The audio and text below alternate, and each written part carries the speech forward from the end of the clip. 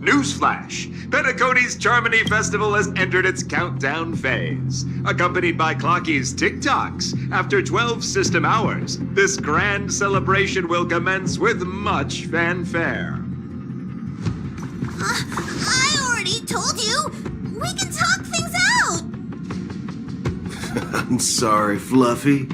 I really have something urgent to attend to, so I had no choice but to resort to asking this favor of you all. Since you already know what you're doing, I'll also have to remind you of its risks.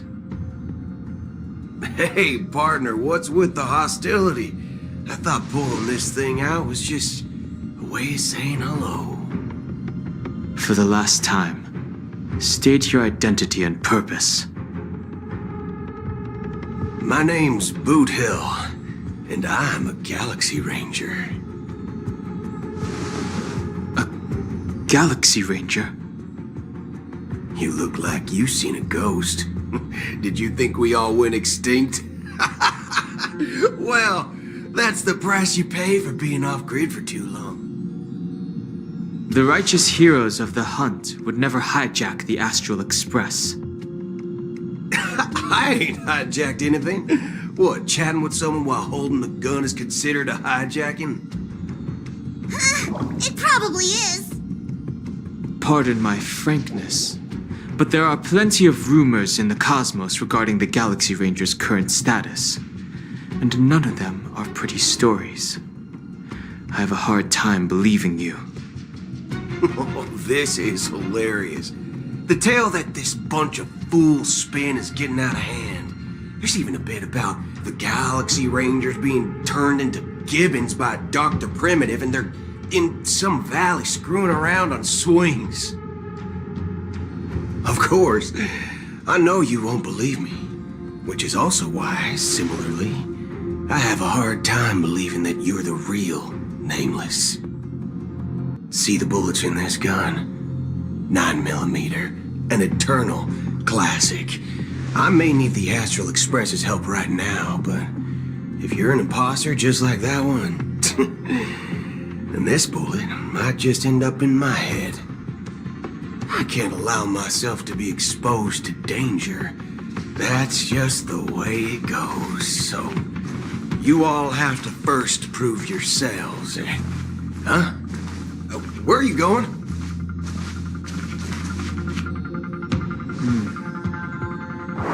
Recognize this? It's a model fudger. The Jade Abacus of Ally and Oath. The Cianjo really gave this to you guys? Model fudger?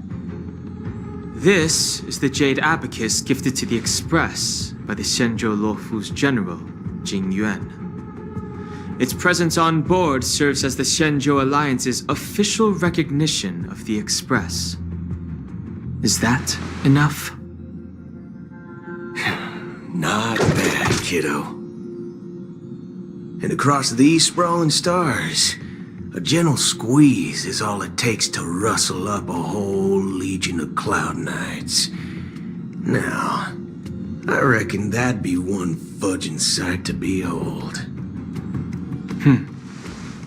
Now it's your turn.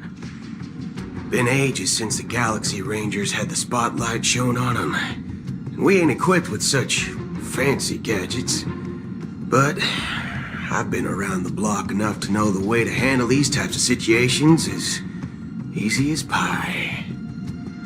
All right then. Feel free to toss any questions my way. Let's see if my answers can't turn your trust. If your gut tells you otherwise, still ain't too late to show me the door. And why would I play along? If I truly am a real Galaxy Ranger, you stand to lose nothing. All right then. Tell me, what kind of organization are the Galaxy Rangers? My friend, this question is a hard one. I don't think I can even consider us an organization to begin with. Everyone's on their own fated path along the hunt, with their own resolute sense of righteousness and not so welcome among such so-called universal values. This reply does not instill trust. It only makes your predicament more precarious. I'm guessing you're gonna ask about some form of shared faith, right? But us Galaxy Rangers don't need that sort of thing. What brings us together is a shared bottom line. Never bully the weak. Never kill the innocent. These oaths aren't some lofty beliefs, but the fundamental bottom line that one must never cross as a person. As Galaxy Rangers, we strictly adhere to the bottom line. When someone crosses them, the hunt's vengeance will surely come knocking. And in this moment, the other crucial meaning of bottom line comes into play. As long as you don't cross it, you're free to do whatever you please. You catch my drift? Second question. Why do you seek trouble with the Astral Express? I already said that I seek no trouble. I must go to Penacony for a matter. But I don't have an invite. And I can't even enter the family's hotel doors. If only I could borrow the Nameless's identity. The entire cosmos knows you're guests of the family. Aren't the Galaxy Rangers also esteemed guests? Well, you've hit the nail on the head. This is why I'm here. It's fine if I tell you. The Rangers are pursuing an imposter. A son of a nice lady posing as one of us. She's on Penacony right now. My informant is a memo keeper. She's the same as all mimetic organisms, appearing one moment and gone the next. She scares the fudge out of me. Still, she gave me some vital info. That Galaxy Ranger imposter. Who is it? Is that the third question? Is it a hard question? It isn't. Just that you might not believe me. That person calls herself Acheron. And according to our informant, she could be an emanator of nihility. That's impossible. That's what I said. Don't worry.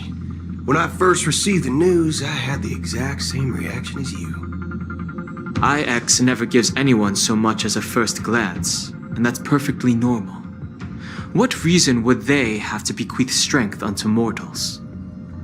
Then you must know that emanators can also conceal their own identities, which, for many people, it's better that way. Otherwise, there'd be wanton bloodshed across the cosmos, or even, perhaps, turning their back on the path they're supposed to follow. I had the good fortune of running into an elation emanator. Its appearance was no different than that of those clowns. If it weren't through sheer luck that I got it drunk, I would have never known of its eminent status. Even in the purest hunt, you'll find the Xianzhou Alliance under the spotlight and Galaxy Rangers lurking in the shadows. Paths are inevitably concepts created by people and exist in planes beyond our understanding. To reckon that nihility emanators don't exist, well, maybe we just ain't nihilistic enough. So, do you understand now? Your companions are in danger, and it's pretty harrowing. If you don't want to believe me, you'd best send a message to them, but I'd advise you to move fast. We don't know what's happening in the dreamscape or how much of what the memo keeper said is true. And that Acheron, Who knows what she intends to do?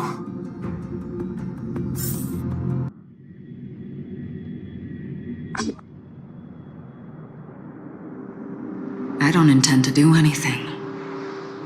That's not up to you.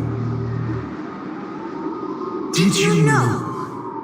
People who come to the land of dreams for the first time, they'll subconsciously stop to reaffirm that they're still walking on solid ground. And then they will unanimously raise their heads to gaze at the sky. Be it reality or dream, staring at the sky is instinctual for humanity. Since the day that the golden hour was completed, it's always been there, watching over every single night of decadence. But now this night sky has been mercilessly severed, dyed with the mist of nihility. And this whole event happened within the course of a single slash of a blade. A single slash of a blade isn't really accurate. It was actually 2 blades, just that the second one was faster. That's not the point. Many guests who weren't supposed to be invited have gathered at this banquet. Even if the harmony is all-embracing, I have no choice but to show some of them the door. For the sake of Penacony and the peace. The planet of festivities has no place for you, a puppet of nihility. Those who live in the shadows do not bear the right to tread the illuminated stage. Speaking of living in the shadows, there's probably not much difference between us. It's only polite to reveal your true self, at least when speaking to others. Penacony's Dream Master.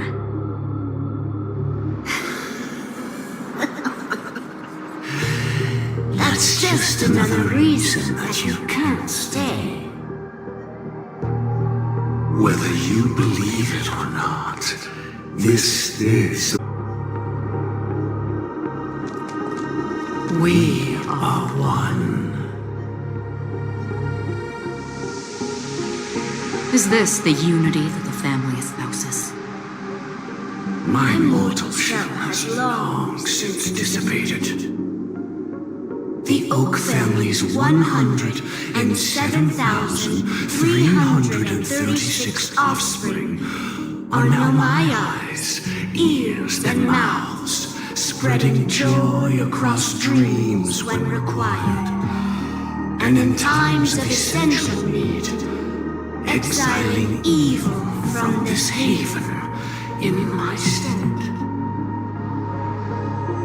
From the sound of it, it seems like you're asking me to leave Penacony. I am glad that you're an understanding one. Alas, I'm not asking. If you think you can. Are you threatening me? I ended it with a period. It was a statement, not a threat. Knowing who I am and still showing such malice. You're not the first, nor will you be the last. This scene played out many times before. And usually, when faced with my questions, most people retort, "Why can't I?" The result has invariably been that they can't. You are confident. But be reminded, the family is forgiving, but not weak. The chords of the harmony extend across worlds. If you do not comply, when the blade is unsheathed for even a hair's breadth, you will never be able to escape the eternal Centurion's wrath in all of your lifetime. 137 individuals. That is how many heathens I have exiled since I became Dream Master. Among them were those who once severed my wings, and those who immolated my body. And here I stand again, about to add another mark to the tally. And you will die. I mean, all of you will.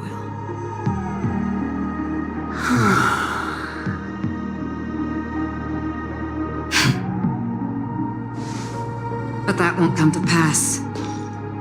I'll do as you ask. A wise choice. I wasn't aware there was a choice. To you, that surely is the only option. Please bear in mind, you and Penacony are of different worlds. Those born on a far bank cannot seek solace across the river. Turn.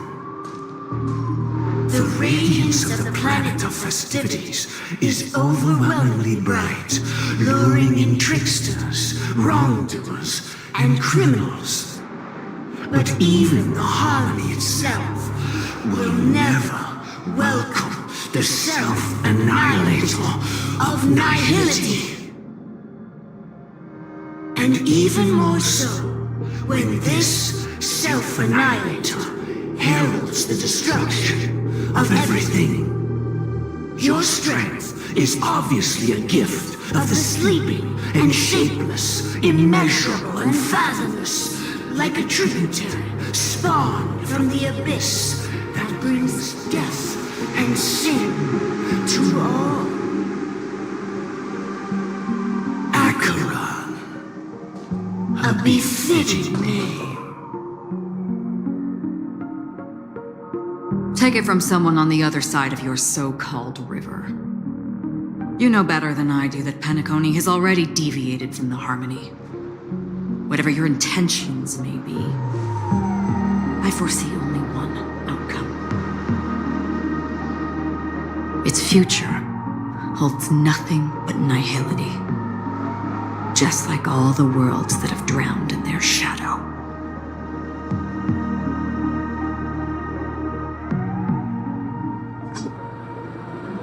Attention, please. The unusual event that occurred moments ago was due to a technical malfunction at Clock Studios theme park. The family has promptly responded to secure the area, and we're happy to report that there have been no injuries. Oh, I swear that was no movie shoot. So many chips fell from the sky, and I even caught one of them.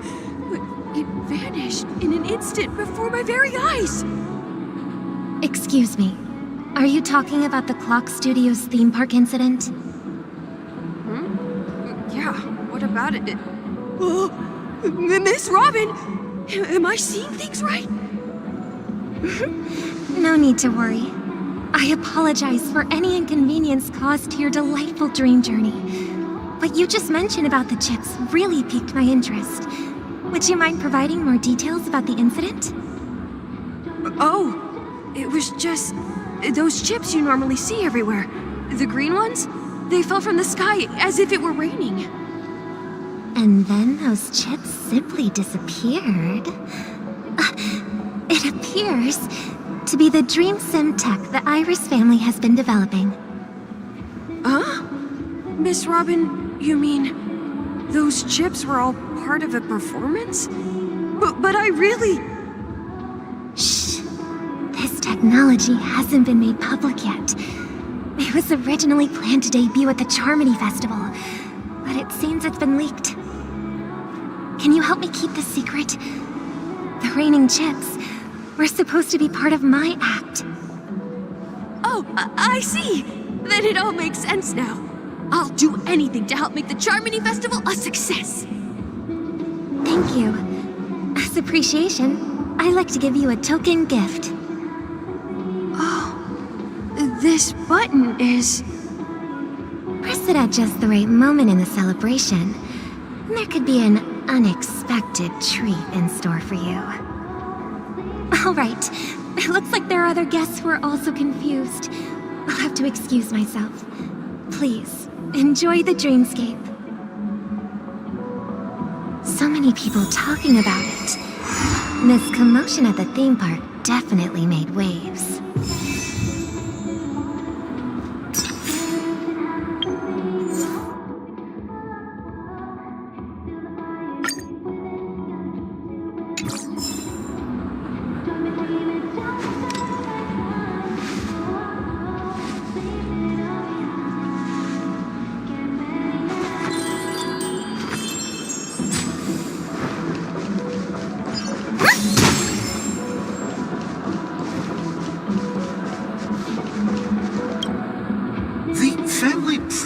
They would protect the guests within the dreamscape, but I witnessed a group of organic life forms making their way to the theme park. And soon after, a rip tore through the sky, and black rain started leaking out of the void. The family needs to provide a reasonable explanation, or I'll take my loved ones and return to reality. I thought the dreamscape was supposed to be a paradise. If it's not, then there's no point staying here. It appears the good sir has seen many great events. And it's true that an uninvited guest has unexpectedly entered the dreamscape. However, their target is not the ordinary guests, but the ambassadors of the IPC. The family will certainly ensure that the safety of the guests is of the highest importance. Miss Robin, I know the Bloodhound family has already sealed off the theme park and has control over the situation, but it won't resolve the problem. The family can try their best to protect their reputation, but as a guest, I don't wish to gamble with my life. But as you can see, sir, no innocent bystanders were affected in this incident. Perhaps the dreamscape is not as perfect as promised, but there's no place safer than dreams under the family's rule. I believe you know this better than I do. If this incident happened in real life, how many people would be able to walk away from it? I could stay here, but keep in mind, guests come to Penacony to enjoy the dreamscapes. They do not wish to be entangled in a conflict between the family and the IPC, so let's not have any more unnecessary incidents. Of course.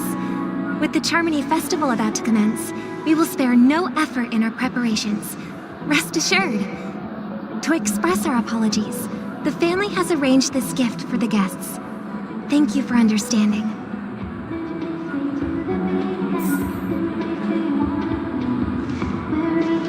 Shall begin.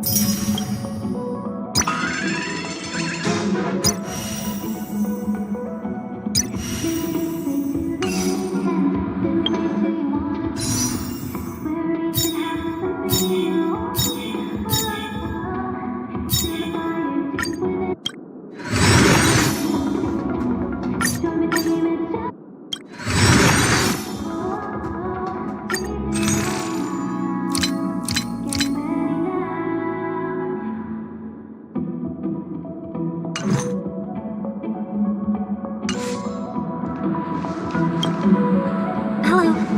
May I ask what happened here? Nothing to be worried about. There's been a small rehearsal mishap at Clock Studios theme park. Please stay calm. Hey, are you a fool? You don't even recognize Miss Robin? Who do you think you're talking to? I'm sorry. I've just been transferred to the Bloodhound family, and I'm still not too used to working on the streets. I didn't realize it was you. I'm so sorry. Hey, don't sweat it. You guys have a tough job. I know how it is. How's the situation looking? Oh, we've sealed off the theme park. Most guests are used to bizarre phenomena in the dreamscape, and so far, no threats have been detected. We can expect order to be restored soon. Rest assured, Miss Robin will intensify our patrols to ensure that no incidents occur. I trust you guys. But regarding what happened in the theme park, what do you hounds think about it? It's okay. Feel free to speak your mind. Well... Actually, I was there shortly after it happened. Is it true that the IPC's ambassadors came with ill intent? And that Galaxy Ranger who easily cut through the sky? Miss Robin, tell you the truth, everyone's been talking about it. The myriad factions on Penacony have already been causing unease for everyone. Thank you all for your loyalty towards the family. The planet of festivities has indeed run into some trouble. The representative from the IPC, he's trying to regain ownership of Penacony and is prepared for a hostile takeover. Of course, the family did not agree. The result of the failed negotiations is as you see it now. No wonder. So this is the main reason why the IPC staff are banned from entering the dreamscape. Did they apprehend the troublemaker in the end? Don't worry. Mr. Sunday is currently tracking his whereabouts, and he'll have something to show for it soon. However, given the situation, the IPC surely won't let this go easily. Therefore, we are relying on you hounds to maintain the order and stability of the dreamscape. Please be assured, Miss Robin, we take our orders seriously. We won't let those IPC cronies get away with this. Thank you for your hard work. If there are any other members who still feel uneasy, please tell them on my behalf that protecting the dreamscape requires everyone's help. This is a small gift prepared by the Iris family for the guests. There's one for you too.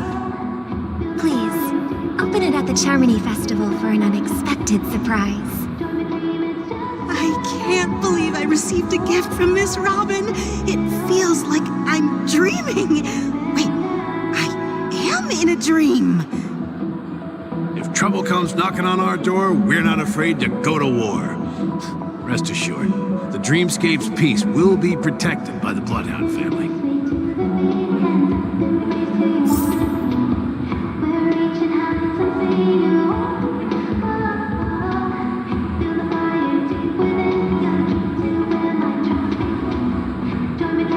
You've had quite a bit to drink.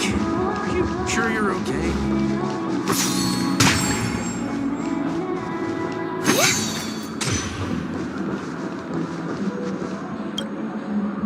Miss Robin? That's the renowned cosmic superstar, Miss Robin! I didn't expect to meet a fan here. I'm honored. Welcome to Penacony, a world filled with wonderful dreams.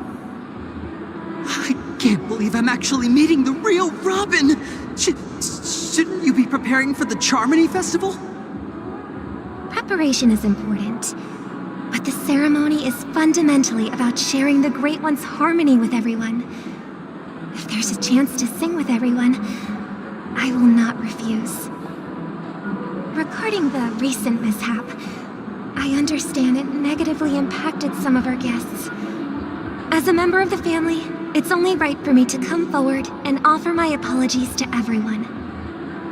But, are you sure it was actually a mishap? Everyone saw those chips descending like rain and the red light tearing through the sky. Claiming it was merely special effects seems a bit far-fetched. Plus, I met that generous gentleman. He looked really out of it and kept talking to himself. Is this also part of the performance? Everyone, please do not panic. I believe that the family will give everyone a satisfactory answer in due time. Even if you say so, Miss Robin, it's hard to believe. Some people just never listen, do they? It's never ending. It just goes on and on. I'm getting really tired of this. Miss Robin? Still, I suppose I should keep on helping everyone.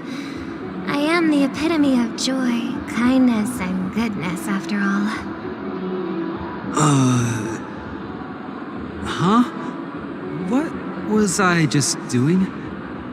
And, who might you be, miss? Here, take this, little guest. This gift has been specially prepared for you by the family. Make sure to take good care of it until the opening of the Charmony Festival. Then, when the show reaches its climax, press the button together with the others around you. You never know. Something very exciting might happen.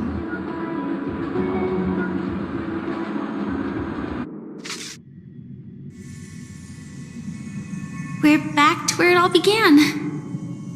You entered the golden hour from this place. And it is also from here where you will enter the true Penacony. It is a pleasure to journey alongside you once more. But it's time I laid bare the entire truth before you. As you might have heard, I also go by another name. Stellaron Hunter Sam.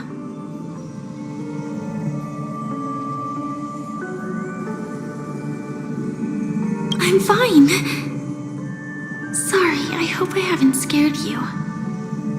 I know you have many questions. Do you remember when we encountered death in that strange dreamscape? When I was caught by that meme? In that instant before it killed me? I saw the reflection of another dreamscape in its ghastly pupils. So, following the clues in the script, I came up with some theories about the meme. That's why I instructed Silverwolf to issue invitations, drawing everyone to the Dreams Hotel. I intended to call upon death before you arrived, to solve the riddle using more direct means, and then invite you to join. However, contrary to my wishes, I couldn't defy the script. And I didn't get a chance to explain it to you. It is how you see now. I was impaled by the bladed wings of death. The heavy pressure of concentrated memoria miasma exploded in my mind as if it was actually reality. But after the momentary numbness subsided, I found that my body was absolutely unscathed. I was still alive. And it was just as I thought. I had arrived at a place starkly different from this beautiful dream. Beneath the dreamscape of Penacony lies another, more chaotic, more primal memory zone. Its name? Land of the Exiles. And so, then I returned to the hotel in the dreamscape, hoping to tell you of its existence. Yet I could not reveal my own identity. So, I could only divert your party's attention and lure you away from the battlefield. And after all my attempts proved futile, it wasn't until not long ago when a crimson blade of light shattered the high wall of the dream, causing you all to fall far into the abyssal depths of the dreamscape, that I was able to awaken you and your companions one by one. And that's it. That is all that's happened so far.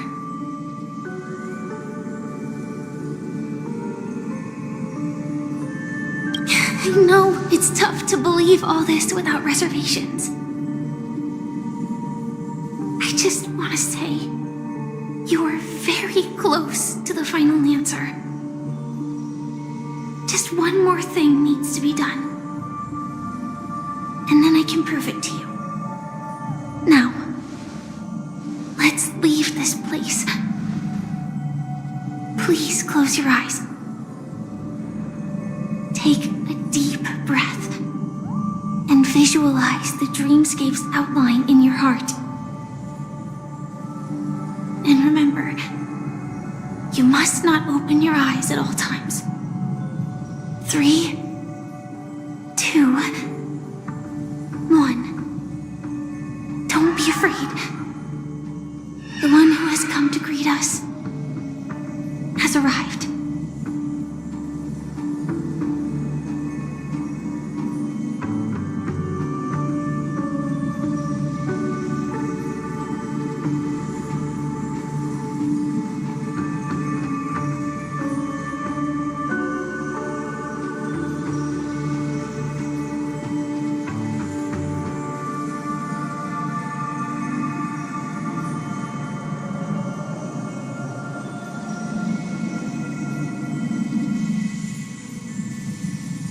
I never knew you could do this.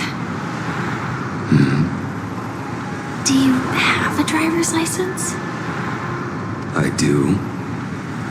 That is surprising. Why? Because this is Japella, the city of sins? No, it's nothing. I'm just thinking that you haven't slept in 20 system hours. Are you sure you're okay? I'm fine. I'll survive. Same goes for you. I'm not so sure about that. Slow down a bit. Infiltration is over. Feel free to activate Sam anytime you like. There's still some time before the next part of the script unfolds. Let me stay a little longer in this body.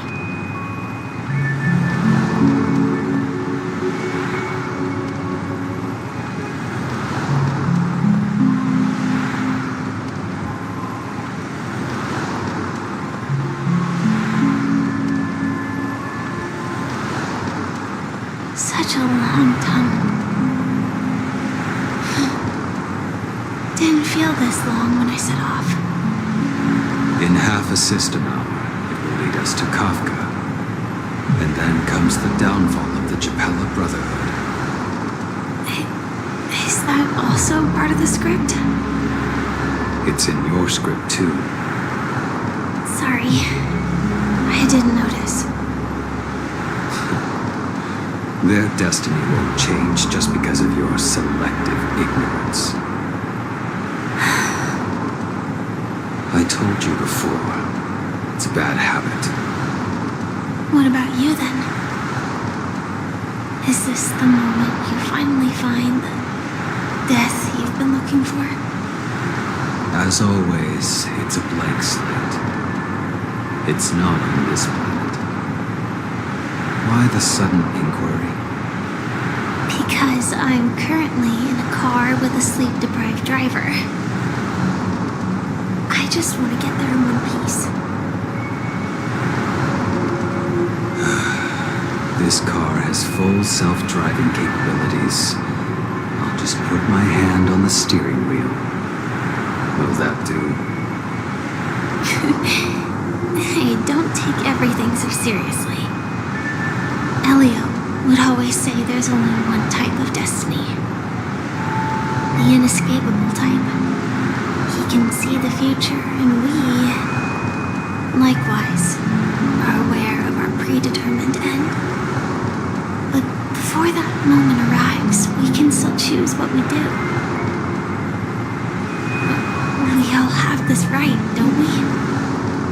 After today, Japella's name will disappear from cosmic history, and the Everflame Mansion will take its place. In the not-too-distant future, you'll receive an invitation. That's your next stop. Land of the Dreams. Penacony. I hope you find whatever you seek there. Be it answers or salvation.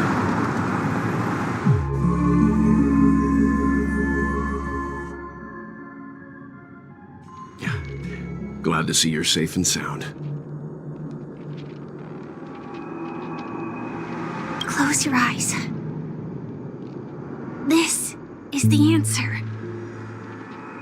Isn't it incredible? The monster that we have always known as Death is actually the guardian of the land of the exiles. It abides by a certain rule. Abducting people from their dreams and bringing them here. The question that has been perplexing us, does death really exist in Dreamscape, appears to be a cognitive trap. It was laid by those orchestrating events from the shadows to cover up the truth behind the disappearances and the existence of this fortress known as Dreamflux Reef.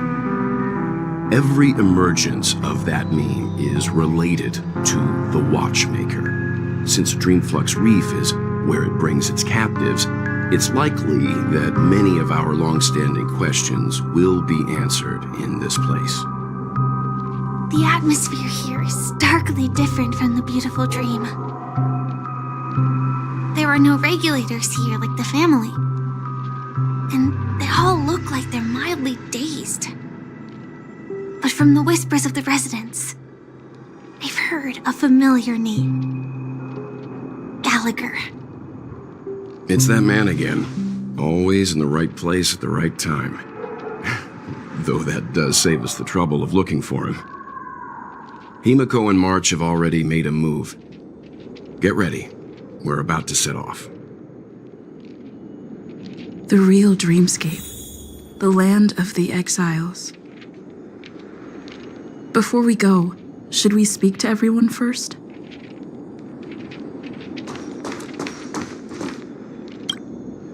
I'm really sorry. The timescale of Dreamflux.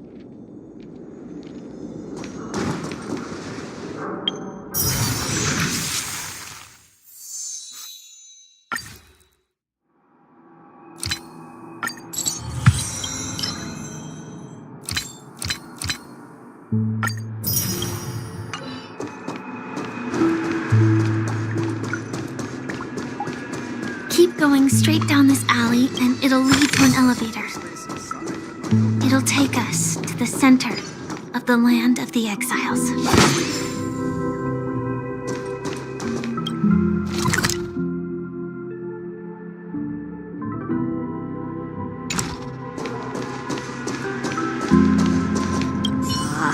Tell me what I should...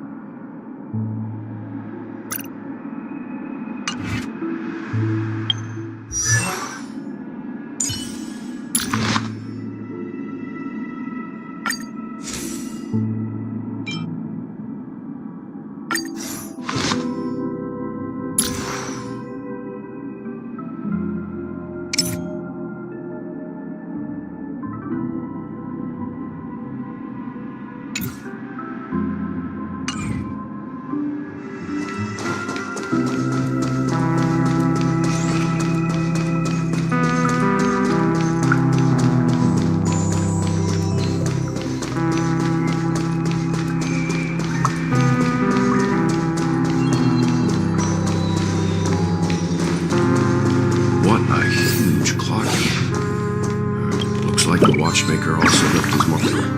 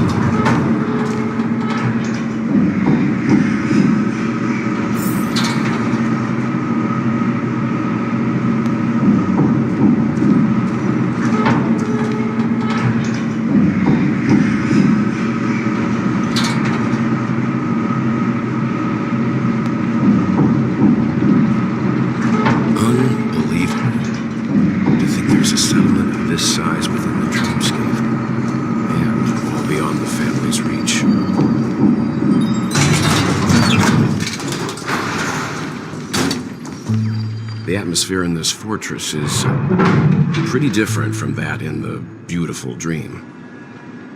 When I first saw it, I was in awe too. The sky here, it's like a reflection of the 12 dreamscapes. What's even more bizarre is that this place is also separated into trade and residential areas. The layout may be simple, but the facilities are very comprehensive. It seems that there are quite a number of people living here. Though both dreamscapes have distinct styles, the architectural designs are quite similar. works of the same hand, perhaps. Hard not to speculate on the connection. But there's no point in overthinking things. Let's meet up with Himiko and the others first. Take a right turn at the end of this road and you'll reach the trade district. There are more people there. And perhaps someone knows where she is. Not coming with us? The Astral Express likely needs room for some internal deliberation. In the meantime, I'll try and locate Gallagher. Sure. Let's reconnect later. Letting her go was the right decision. Further observations are needed before we decide whether to trust her. But first, there's someone I need to talk to. Let's go. I'm sure you've already noticed him.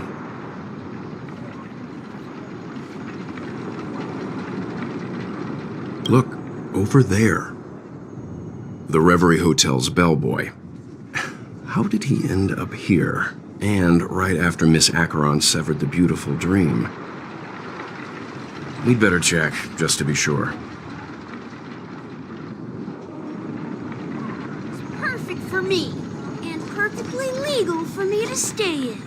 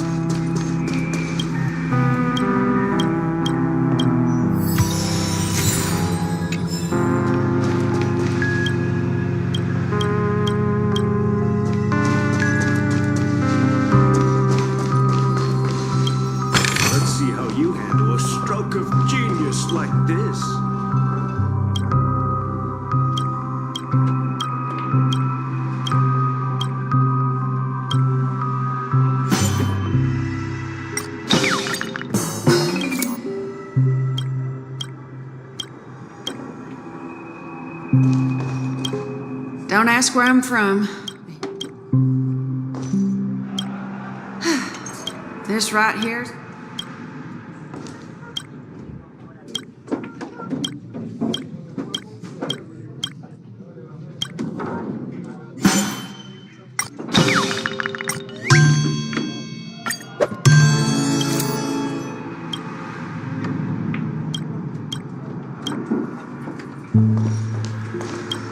Don't ask where I'm from. This place has got both bread and store.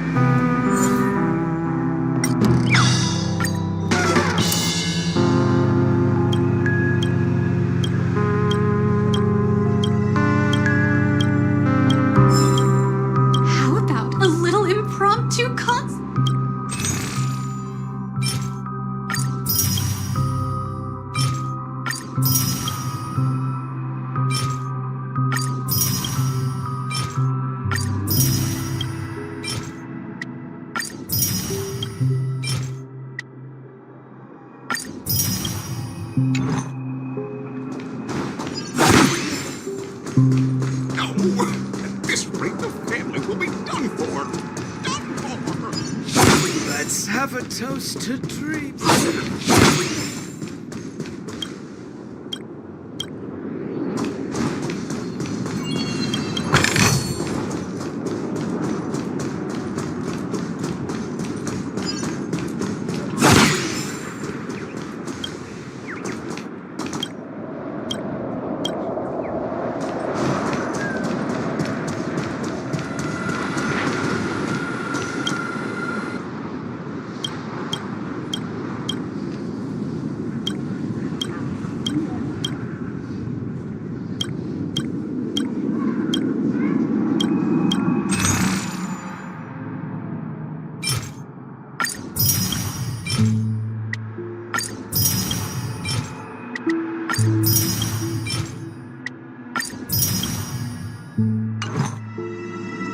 Feel free to express your emotions.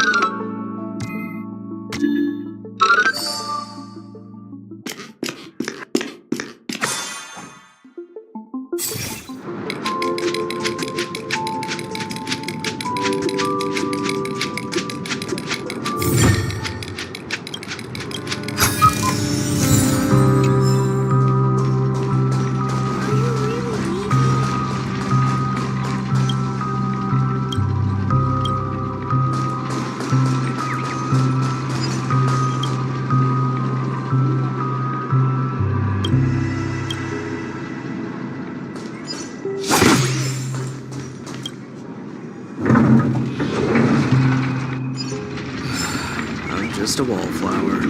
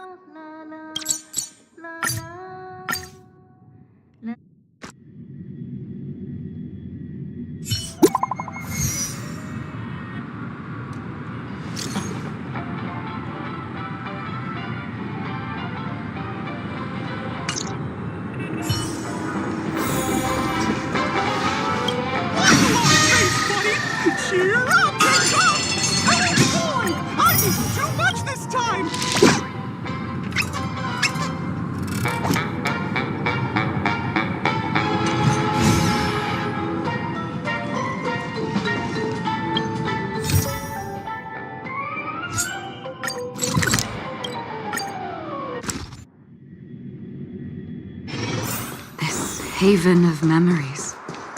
Every touch, every moment is like a thorned rose.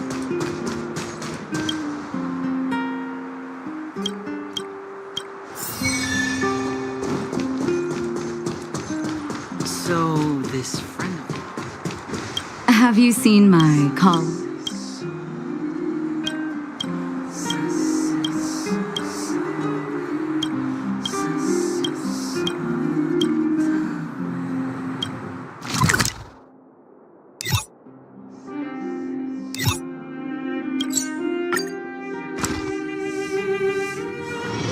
This haven of memories.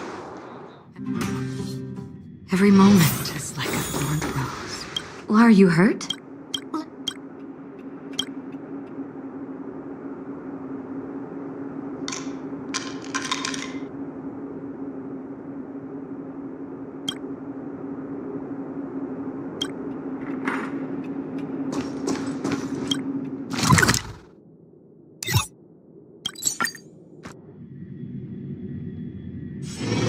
This haven of memories.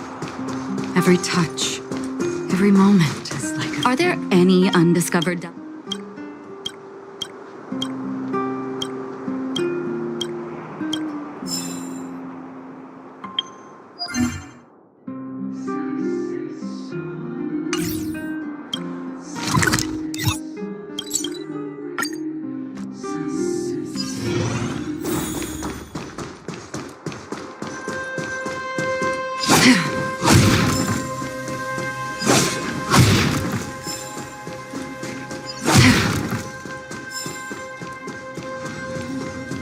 Stream forth, gleam of old blades.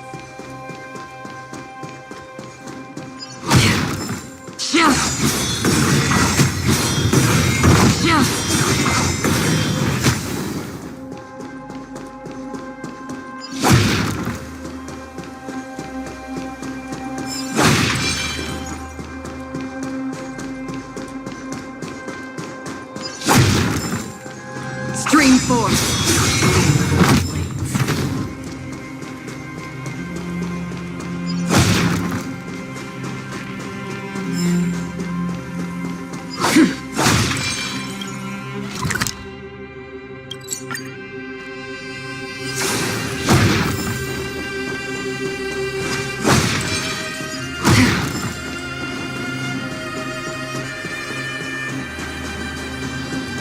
Stream forth.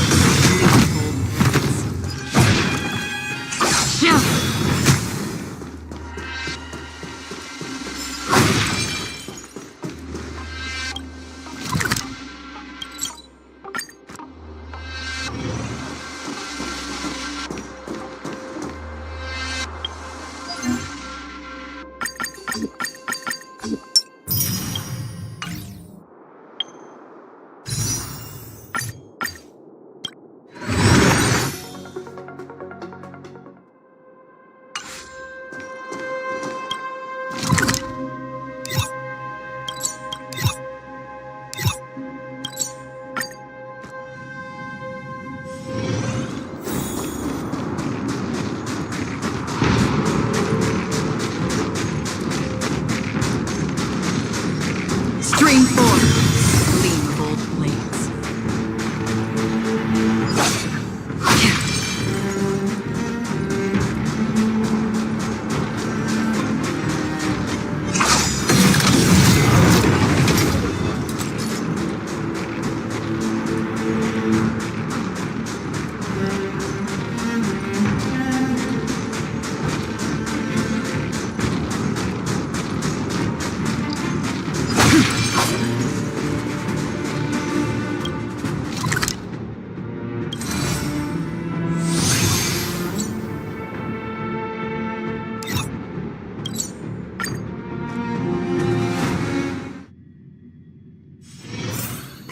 Haven of memories. Every touch, every moment is like a thorn rose.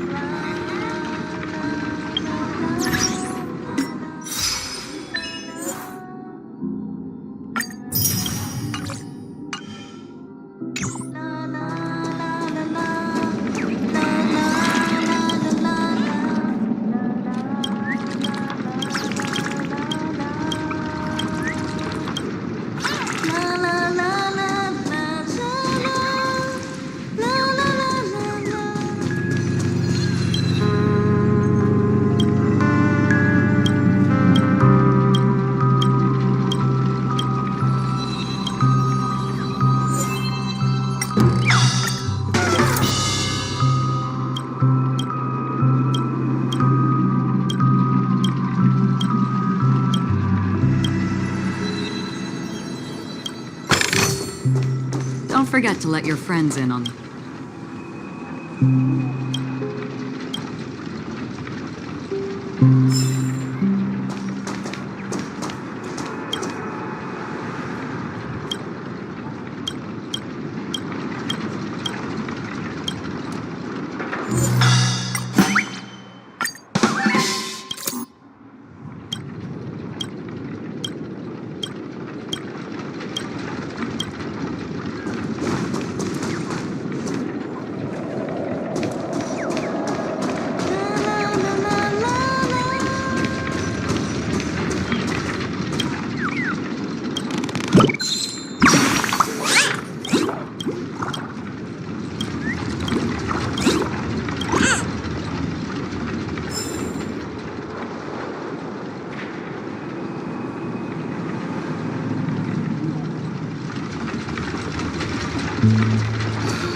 I'm just a wallflower.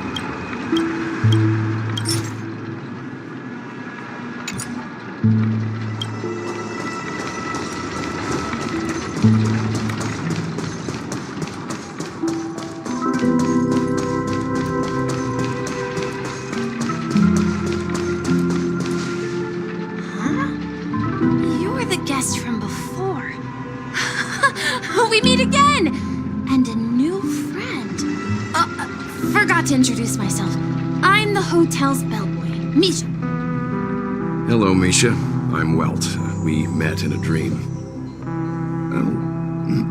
And who might this be? Tick-tock! Old friend and new friend! Let's high-five!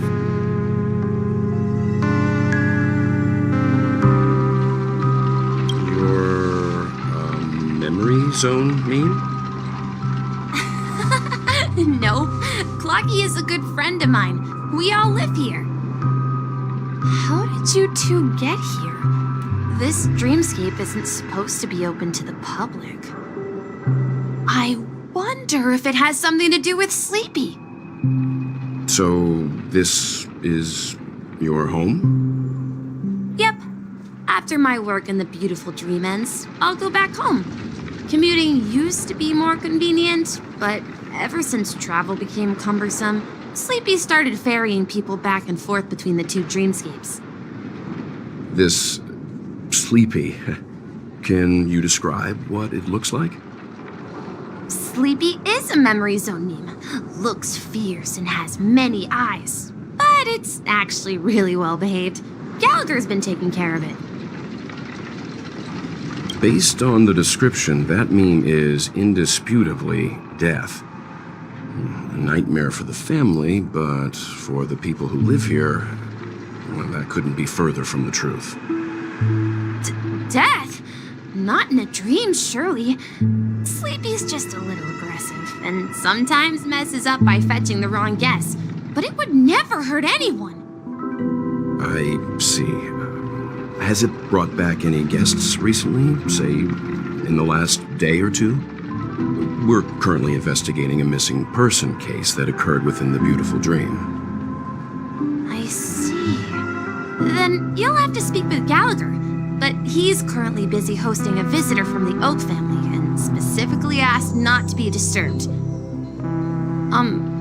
Mr. Yang, the person you're looking for, is it Miss Robin? Just as I thought. Considering what happened with Miss Firefly, this doesn't come as a surprise. If you're looking for Miss Robin, I can lead the way. She told me that she'd be willing to meet with outside guests. If it's not too much trouble. Also, we're looking for our missing companions. A woman with red hair accompanied by a girl with pink hair. Have you seen them? Oh, I haven't. But please, rest assured. Dreamflux Reef is a small place, and it's not as bustling as the beautiful dream, but its safety is unmatched. How about this? Since it's your first time here in Dreamflux Reef, I'll be your guide and help you find your companions. And then we can all go visit Miss Robin together. She's gone to Mrs. Grace's to visit the children. She won't be leaving anytime soon, so there should be enough time. All right, then. We'll follow your plan. Well, we now know the answer to both murder cases that have caused such commotion in Penacony. As for the intentions of the mastermind behind it all, we're still none the wiser. Yes, that's my thinking as well. I'm not entirely certain, but we still have to find him one way or another. Say, you mentioned before that you saw Clocky that only you could see, right? I can't shake off this strange feeling. Am I really still so young at heart? Forget it. It's not important. We'd better just follow Misha.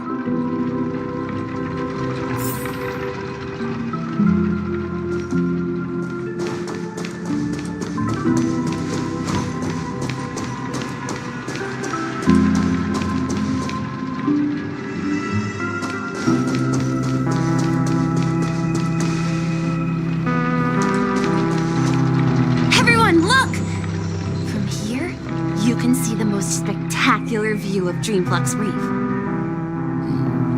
A black hole? An accretion disk formed from consolidated memoria? Was Dreamflux Reef built on such unstable memoria? Oh, so Mr. Yang is also versed in memoria dynamics.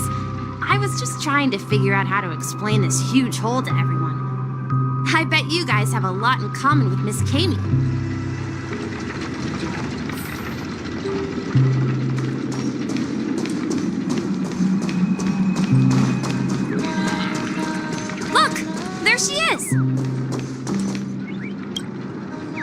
Calculations are finally done. In another 10 system hours, the above dream will swallow the dream below. My hypothesis was correct. This place will cease to exist as the dream devours everything. Who are you all, and why haven't you left yet? This place is about to disappear. I'm Kami, a dreamscape surveyor specializing in memoria dynamics, and this is my life's work that I'm researching. See that huge gaping hole? It was just a narrow rift many years ago, but now it's grown into a giant hole. The surrounding memoria has been flowing towards the other end of the hole at a constant velocity, slowly but surely. But the scary part is, according to my calculations, the flow rate of memoria has recently changed, and it's faster than ever before. It's almost as if something is sucking it in from the other side. By constantly improving upon Madame Rosalina's memoria measurement method, I've finally obtained accurate results. After 10 system hours, the Dreamflux Reef will cease to exist. Just like the melting of glaciers, everything will crumble and disintegrate. The dreams on that side of the void will fuse into one. Please don't worry. This sort of thing has happened many times before. Miss Kami isn't a bad person. She's just a bit lost in her own world. She'll probably realize she's wrong soon enough. You don't say. There was something else that piqued my interest. Who is Madame Rosalina? Oh, do you know her too? Or are you also a fan of memoria dynamics? We're very interested in Madame Rosalina's achievements. Could you tell us a little more about them? Why, of course!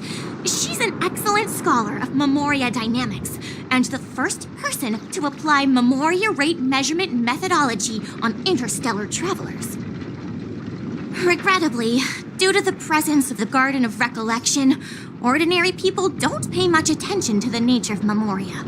She departed this world without much fame, leaving only a few thin journals behind.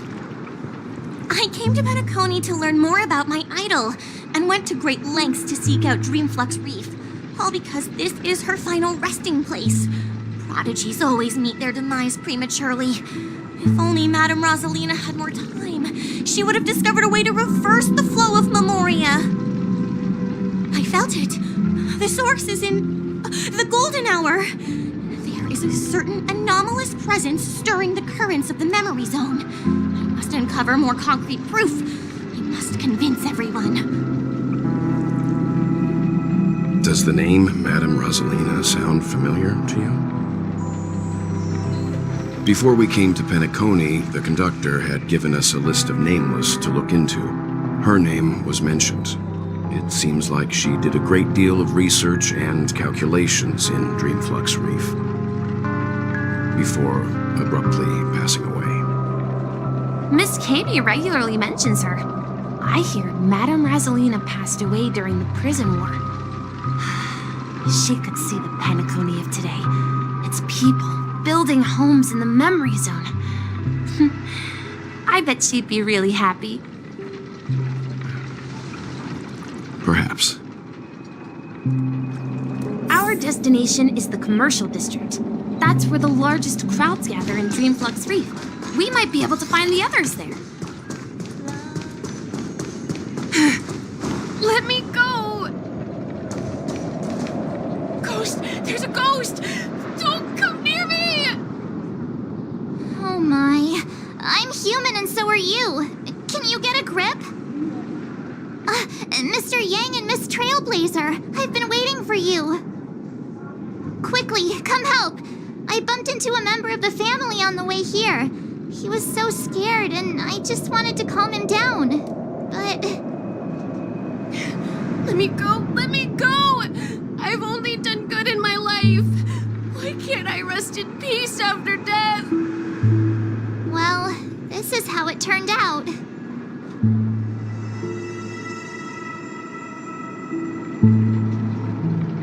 Me? A ghost? Don't make me hit you. He thinks he's dead. Although, when I first fell in, I also thought the same. Dear guest, this is not the afterlife. This is Dreamflux Reef. That's right. Did you hear that? Repeat after me. Dreamflux Reef. You're talking to someone invisible. If I'm not dead, what am I? I shouldn't have pushed my luck and tried sleeping in my dream. Curiosity kills the papashi.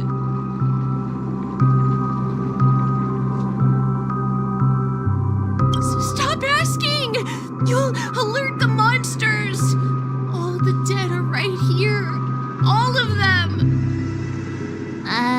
You're not talking about the memory zone meme, are you? Don't say that name! It's all your fault.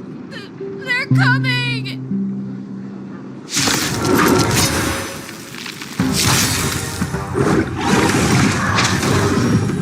Ready for another?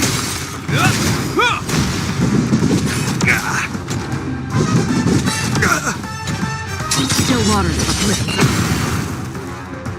I weep for the departed. It is fall.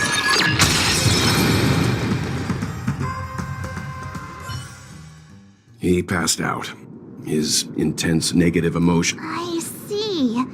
But why aren't the other people around here scared? Unlike in the sweet dream, but we can't just leave this man. We can ask Jessie for help. I've gotten to know many locals while waiting for you guys. Everyone here is living a self-sufficient life. I don't know how to describe it, but this place feels like the real dreamscape.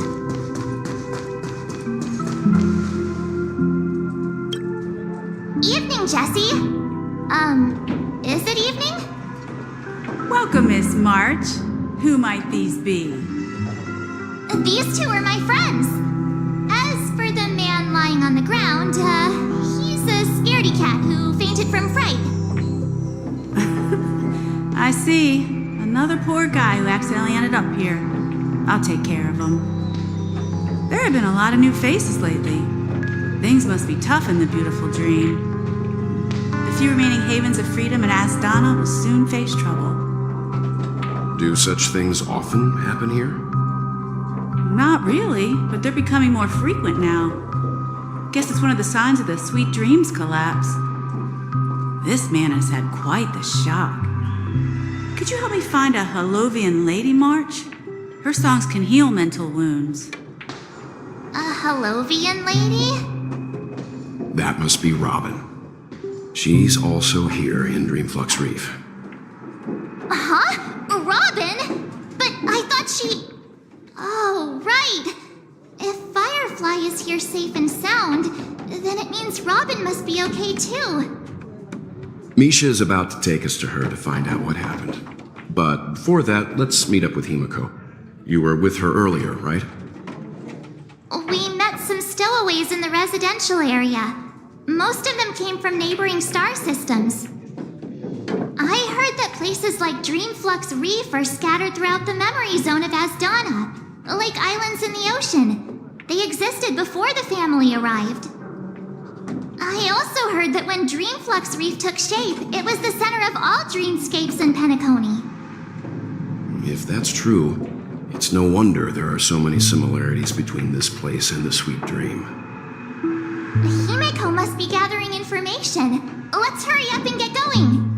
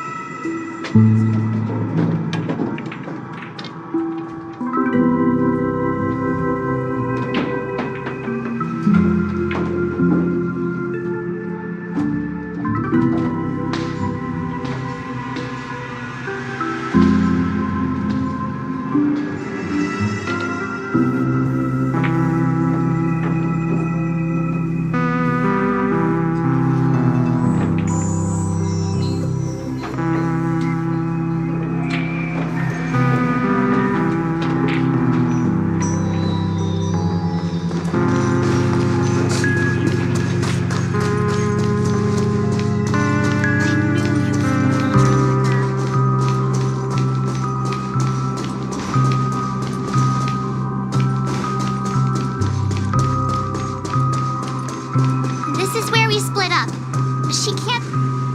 So that's how it is. I never imagined we'd gather the remaining details here. To borrow Gallagher's catchphrase, what an unpredictable twist of fate. Himeko! Here they are! Ah, perfect timing. Now that everyone's here, I'd like to introduce everyone to Micah, who's partly in charge of the Land of the Exiles. Micah, these are my companions. It's a pleasure to meet the Nameless. You know us? I've been keeping an eye on you since the day you arrived in Penacony. We would have met under more appropriate circumstances if Dreamflux Reef hadn't been isolated from the 12 dreamscapes. Please, allow me to formally introduce myself. I'm Micah, the Gravekeeper of Dreamflux Reef. Gravekeeper? Life in Dreamflux Reef is pretty liberating. Everyone here mostly keeps to themselves, without meddling in others' affairs. My daily task involves cleaning a few tombstones. You're too modest, Micah. When lost dream chasers stumble upon this place, you're the one who takes care of them, guiding them back to the sweet dream, or showing them how to survive the wild dream chaos. So, guardian of sorts. Were you talking to me, Mr. Yang?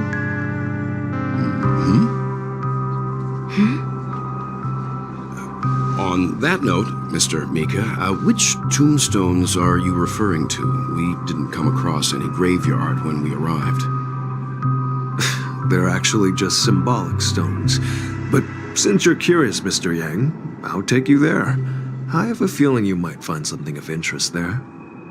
But before that, you have an important guest joining you. An important guest? Who could it be? This way, please. The roads here in Dreamflux Reef are a bit run down, so watch your step.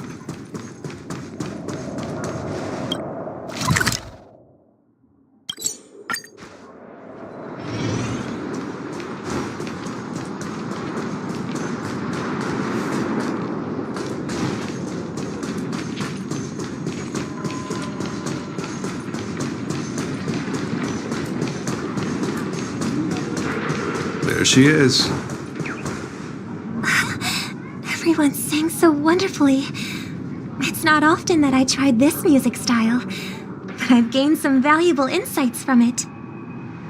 Oh, I can't thank you enough, Robin. Well, these kids have made incredible progress in only a few days.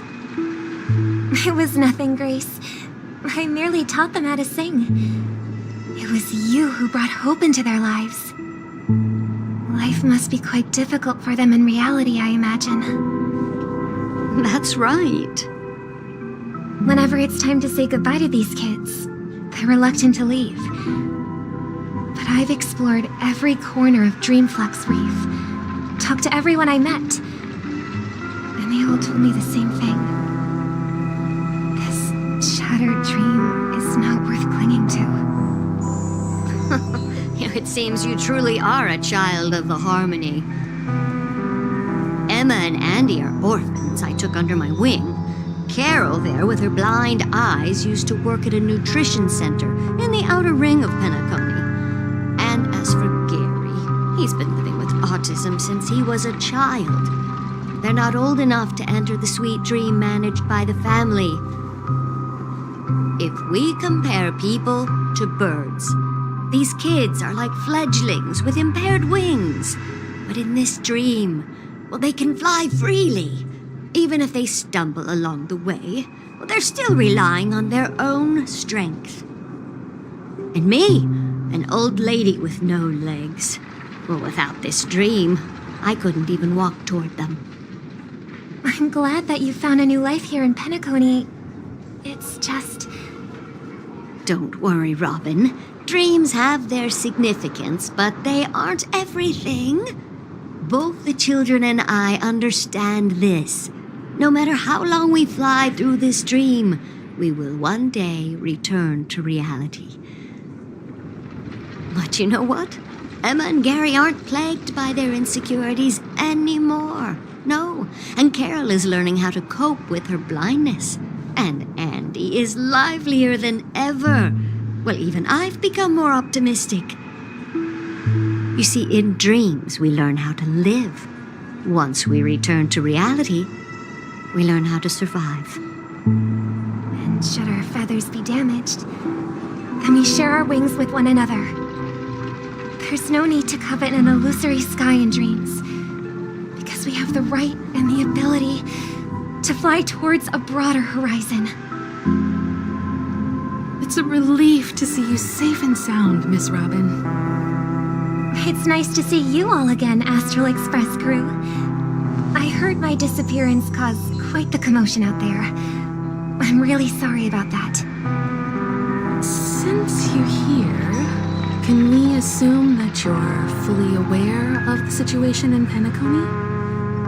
Ever since I returned to Penacony, my voice started to change, until it gradually faded away. At first, I thought it was a temporary ailment, perhaps due to having been away too long. I thought maybe it just takes some time for my body to acclimate to the high concentration of Memoria and Asdana. But now it seems the root of the problem goes way beyond me. There are elements around me that don't align with the harmony. And losing my voice is just one of the signs of the Sweet Dreams collapse. The Sweet Dreams collapse. That memo keeper mentioned the same thing. So it's real. While I was away from Penacony, the boundaries of the 12 dreamscapes kept expanding outward. But whenever I mentioned the anomalies in my dreams, all the family heads refused to talk about it. Only my brother was willing to respond. Later, I discovered the secret letters from the IPC ambassador, which further convinced me that there are hidden secrets beneath the surface of Penacony. So, following the clues in the Oak family's dossiers, I found my way here. The land of the exiles, concealed by the family under the guise of death.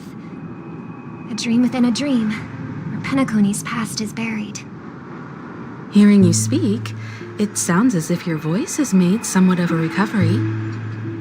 I hate to admit it, but the harmony in this place resonates more broadly than within the Sweet Dream. It's regrettable, but the family has experienced betrayal. The traitor, or traitors, abandoned their original principles and, using the name of harmony, exploited people's weaknesses to turn Penacony into the planet of festivities, trapping everyone in the illusion of the Sweet Dream. This is not the strong defending the weak, but rather the strong exploiting the weak. A world without equality won't ever be favored by the harmony. And naturally, those voices blessed by them have lost the ability to sing. Could there be another force influencing the family's shift in philosophy, Miss Robin? Considering what happened with Acheron, it's difficult to conceive of another entity within the realm of the harmony capable of influencing everyone.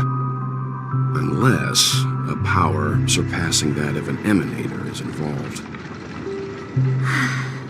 I'd heard about what happened to the Xianzhou Alliance, but as far as I'm aware, the family hasn't faced any such external interventions. Who knows? Perhaps I've just been away too long and missed something. Regardless, I cannot accept my home is moving towards the very opposite of what the Harmony represents, while still claiming to uphold it.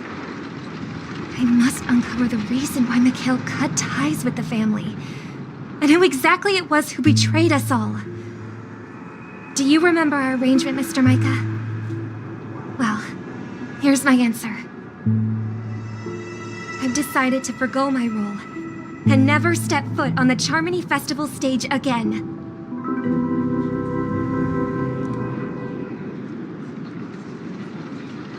Look here, brother.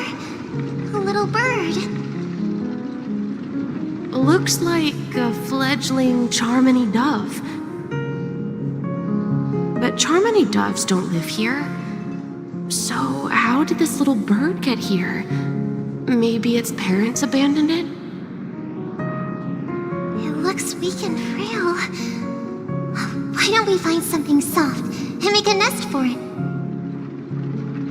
This place is too dangerous for a fledgling. Let's take it with us. We can put it on the wooden shelf in front of your window. Okay. A bird like that must have a beautiful singing voice. But where will it live? I'll ask the family head to build a cage for it. A cage? But then it won't have the freedom to fly, right? Let's see. What is it that has captured the attention of the two best interpreters of the Great One? To the point that they've forgotten how to enjoy their dessert. Oh, poor little thing. Doesn't look like it's doing well. Do you want to rescue it? I do. But I don't want to lock it up in a cage. Why? Even if it's small and not fully feathered and can't sing, it didn't come into this world just to be locked up in a cage. Birds, they should be flying free in the sky. That's quite the romantic idea. And what about you, a young scholar? Do you agree with your sister? I think she's right. But if we leave it out in the wild, it won't survive for more than a few days at best. Ah, I see. It seems our little scholar is still a bit unsure. Well, let me tell you youngsters a story. As you probably know, Charmony doves can fly through the air. When they fly really high, the friction caused by the flapping of their feathers against the atmosphere creates amazing lights so that they look like shooting stars. We've seen this spectacle so many times that we think it's just something they can naturally do. But that's not the truth. Their radiant display is the result of countless struggles against nature over generations. Their ancestors were too weak to survive on the ground, so to escape predators, they started seeking new opportunities in the air. After countless attempts by many generations, one of them finally figured out how to fly. It soared into the sky and never looked back at the ground again. So, you mean birds aren't born to fly, but they find a way to do it through their determination, right? Well, that's an idealistic way of putting it. So, what are your thoughts, Sunday?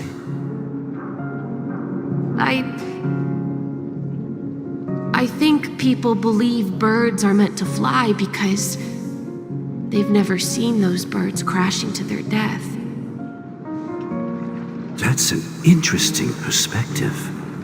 So, have you decided what to do with the bird now? For now, I'll keep it in a cage until it can take care of itself because I want it to live, no matter what. Well said, kids.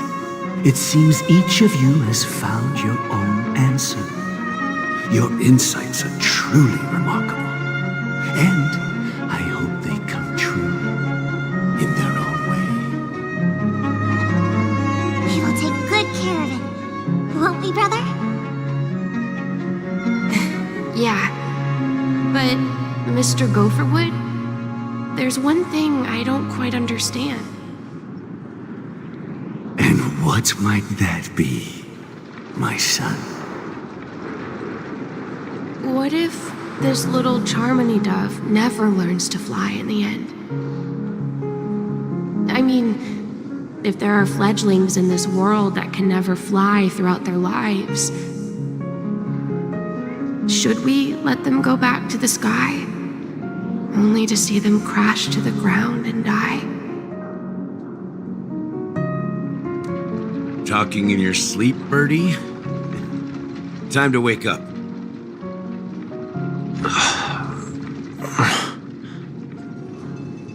Huh? Need a hand?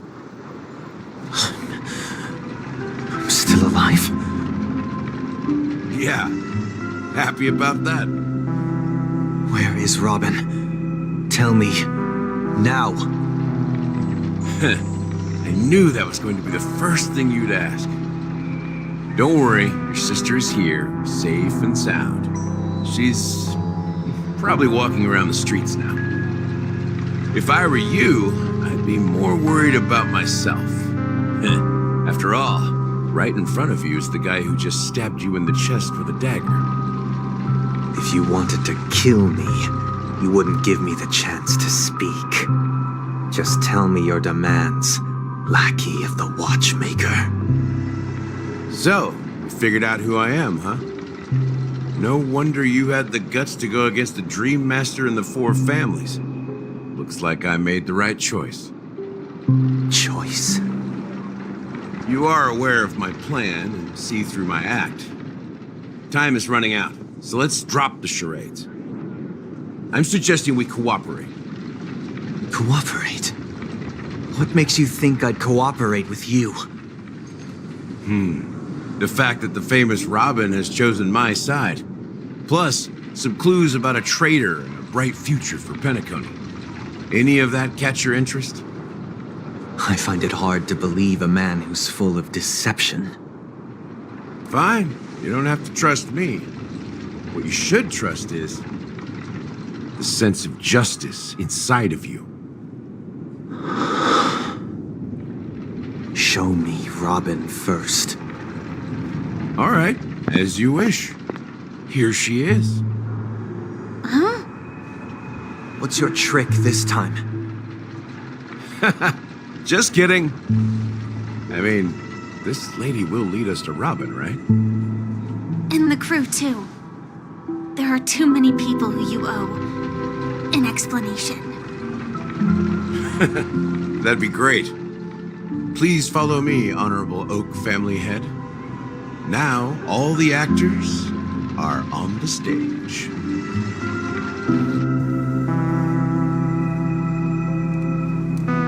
This is the monument I mentioned earlier.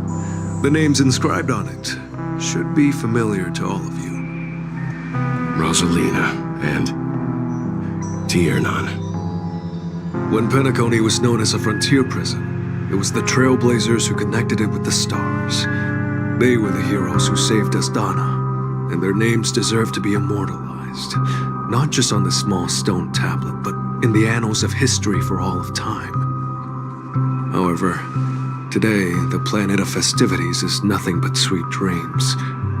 That heavy piece of history is all a distant memory. Just like that prison. If their names are inscribed here, then that means... According to Micah, They died long ago. Rosalina was killed during the War of Independence. She ventured alone into the heart of the star system to investigate the flow of Memoria, but she never returned. Tiernan was a skilled gunslinger, strong and reliable. He led the people through countless battles, but he didn't live long enough to witness the arrival of true peace. In the decade following the war, Penacony faced challenges internal and external.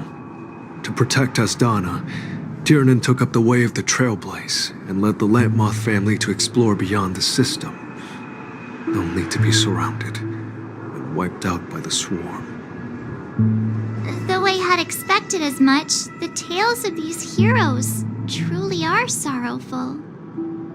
True to the title of Trailblazer, they spent their lives venturing into the unknown. But what about this tablet?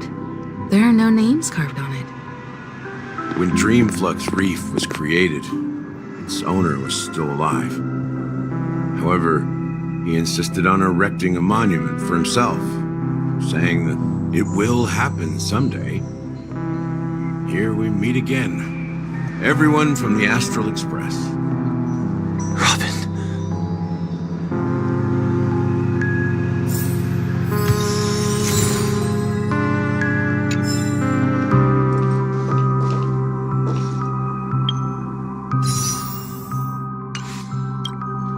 I promised to give the siblings some privacy, so let's talk about our business first.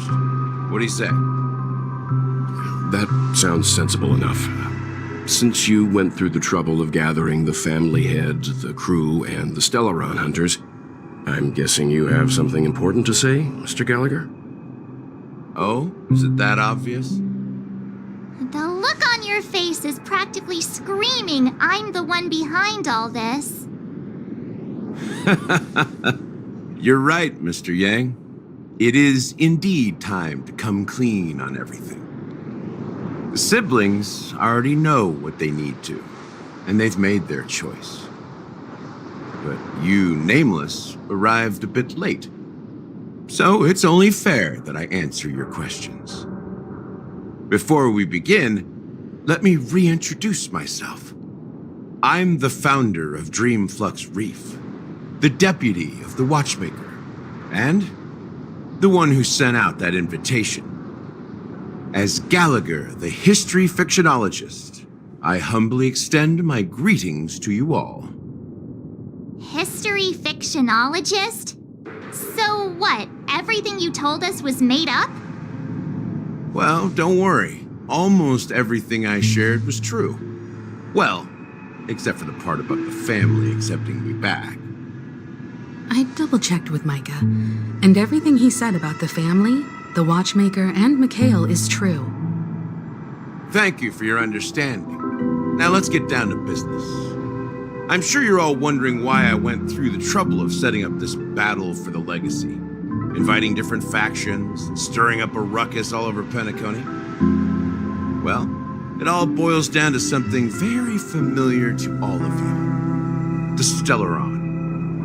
The Stellaron? But how is that possible? Penacony is a free-flowing interstellar hub. There are no signs of contamination whatsoever. You're totally correct. So, care to take a guess at what that means? I wish that were the truth. But if that were the case, I wouldn't have invited all of you. The sweet dream doesn't come out of thin air. If you think of the memory zone as the sea, creating the land of the dreams is like filling that wild ocean with earth to make an island. To achieve this feat, without the help of an emanator of remembrance or enigmata, the only way is to use a Stellaron. And that's not something you can achieve with a simple wish. It requires vast quantities of knowledge, time, and manpower. I'm sure you get what I'm hinting at. In Asdana, the planet of festivities itself is a Stellaron disaster. The planet of festivities itself is a Stellaron disaster? It all started a long time ago, back when the Watchmaker and his crew liberated the frontier prison. They faced countless challenges as they began building Penacony from the ground up. That's when the idea of using the Stellaron came into play. The Stellaron first entered the Asdana system during the war. The Nameless warned everyone against the folly of attempting to tamper with such a power, and most heeded their words. But there are always people in the shadows with ulterior motives. The turning point came after Tiernan's death. With 2 of the Nameless gone, the Watchmaker had to go to the front lines. It was at that moment his rivals saw an opportunity. By the time a representative from the Montour Systems family arrived at the Watchmaker's call, the Stellaron had already been activated and was seeping into the primordial synesthesia dreamscape. And I suppose the family happened to possess the knowledge to seal the Stellaron? Not just that. They knew far more about the Stellaron than the average person. They helped Mikhail swiftly quell the civil unrest and played a part in building Penacony under the disguise of the Harmony. Those 3 eras were known as the Age of Dreaming. The Watchmaker, who had been left in the dark, sent out invitations across the universe, spreading the hype around the land of the dreams. Then, how did they turn against each other? Remember the island in the ocean metaphor? The truth is, the Stellaron was never truly sealed. It existed in a different form within the dreamscape. Think about this. What would it cost to create and maintain such a lavish dreamland? It's people's lives. The opulent dream is built upon the decay of spirits, with a toxic elixir called pleasure flowing through the dreamscape. It tempts people to indulge in the dreamscape, and gradually their minds succumb, becoming nourishment for the sweet dream. Confusion, laziness, and cowardice, weaknesses that plague humanity, were magnified and nourished by the family. Penacony became a new kind of prison, even more impenetrable than the previous one. Sadly, we realized this far too late. By then, the family had a firm grip on Penacony, swiftly quelling any opposition that arose. At my wit's end, I had to use the power of the Enigmata and sought refuge in this chaotic realm. Over the years, I created a meme within this dream for our use. Dormancy. That's its real name. We exploited a loophole. You see, regular people can't fall asleep again while they are inside the dreamscape. So this is the true meaning of the impossible. You sent out invitations in the Watchmaker's name to find forces capable of resolving the Stellaron disaster and draw them into Penacony to uncover the truth. It's not just that. Above all, I wanted to see what happens when the major factions engage in a struggle for the legacy. Since this is the Watchmaker's first announcement in decades, the traitor within the family is bound to reveal themselves. So, the legacy is just a facade. If you want to consider the Stellaron as the legacy, I'm totally fine with that. If that's the case, where is the Stellaron now? That's a question for Mr. Wings. The Stellaron is still under the family's control, and as the head of the Oak family, I'm sure he holds all the answers.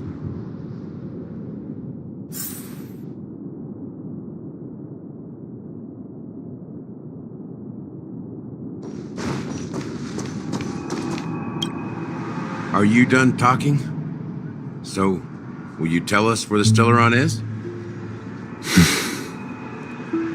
It is the Penacony Grand Theater itself.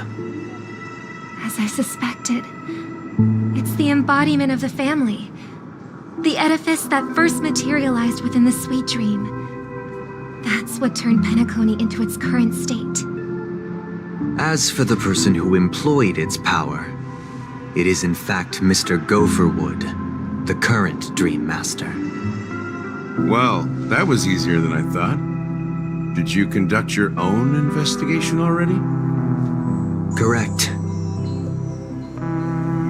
When I was trying to track down the person who murdered my sister, apart from you, Gopherwood was my second suspect. Confronting me first turned out to be a smart move on your part. I didn't have other options. The Dream Master has been elusive, and even the heads of the families can hardly get an audience with him. Moreover, Mr. Gopherwood has been kind to my sister and me, and I didn't want it all to end like this. What do you mean by that? To be honest, my brother and I are also victims of the cancer of all worlds. We grew up as orphans, and were adopted by the family when they came to help. Mr. Gopherwood recognized our potential and brought us to Penacony. But I can't just stand by and watch Mr. Gopherwood become an enemy of the Harmony. I won't use my voice to support an evil cause. I won't step on that stage and sing, no matter who the traitor is, or what orders they give me. I won't let the Charmony Festival become an event that destroys Harmony itself, or the paradise in our dreams. Indeed, for the paradise in our dreams. As the head of the Oak family, I'm responsible for ensuring Penacony's promising future. Robin and I will head into the Sweet Dream and confront the Dream Master. And if it turns out that the family has truly strayed from the Harmony, I'll fight alongside you. We'll put the Charmony Festival on hold and make sure Mr. Gopherwood pays for his blood debt. The enemies you are about to face aren't like this old dog here, who can barely even bark. Since our interests are aligned, why don't we team up? Maybe, just maybe, we'll have a shot at success. We have always been following in the footsteps of our nameless predecessors, and there's no reason to stop now. Yeah, we Nameless won't back down from a challenge. Isn't that right, Miss Trailblazer? Exactly! It's time for the crew to save the world once more! Rest assured, sitting on the sidelines isn't in our nature. Mr. Sunday, Miss Robin, I'm willing to accompany you on behalf of the Astral Express. Having a third party present should help with negotiations, and could make all the difference if things get ugly. Thank you, Mr. Yang. Thank you all very much. The Charmony Festival is about to start, and time is against us. We must hasten. Everyone, let's gather over here. We still need to make some preparations. I may have been quick to step up to the plate, but confronting the Dream Master could be a very dangerous affair. Huh? Even you're saying that, Mr. Yang? How powerful is that Dream Master? He's the leader of the families of Penacony, and he has the entire power of the Harmony behind him, not to mention the Stellaron in his possession. We must proceed with great caution. Maybe you can just stay behind this time, Mr. Yang? No, that won't do. Even if we count Robin as an ally, something felt off about Mr. Sunday just now. Although, I can't quite put my finger on it. I have to make sure he won't turn against us when things start to get dicey. You're still carrying the keepsake the IPC envoy gave you, right? May I borrow it for a moment?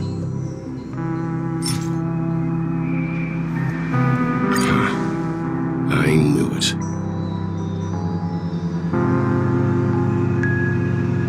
As I suspected, this chip Aventurine gave to you is actually a miniature transmitter.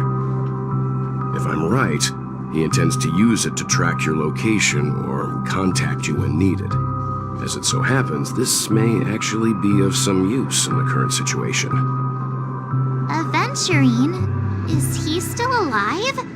And what does he have to do with our mission to confront the Dream Master? Remember what I said earlier? working with the IPC is a way to keep the family in check. If negotiations go south and the family show their true colors by going after the Stellaron, I'll use this transmitter to send a message to the IPC. It'll be just the opportunity the IPC ambassador was hoping for. The only question mark in all of this is Aventurine's current status. But the IPC is always listening, especially senior strategic investment department heads like him. Getting the message across shouldn't be a problem. Good luck to you, Welt. Well, you take care too. If anything goes wrong, don't worry about me. Just make sure to seal the Stellaron. Spoken like a true hero. Even if the Dream Master is innocent, the family's corruption runs deep. I won't make the same mistake Mikhail did. Let's wish him the best of luck. Don't you have something else to tell us, Gallagher? Why would you say so? Before we departed, the conductor asked us to inquire about the 3 nameless in Penacony. We've already collected intel about Brasilina and Tiernan, so the only one left is Lakework. If I'm not mistaken, we've already met him somewhere, haven't we? It's not enough to say meet, but the answer is pretty obvious. After all, I've hinted at it in quite an evident way. I've been watching over you ever since I received the reply from the Astral Express, and I've seen the great effort you all put into linking different realms together across the cosmos. And now, after getting this far all in one piece, you have truly proven yourselves. Miss Himiko, were you the one who repaired the Express and got it sailing through the cosmos again? Yes. And you two, young Nameless, you have very interesting life stories and extraordinary skills.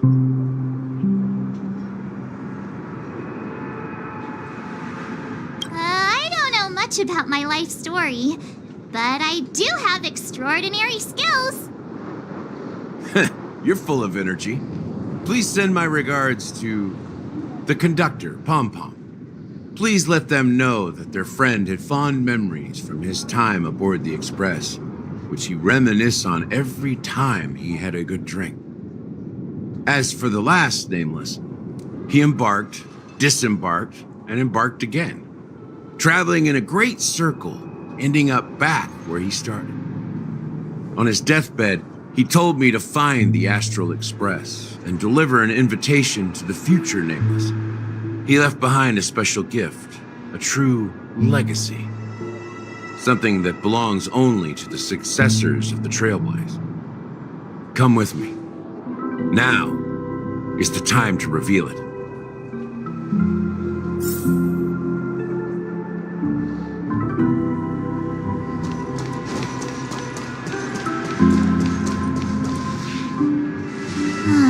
Back here again.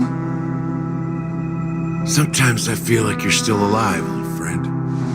Like you've still got so much to say and do. I've kept my promise, brought the future Trailblazers you've waited so long for. I don't know why you were so obsessed with that train, but I remember your last words. Don't let us down, old man.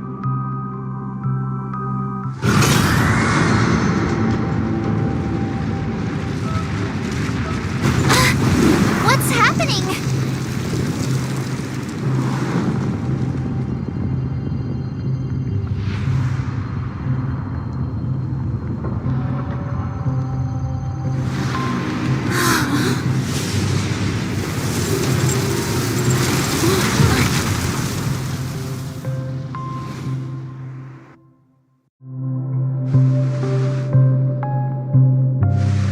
Go ahead. His resting place lies in the garden up ahead. The first and last Nameless of Penacony. Mikhail Char Legward, the Watchmaker.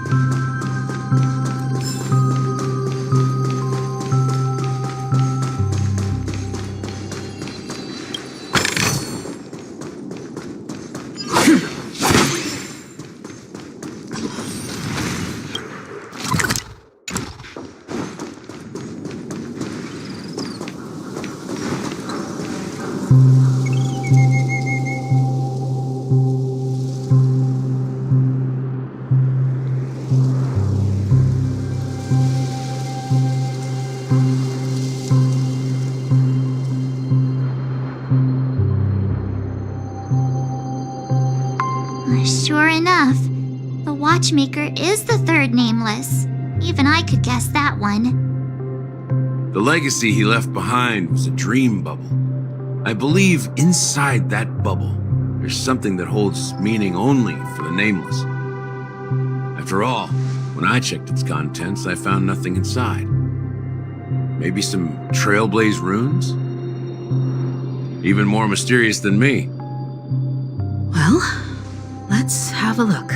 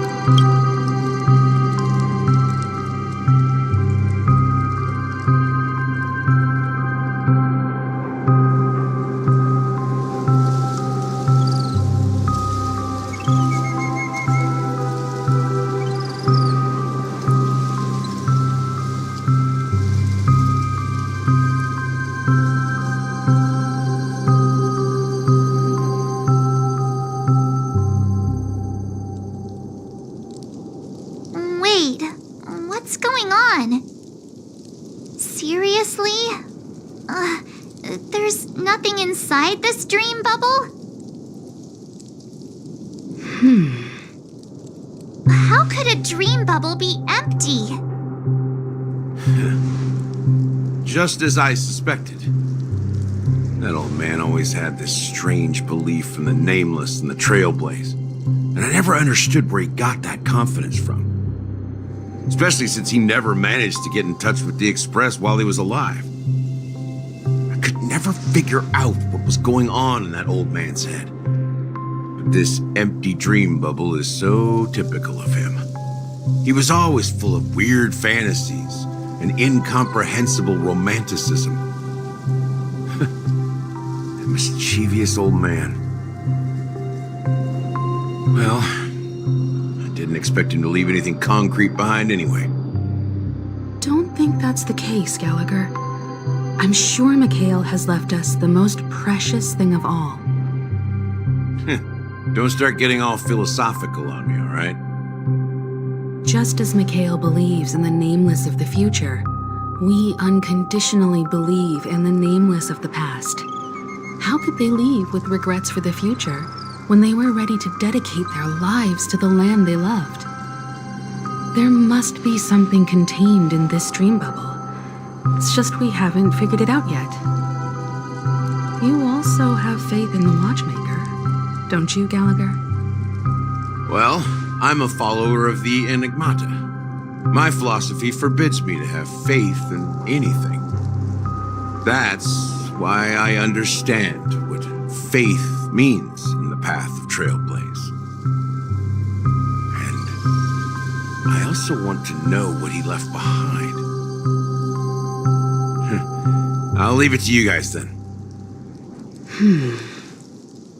Can I borrow your pet? I need to make a trip back to Golden Hour and check something at the Dreamscape sales store. It's for Mikhail, and for the future of Penacony.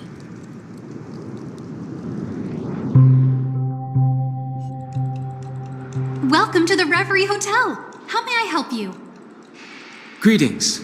We're the Nameless from the Astral Express, and we'd like to check in. The Astral Express? But I thought... Yes, my companion's already checked in.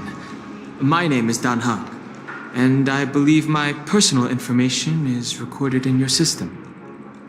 I see, but your companion said you wouldn't be coming due to a change of plans. Now the plans have changed again. And you are... Me? I'm Pom Pom, a new nameless who's also with the Astral Express. He's my fellow trailblazer. We responded to the family's invitation before he boarded the express, so he wasn't registered in your system. Is it possible to accommodate him as well? Oh, I see. Another one of the Nameless had a similar situation. Seems like a lot of people are joining the Trailblaze these days. Since there's a precedent, it shouldn't be a problem. Just give me a second to contact your companions. I'm sorry, dear guests, but it seems I'm unable to reach the other members of the Astral Express. What do you mean by unable to reach them? My apologies. This is the first time I've encountered a situation like this. However, the system indicates that those guests are still in the dreamscape. How about this? Give me their room number, and we'll go check on them ourselves. I'm afraid that's not possible. I need to verify both of your identities before I can share any guest information. How about you just wake up someone? Let's say, Wilt?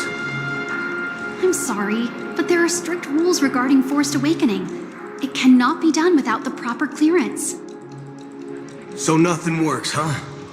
What's your solution then? Are you saying we sleep here? At the reception? Please be patient. We need to contact your companions in order to confirm your identities.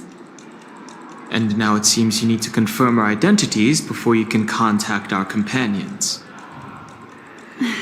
It seems so. Fudge! Look, nothing personal, but if you can't handle this, go find someone else who can, okay?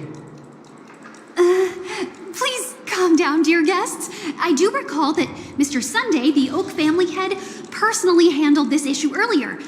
Oh, please wait a moment while I contact him. I don't think she's trying to give us a hard time. She really just doesn't know what to do. I have a bad feeling about this. You tried to contact them on the express earlier, but they didn't respond. Something doesn't seem right. I need to leave for a moment. You can stay here with the receptionist. Sure thing. Just don't keep me waiting forever. He seems pretty worried about his companions. I should give him some space. Stressing out about it won't help anything.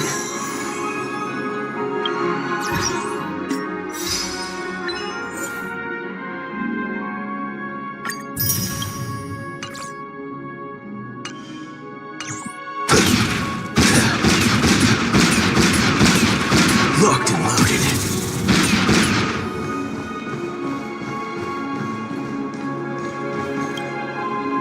The Charmony Festival is about to start! I'm so excited!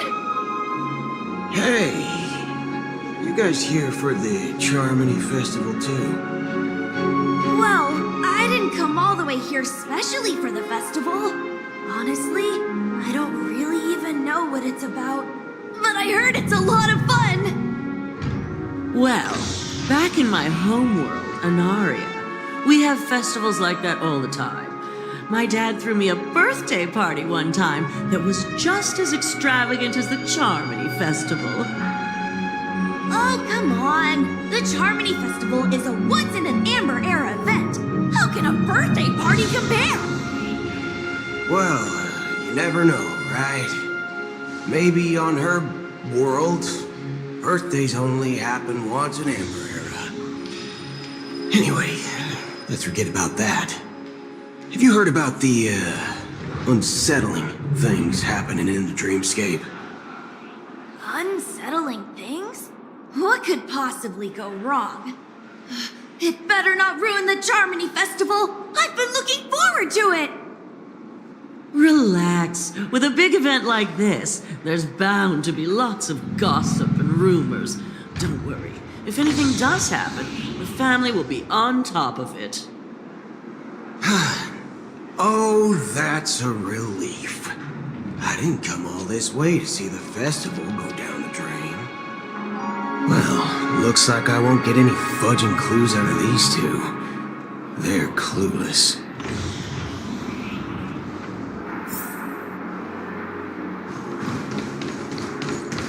Running late again?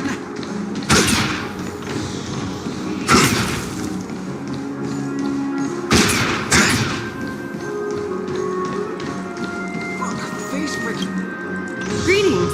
I'm Cody of the Bloodhound family, head of security for the hotel. How may I assist you? Hello. So, there's something I wanted to ask about. I've been hearing some unsettling rumors about certain incidents that might affect the Charmony Festival. Do you think there's anything to be worried about? I've traveled all the way from the Hayahi Federation, and I don't want my trip to be ruined. What do you mean? Wait. You haven't heard? I'm not sure where you heard those rumors, but they're completely baseless. I can assure you, as a representative of the Bloodhound family, that everything is going smoothly for the Charmony Festival. At present, all of the families are focused on making sure the festival starts on time. Even the Dream Master himself has arrived. So don't worry, your trip won't be in vain. That's a relief to hear. She doesn't appear to be acting. So, it seems that even the hotel staff are out of the loop. Back already? Hasn't she returned yet? Nope. I'm starting to wonder if sending her to contact Sunday was a good idea. Neither the staff nor the guests seem to know anything about what's happening in the dreamscape, and wherever we go, all we see is people enjoying themselves. Definitely not a good sign. I agree. Another unusual thing is that the Oak family is supposed to be in charge of organizing the council and managing everything inside and outside the dreamscape. However, I walked around the hotel but didn't meet a single member of the Oak family on such an important day. Well, I'll be forked. If I remember correctly, the head of the Oak family is that Sunday guy, right? We shouldn't linger here too long. Let's go back to the Express for now. Not so fast. Have you ever robbed VIPC, bro? If you run away now, everyone will be chasing after you. Are you suggesting we sit here and do nothing? I wouldn't say do nothing, but let's stay put for now. Even if the family has ulterior motives, they couldn't have anticipated us showing up here. We're the surprise factor for them. They don't want to attract unwanted attention from certain outsiders, so they won't do anything reckless. See, the IPC lackeys are keeping a close eye on this hotel. If I were a family member, I'd find an official excuse and keep the surprise factors here. If we just wait here, that would be like walking into their trap. Of course, we don't need to walk into their trap. I gave a backup plan to the memo keeper. If it turns out we won't be allowed to enter the dreamscape, she'll order a drink for me in the VIP lounge at the hotel. In reality, a secret signal. That's right. Oh, a concrete object can indeed help the memo keeper establish a connection with you. But Boothill, if you have more backup plans in the future, I hope you'll let me know in advance. I'm sorry, but it's one of my quirks. I have too many unreliable friends. And if I reveal that I have backup plans, things can go awry. And that would leave all backup plans completely useless. How do we get into the VIP lounge? This is where my street smarts come into play.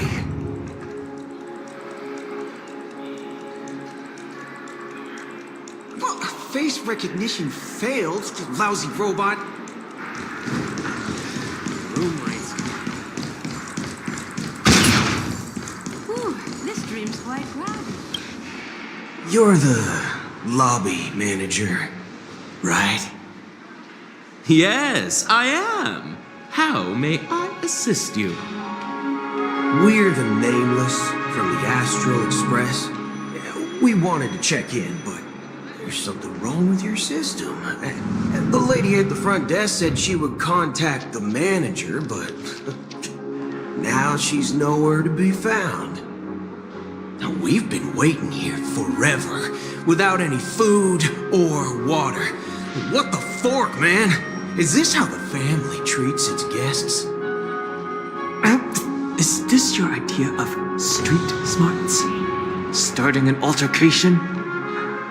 It's called standing up for your rights. I apologize for the inconvenience. Please wait while we try to contact Mr. Sunday. I'll arrange 2 premium seats in the VIP lounge so you can rest there while you wait. See? Just like that. Just don't call yourself Nameless next time. Wow, this bar's something else. Certainly worthy of the planet of festivities.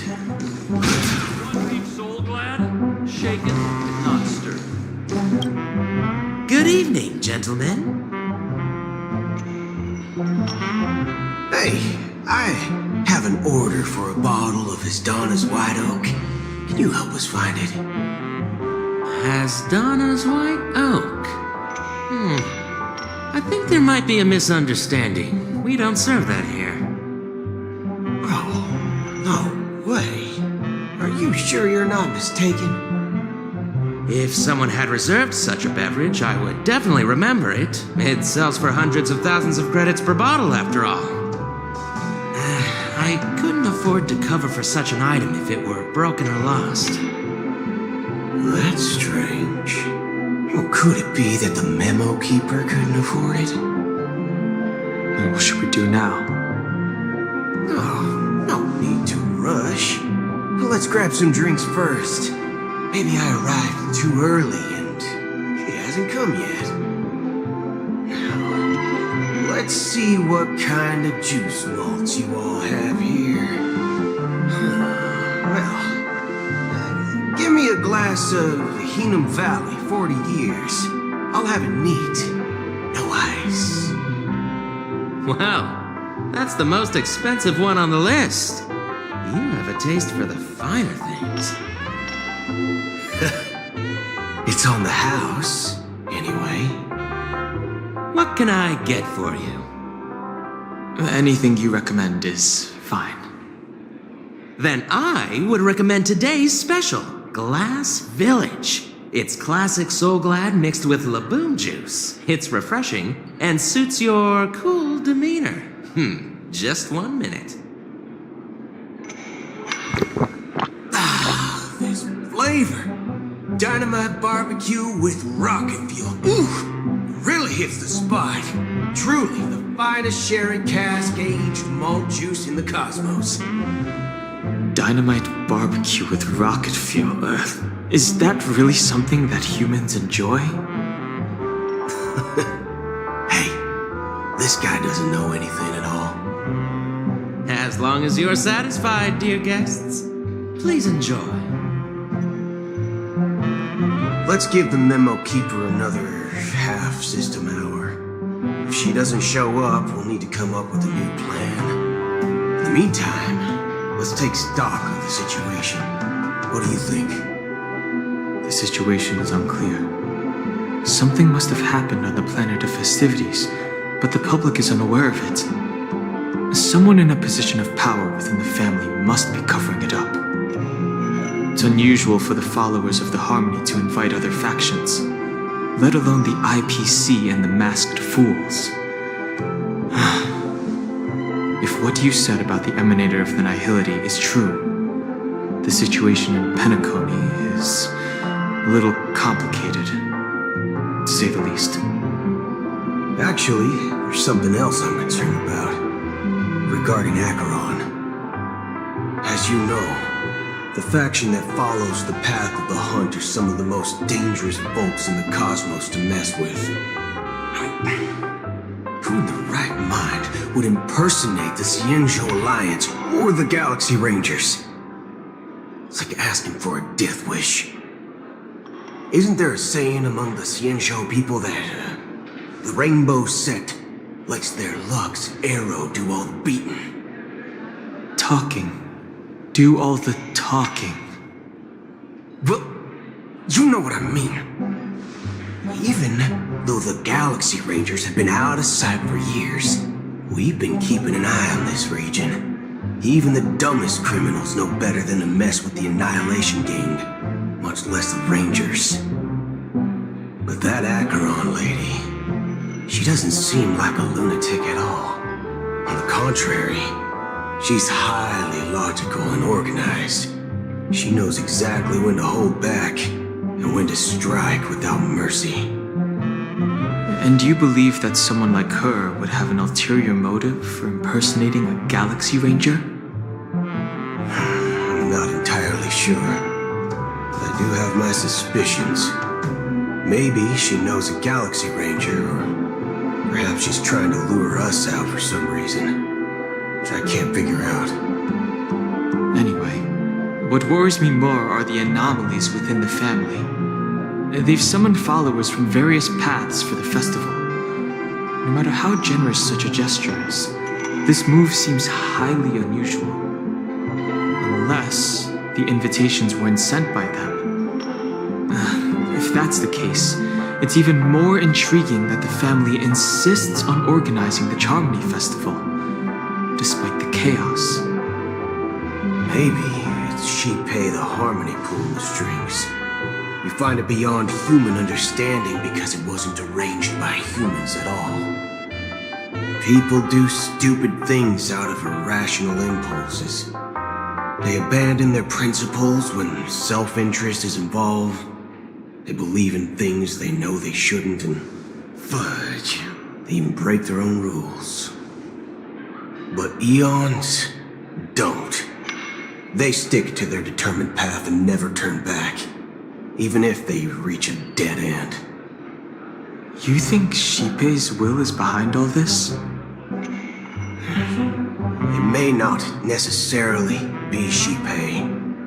There's definitely some higher entity involved. I know it may sound pessimistic, but if human free will were reliable, why would we even need Galaxy Rangers? It's much simpler when you boil it down to the eons and paths. Like how Lon always follows the path of the Hunt, or how the Express stays true to the Trailblaze despite Akavili's disappearance. But in my opinion, Akavili's fall holds significance for the Nameless.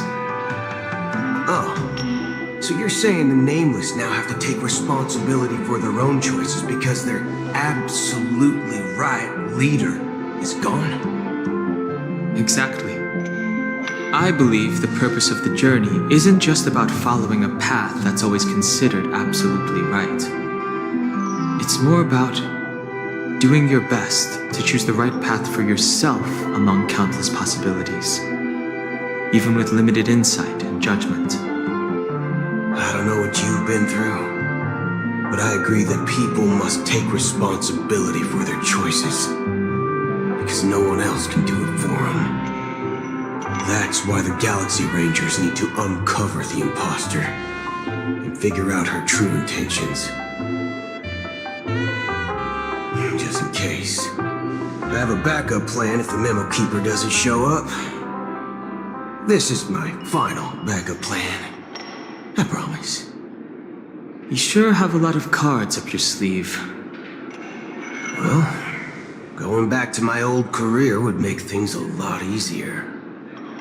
By the way, when you were walking around the hotel, did you happen to see any important-looking guests.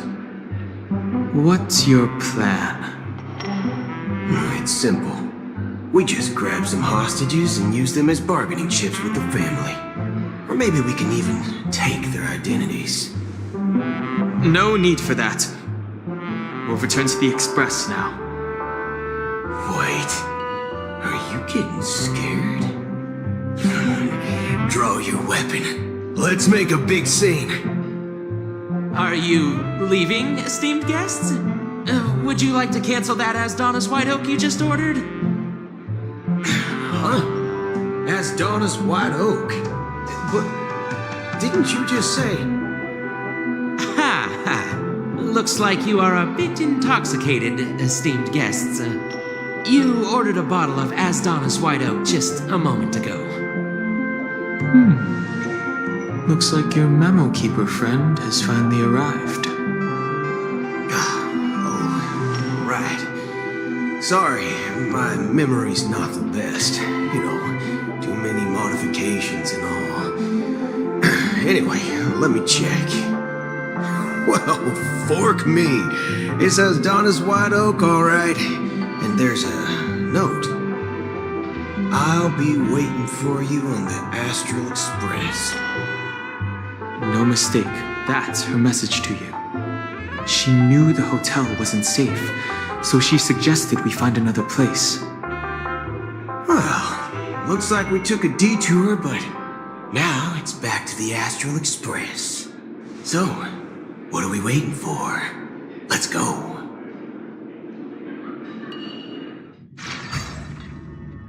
You're back? 2 guests just boarded saying they were looking for Boot Hill, so I told them to wait in the parlor car. Oh, just in time. 2 guests? Yeah, or 2. Look, we welcome all passengers on the Astral Express, but sneaking in like that, you have no regard for etiquette. My apologies, conductor. It was an oversight on my part. I assumed you were already acquainted with the garden. Given the chaotic situation in Penacony, the Nameless are the only ones we can truly trust right now. You are the memo keeper. Pleased to meet you, Dan Hung. I've seen you in others' memories. And as for Boot Hill, this is our first face-to-face meeting. I hope you enjoyed that bottle of Astana's White Oak. You sure have a refined taste. Finally, Memo Keeper. Well, let's cut to the chase. Spill everything you know. That's precisely what I intend to do. But before that, please allow me to introduce myself. My name is Black Swan, and I serve the Garden of Recollection as a memo keeper. As for Acheron's story, I'm sure she knows it better than I do. Greetings. I'm Acheron. What? You Garden of Recollection shirtbag! You betrayed me! I apologize, but she did that at my request.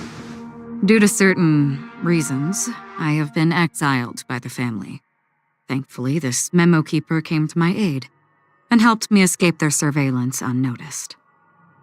To be honest, it was more like stalking than helping.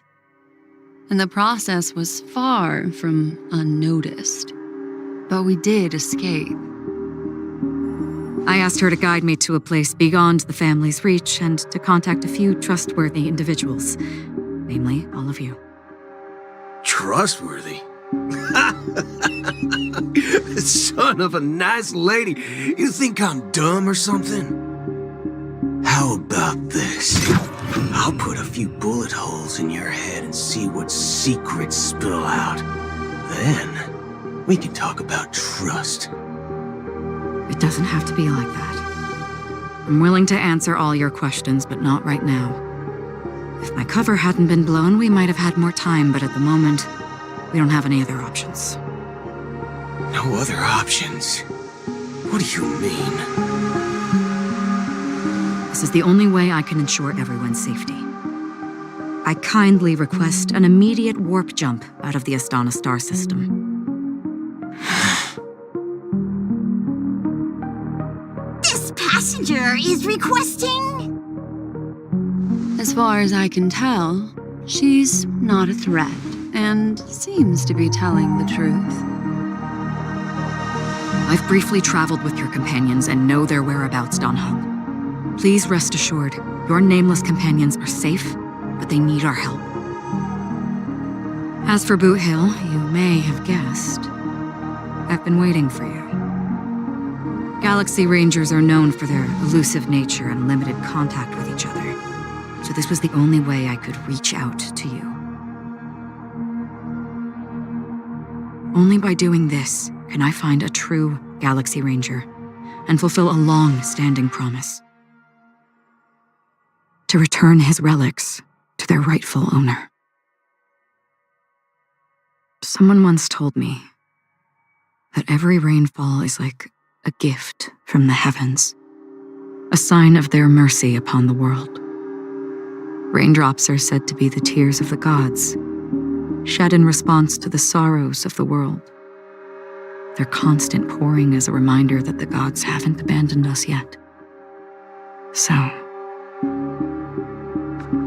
how long has this rain been going on for?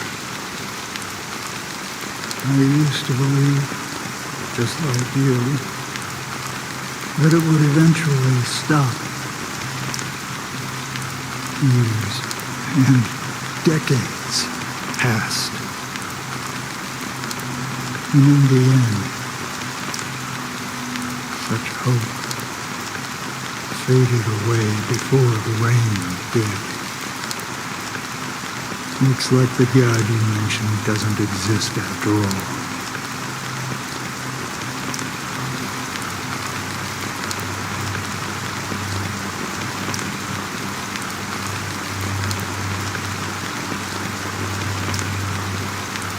Well,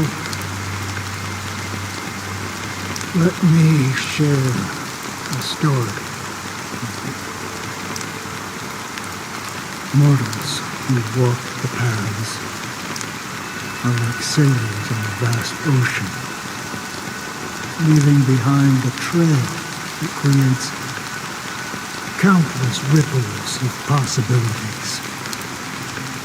These ripples last longer than the fleeting lifetimes of humans. And for some, their presence leaves such a strong mark that it's reflected in the waves. Like those shadows on the ocean.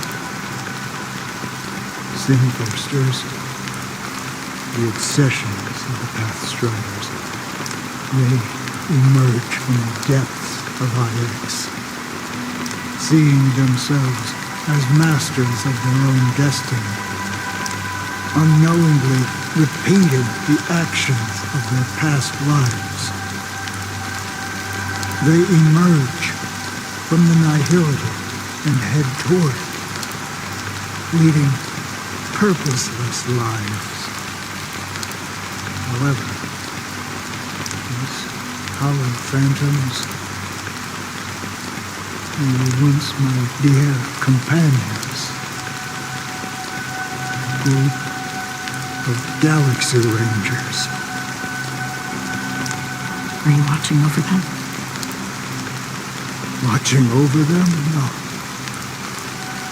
I'm guiding them toward transcendence. It was a brutal war. A crusade that shook the universe. The universe witnessed the fall of Zuro, the Lord Ravager, but it came at a price. A price so hefty that only those who were there still remember. The unwavering determination of the Hunt followers persists even in death. So someone must guide these lost souls to their life beyond. They were heroes in their time. And they shouldn't be reduced to mere puppets of nihility. As for me, I've suffered too many losses on that battlefield to advance any further. And that makes me the most fitting person to carry out this task. But you know, these sin thirsters, they're not who they used to be. Does this seem pointless to you? Well, some tasks have to be done, even if they are pointless.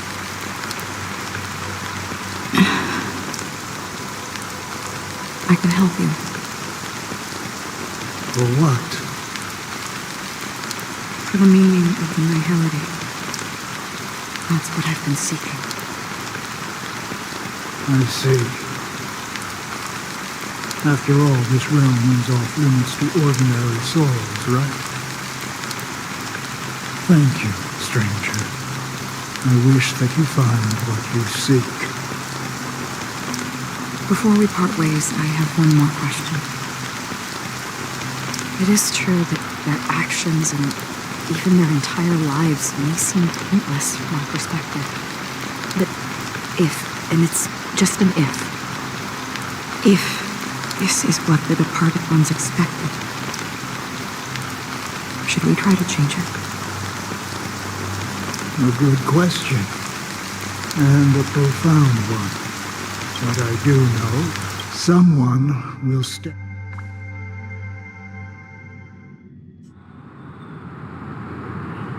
When I appeared as a child, as I grew into adult, I humbly request your blessing. Come to me, As you wish. I have faithfully served the out of... Do you sincerely repent? Have you examined your... Are you willing to... Very well. Next. I hope... Rest assured. I see. But the Bloodhound family... The family is ready to... Thank... Next. Hey! Long time no see. I have sought their... Sure. Let's just get that's it. Do you... My sin. You think nobody knows before you start? Well... Revered. Who can judge the... Who can vouch for... Who can... If the strong... Then... Brother? Brother, are you all right? You've been working non-stop on the Charmony Festival, Mr. Sunday, and... No need to worry about trouble. It has always been our wish to make even if the negotiation does not go... You know... The Dream Master rarely grants an... Perhaps... Let's hope we... Indeed. It's about time. Don't worry. I'll be... It's Mr. Sunday! Hey! Come over here! Miss, if I just... But it's fatal. Selling everything you... Why? It's better to be... Is this... See you around, Mr. What's up, sister? This is the man we ran into. Even though sweet dreams are nice, they're just illusions.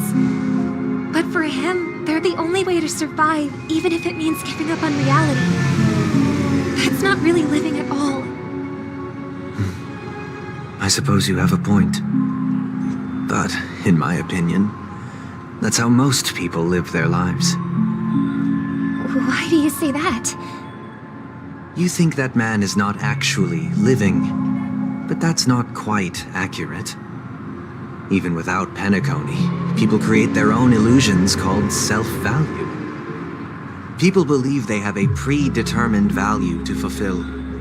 Gaining value means gaining power, and those deemed worthless are seen as the weak. However, Value doesn't come out of thin air, and there's a limit to it. To accumulate value, people have to take from others. So, the weak get exploited and oppressed. Are you suggesting that this is not how things should be? Exactly. But, ironically, people don't think there's anything wrong with it, because they uphold the illusory notion of self-value, and even the weak believe in it.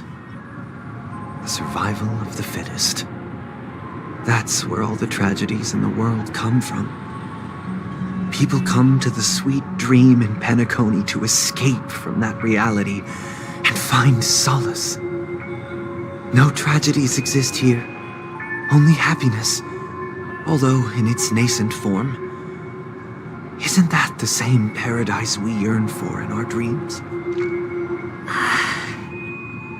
Perhaps that man is just an exception.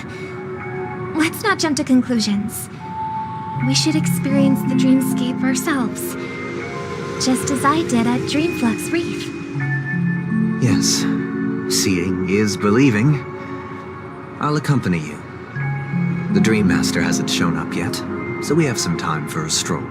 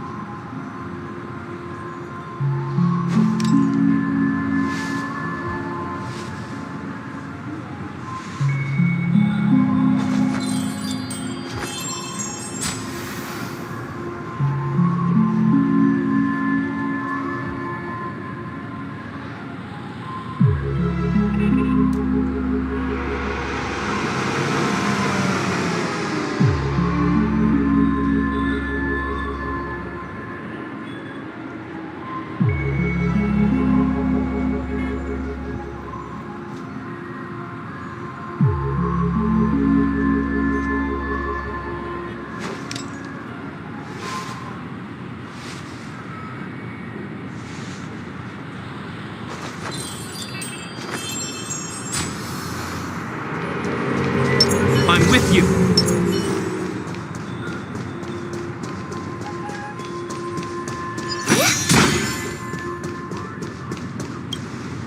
Glad to meet you again, Robin. How are the preparations for the Charmony Festival coming along? We're all so excited about it. It's going smoothly. Thanks for making the trip to join the festival. You're too kind, Robin. It's a pleasure to have guests from all over the universe celebrating day and night. I can't stand being lonely or bored, so this jubilant dreamscape is perfect for me. But if this went on forever, would it get boring too? Nah, not at all. Who would get tired of having so much fun? Every day, you get to wear fancy clothes, explore all sorts of dream bubbles, indulge in delicious food without gaining weight, and you never get old or sick. As long as you can afford a room, this place is the ultimate paradise. But you know that only a few things can be brought back from the dreamscape to reality, right? That's exactly why I don't plan on bringing anything back. Just enjoying the dream itself is good enough for me. I mean, I'm not one of those long-living species. I only have around 60 or 70 years in this lifetime, and there's so much to worry about. Being happy here is pure bliss. Only in this sweet dream can I truly feel like I'm in control of my life and fate. Who would want to go back to reality after experiencing this bliss? I see. I genuinely wish you all the happiness in the world. And I wish you a fantastic performance, Robin! I'm off to the Blue Hour for the ball. See you later.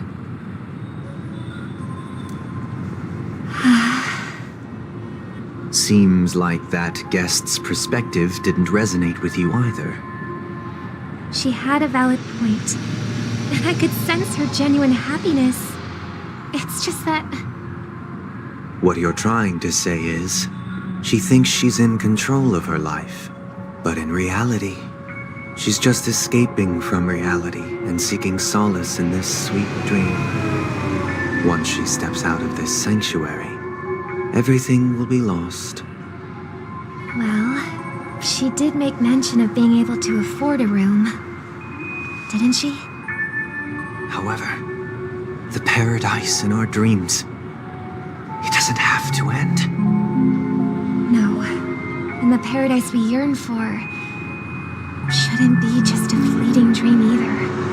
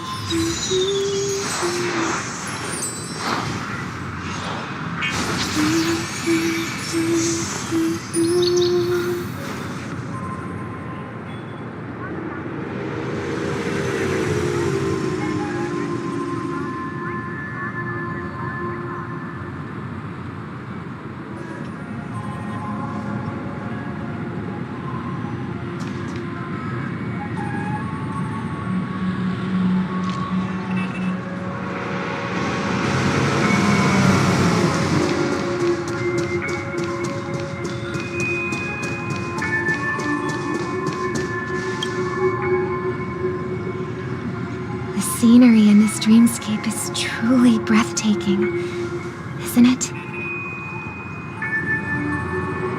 Oh, Robin. Can't believe I'm meeting you in person here. What an honor. You're right.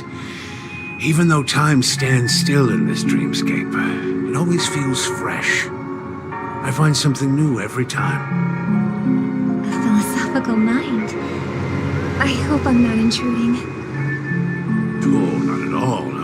With little time left, I yearn for meaningful conversations, especially with someone as esteemed as you.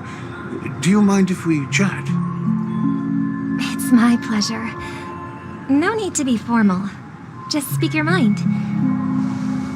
You said, with little time left. Please, forgive me for being blunt.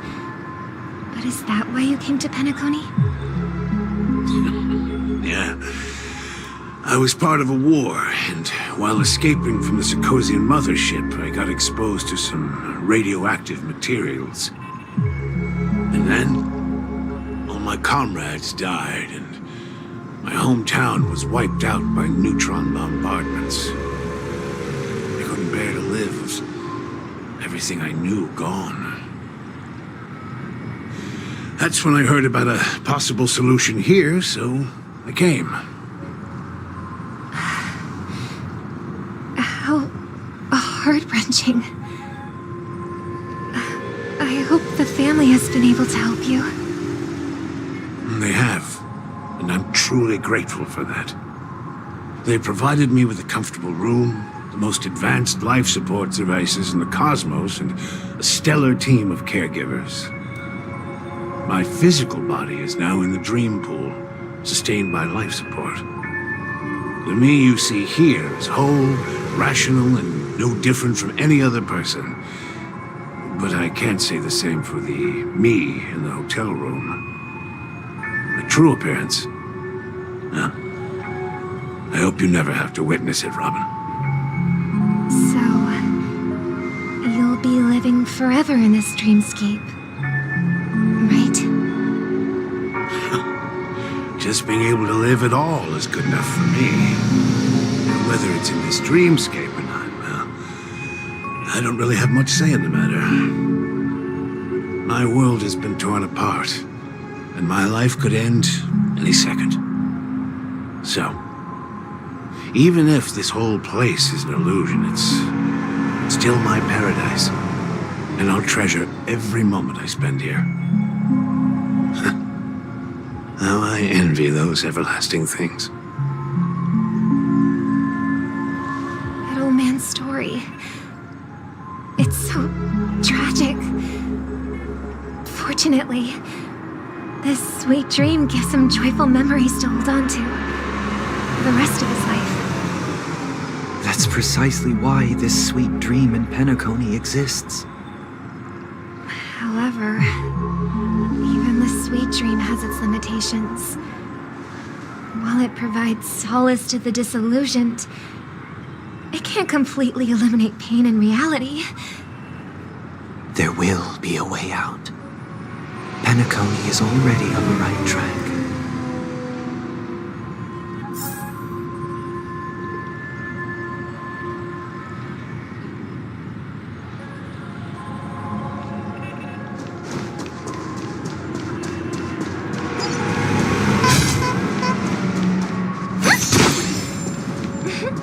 Look what we have here.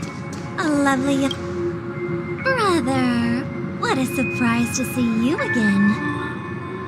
Show yourself. Your trick won't work on us.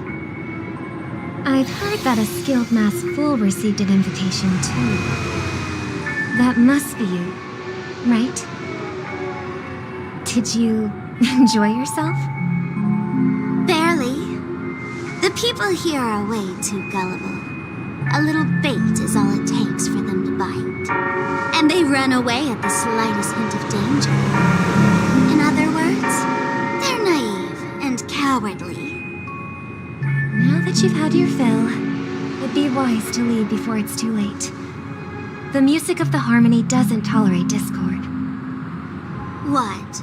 Now that you have the real Robin, I'm useless? Oh, how disheartening. I've done so much for the family. You should be thanking me, because if it weren't for me cleaning up this mess, Penacony would still be in shambles. Don't you think? That was a personal request from the head of the Iris family, and it has nothing to do with us. Step aside and stop causing trouble for the Charmony Festival. The Charmony Festival? You think you can scare me?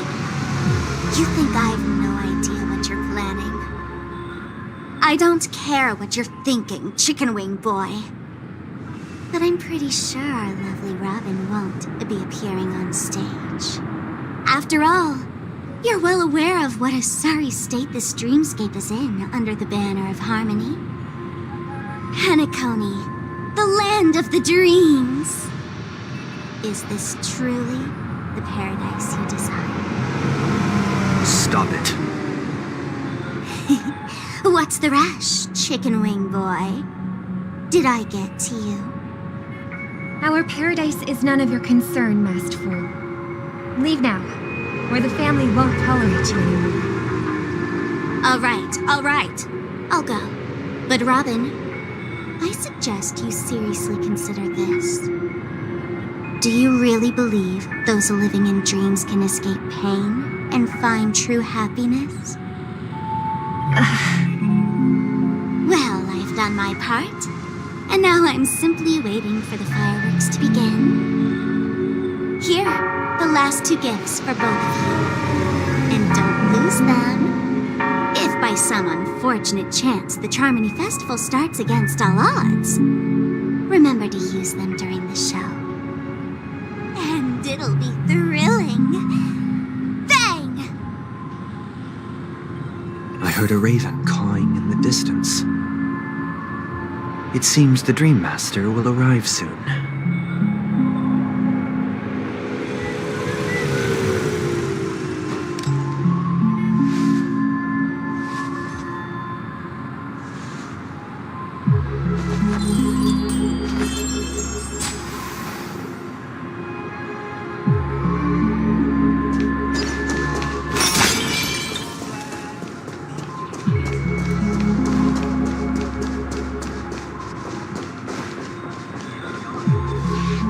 Let's wait here for the Dream Master to arrive. Okay. By the way, brother, I heard you no longer have a sweet tooth. Back when we were kids, you used to steal my desserts. Seems like a lot has changed during my absence. What exactly happened? Well, someone has to stay awake even in this sweet dream. But that someone doesn't have to be you, or anyone in particular. You're carrying too much on your shoulders, brother. The paradise in our dreams. It shouldn't be like this.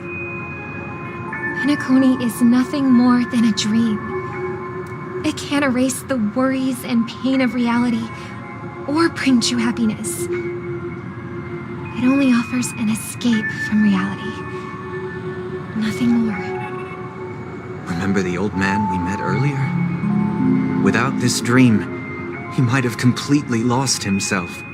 That might be true, but even without Penacony, he could have chosen another path. As far as I know, the Intelligentsia Guild has been promoting their rehabilitation techniques for a long time now. That path may have been more ordinary and challenging, but now he is receiving hospice care in a comatose state, and his fate is sealed. Is Penacony granting these people a future, or is it taking it away from them? Well, don't forget this. Not everyone really has a future. The future for humanity is like the sky for birds. People mistakenly believe that flight is inherent to birds because they've never witnessed those birds crashing to their death. Do you remember how we took in that little Charmony dove when we were young? Yeah. We I took care of it. Provided food and water, groomed its feathers.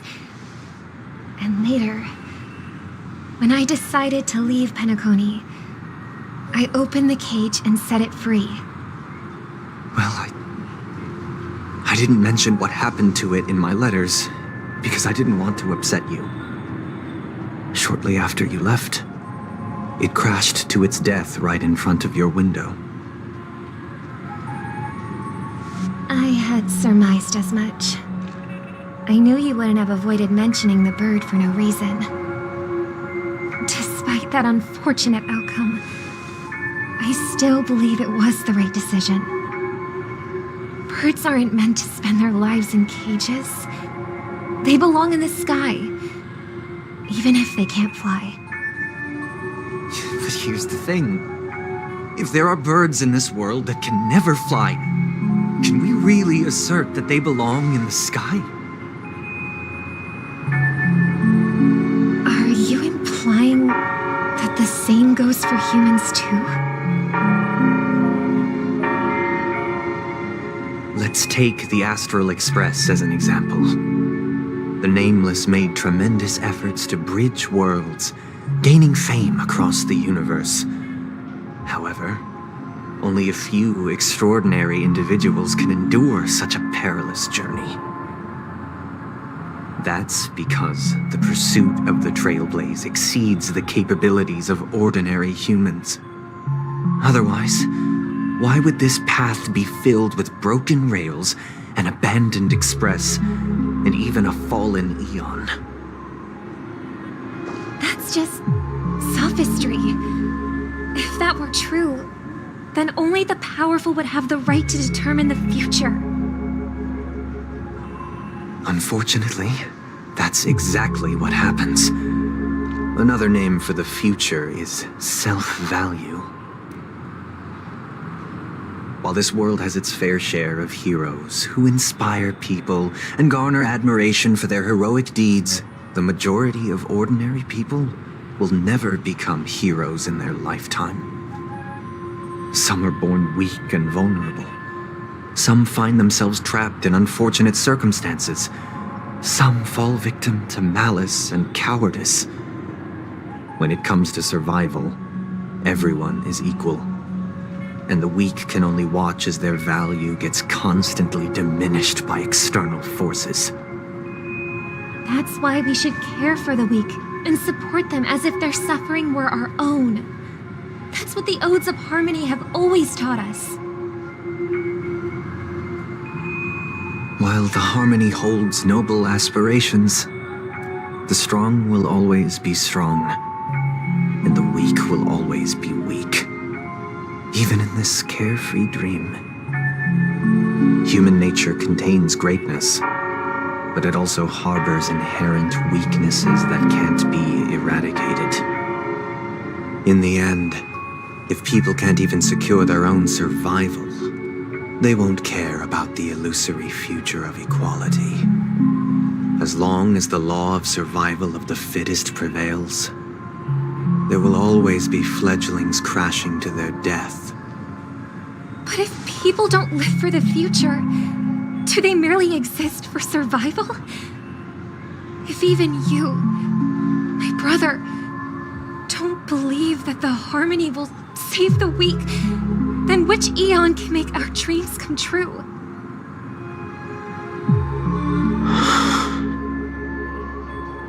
People often forget that when the first bird took flight, the entire world envisioned a future where no more fledglings would ever crash to their death. Are you reading, sister? What are you reading? Mr. Gopher White gave me a picture book. It's about the story of the harmonic strings. If I could become a chord master, I'd like to summon Dominicus, the harmonious choir. I want to sing with everyone and spread our wishes so that all can feel happiness and joy. I see. Then I would summon the harmonious choir too. Don't you a wish of your own, brother? Of course I do. It's just that it includes your wish and everyone else's. I long for a true paradise where everyone can find peace. Then let's build a stage there and invite everyone to our performance so that both our wishes come true through the power of the harmonious choir. It's a deal then. Yeah, it's a deal. But how can I become a chord master?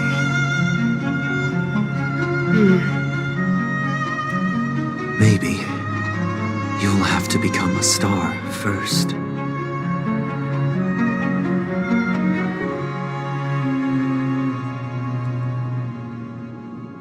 You're back sooner than I thought. Any results? Yes. And now, it's up to us to forge ahead. Since he's already carried out his last wish, my final mission is complete. But pardon me if I sound curt. It's good to have determination. The path Mikhail left for you is not an easy one to tread. Why else would he have chosen to sleep in solitude, staking everything on some nameless in the future? But you have the numbers, and in numbers comes strength. So that might just delay your inevitable a little more. Got any more encouraging words? As I see it, relying on Welt's negotiations alone is far from enough. Regardless of whether the other party will be compliant, negotiating simply allows us to meet them as equals and won't grant us an upper hand. Penacony is our rival's home turf, and we already have very few chips left to play with. Rather than idly sit around while the family's got us blocked off, an offensive approach might be a wiser course of action. We're more familiar with the Stellaron's properties than most, and since it's the key to stabilizing the sweet dream, it's vital to the family's interests. By attacking their core interests, they're bound to retaliate hastily. And as the saying goes, haste makes waste. That's right. As long as we pose a threat to the Stellaron, either with words or otherwise, we have a chance at gaining the upper hand. But the problem is, on the eve of the Charmony Festival opening, how exactly are we going to get close to the theater? Family security will be airtight, and if we brute force it, even if we succeed, it's too risky. So, no one's gonna say anything? Then I'll raise my hand. I know the answer to this question.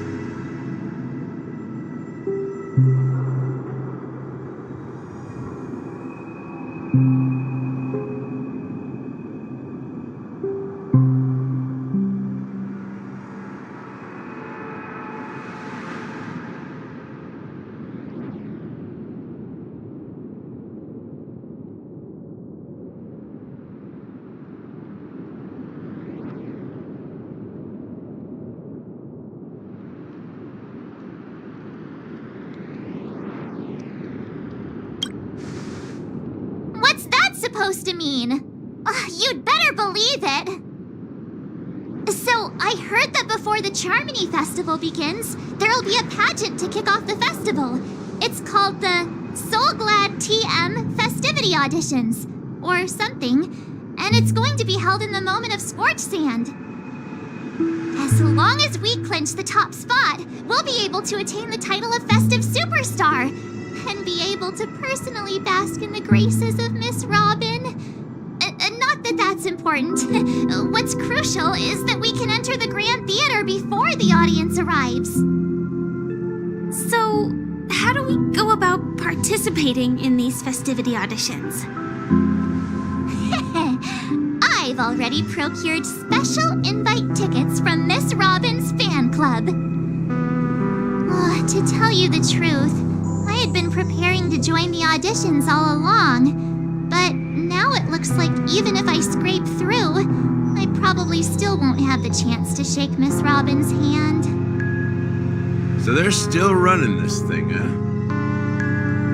It was originally just a publicity stunt, set up by Mikhail to drum up attention. But it looks like it might be worth a shot. We'll follow Marge's plan. Mr. Gallagher, will you be joining us? I'm afraid I won't have the time. As a virtual character, I've already completed my final mission. Whether Penacony can awaken from this dream is all down to you. Should we ever cross paths again? I'd love for you to visit the Express. All right. I'll have to add to that data bank of yours you've got on the Express. And Miss Firefly, we thank you for all your support. We're faced with a formidable enemy. As long as the Astral Express and Stellaron Hunter's objectives are aligned, we're willing to cooperate with you. We've already come this far together. I'd like to join you for the rest of your journey on Penacony.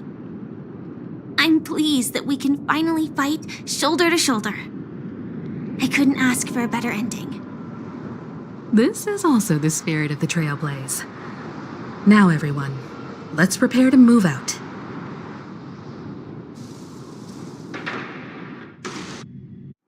Ladies and gentlemen, welcome to Scorched Sand Hall.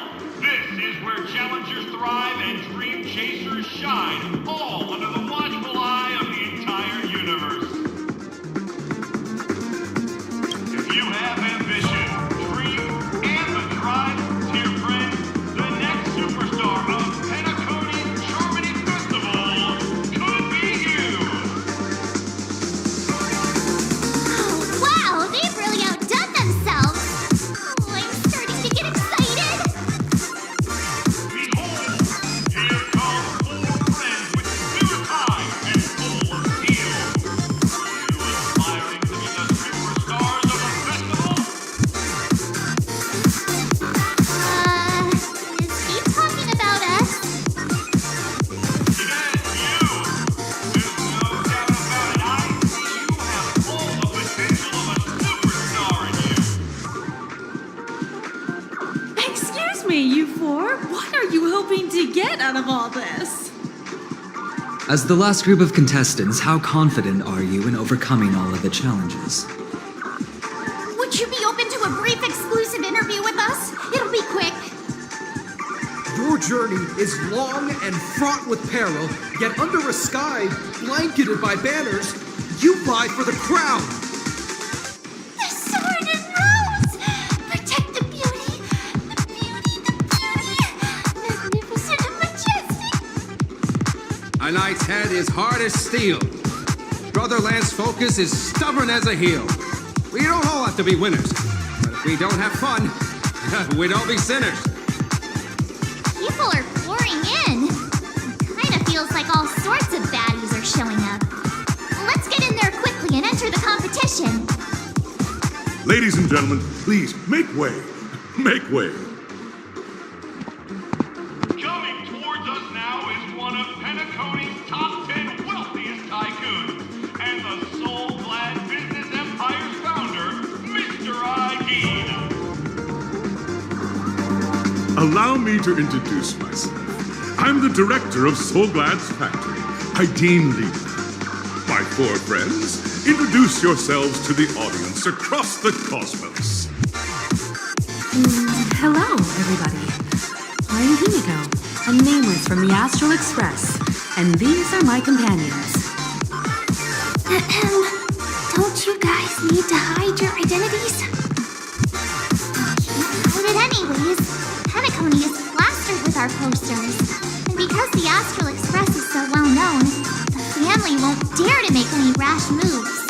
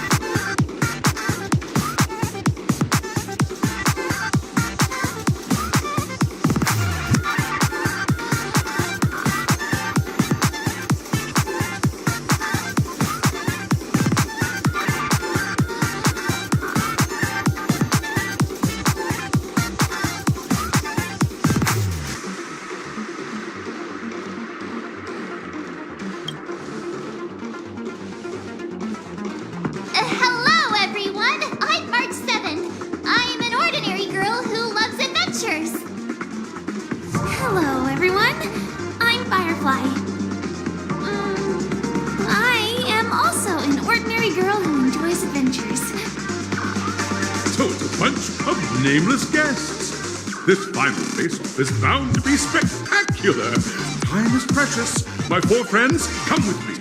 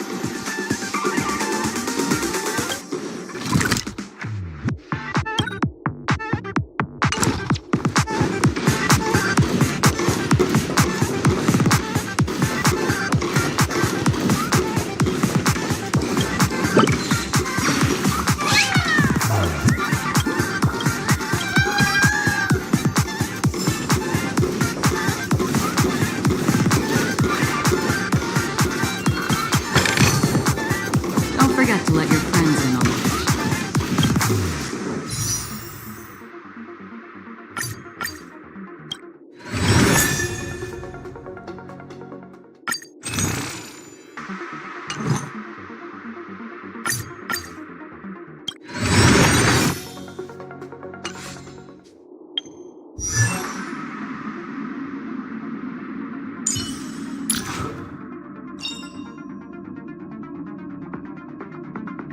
Serving under the 10 Lords as a judge of souls, I come to the world of the living to enforce their will.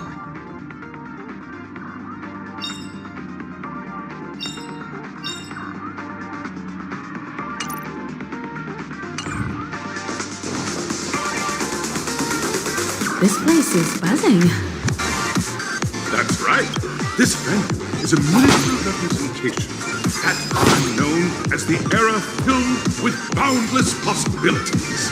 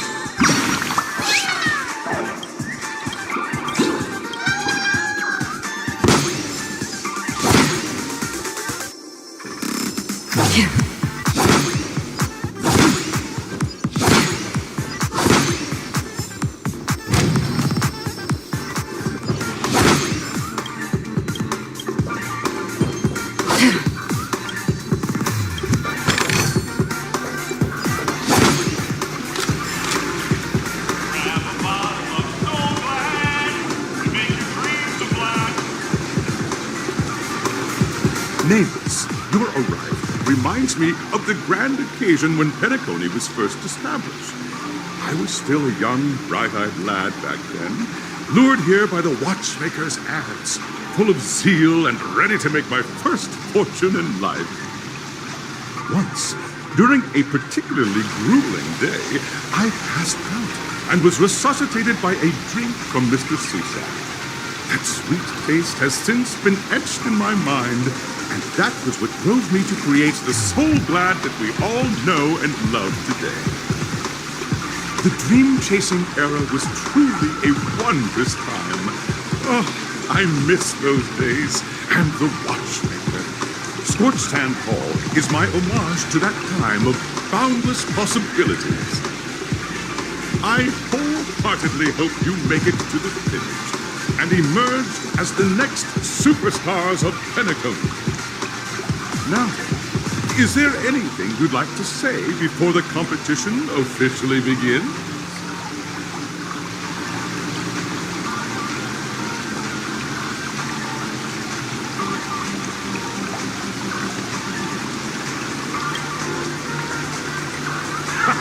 That's the trailblazing spirit. How about you, Miss March? Hello, everyone!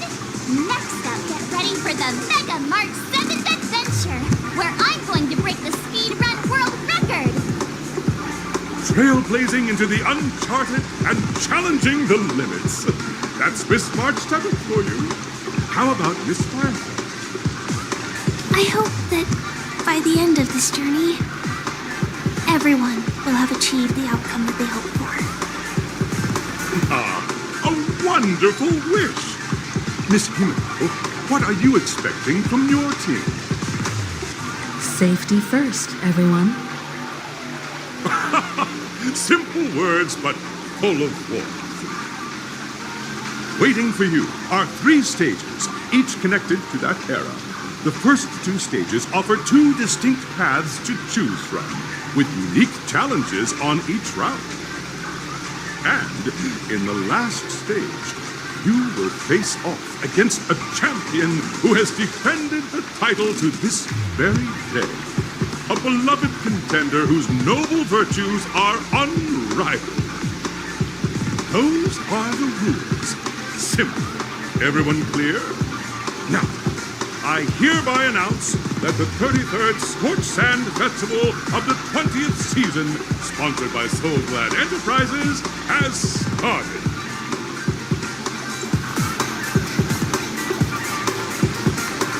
Everyone, as the Charmony Festival is drawing closer, we must reach the end as quickly as possible. Factoring in efficiency and safety, splitting up into 2 groups is the best choice.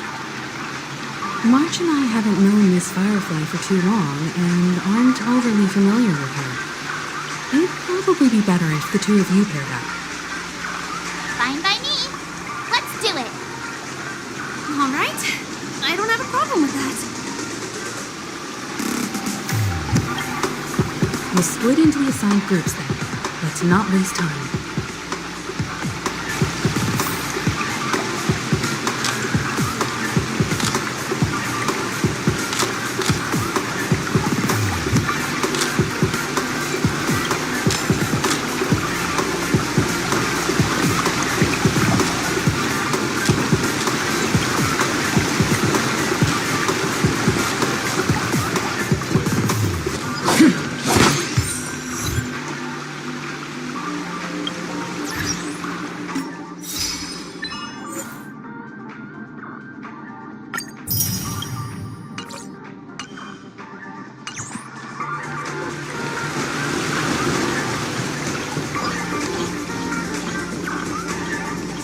Welcome to the first stage of Soul Glad Enterprises' 33rd Scorched Sand Festival of the 20th season, Dream Play Fantasia.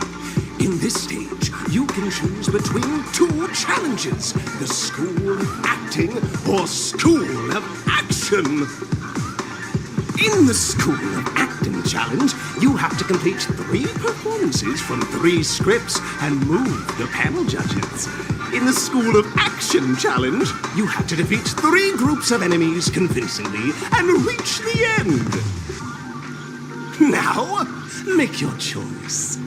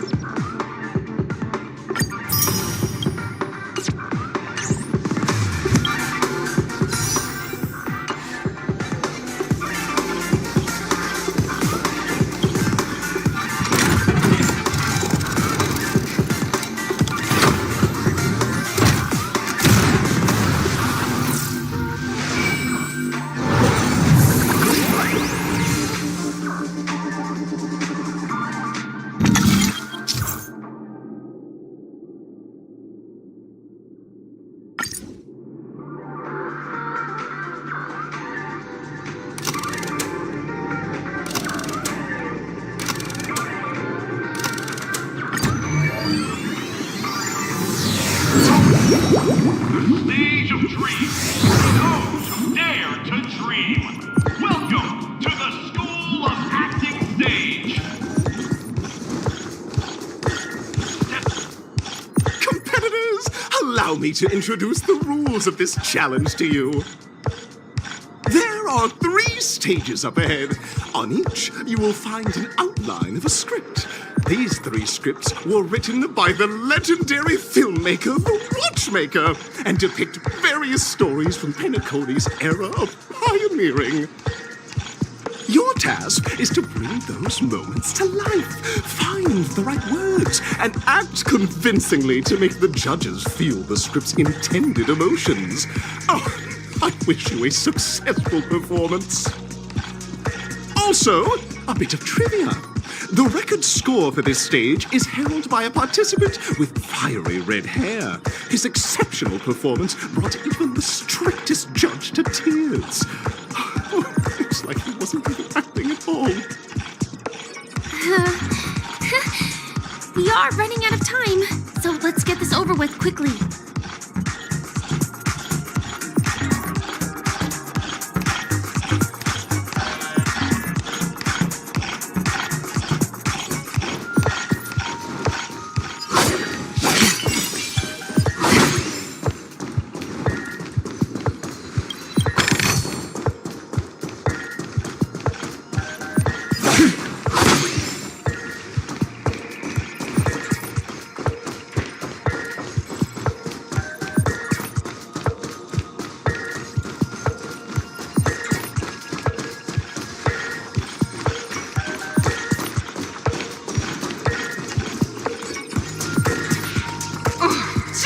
Look at this pair! Such star quality. Since you've come as a pair, I'll prep a 2-person scene for you. You two, are you ready?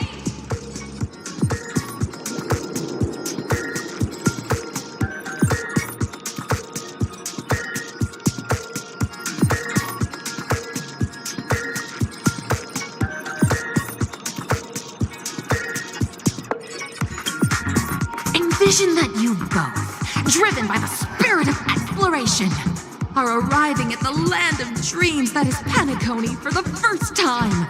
But instead of lush lands, you find yourselves amidst swirling sands and desolation, far from the paradise the Watchmaker described. You're driving an old clunker through the wilderness of the dreamscape, braving the cold wind, choking on the dust, and suddenly, a fierce memory zone meme blocks your path. Now, Miss Greyhair, what line would you deliver to express your disappointment in Penacony?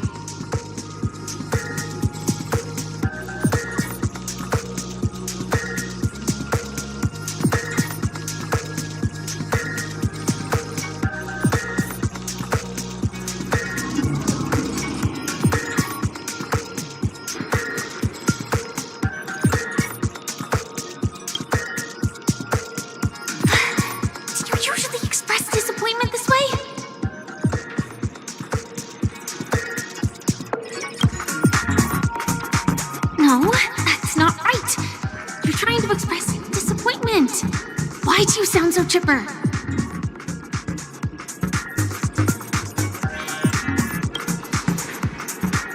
Very good! Now, though you're disappointed, your screen partner is conversely very enthusiastic. Now, young lady, you will say... This is great! I love living on the wild side! Very good! Very intense! And then we cut to the story's next scene. You find a job mending the rails, but the days are long and your endurance can't keep up, and you finally collapse in the endless expanse of desert. Suddenly, sweet rain falls from the sky, wetting your lips and rousing your spirits. Now, Miss Greyhair, What line will best express your surprise at this moment?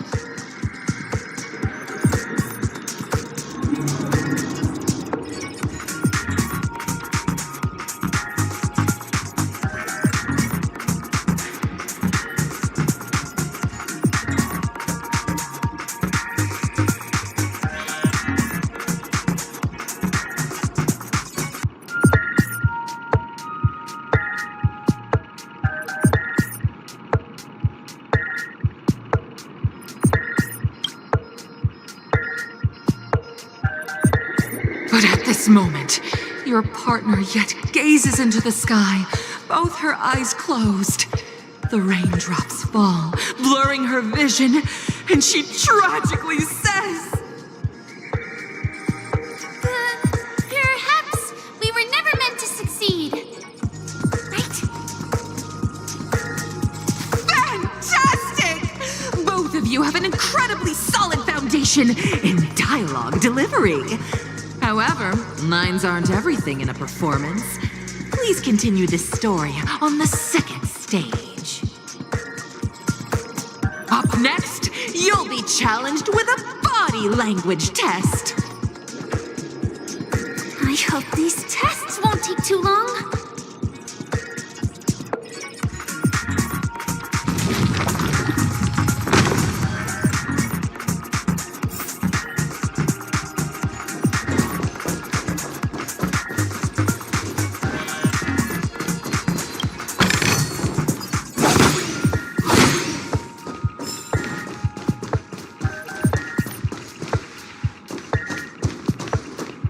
Here, you two are required to skillfully utilize body language to portray the story context I've laid out for you.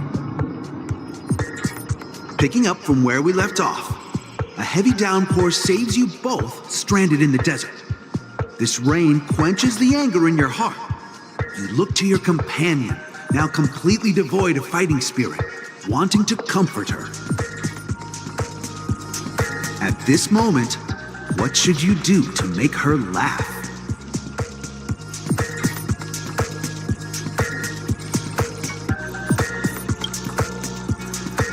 You seriously think that would make someone laugh?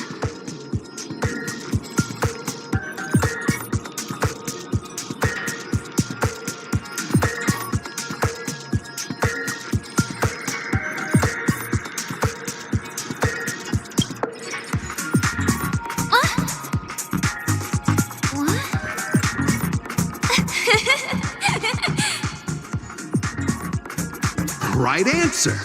Your companion sees you rolling about in the sand and thinks about the arduous obstacles along this journey. She can't help but let loose a laugh, rekindling hope in her heart. And so this girl... I'm gonna get back on my feet and keep moving forward. A tug at the heartstrings! The story continues to develop. The heavy rain leads you both to sense a business opportunity, so you start venturing into the umbrella industry. But just as the business begins to pick up, competitors start flooding the market with low-priced goods, squeezing your market share. You have no choice. The goods you stockpiled at high prices have to be sold at a loss. This is a pretty self-destructive move, which drives your business to the brink of bankruptcy. At this moment, what would you, who refuses to admit defeat, decide to do?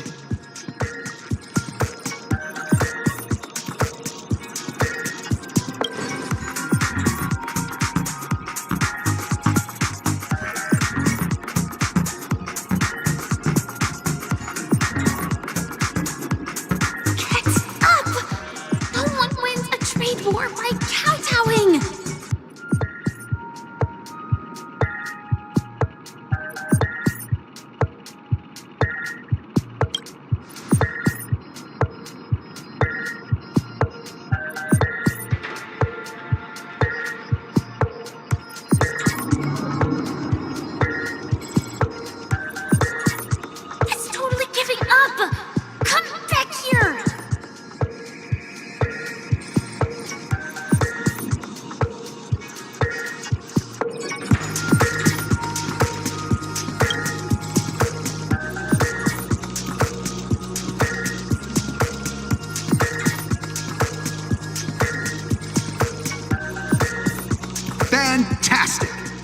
But it's a pity your friend does not agree. Seeing that you're up to your eyeballs in debt, she sees nothing but despair in her future. And then... I leave Penacony in utter disappointment. Is that okay? Of course! Absolutely!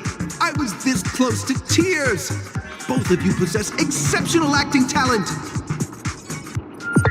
However, the true test is yet to come. You're about to encounter the harshest judge this show has ever seen. You'll need to rely on perfect performances if you want to win them over.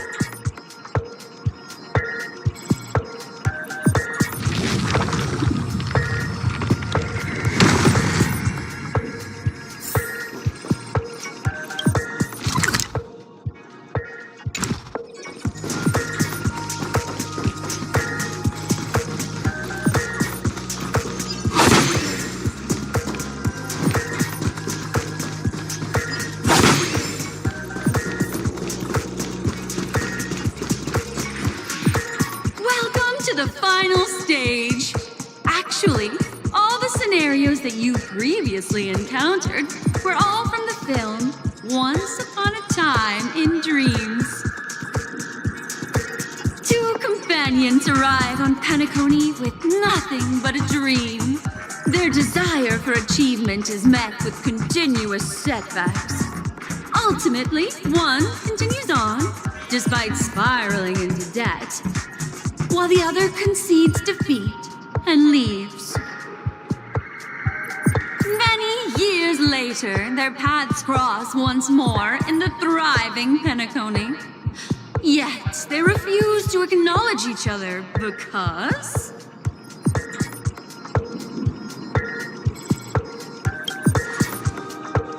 Against the backdrop of a revitalized Penacony, the joy of reunion mixes with the sorrow of past separation, the awkwardness of being strangers, and the shyness of a long-awaited encounter, all converging at this very moment. Give it a shot. Try and convey this bittersweet scene to me. Bring it to life with precise and emotive acting. Is this ever going to end? I know! Why don't you try that clockwork thing you used before?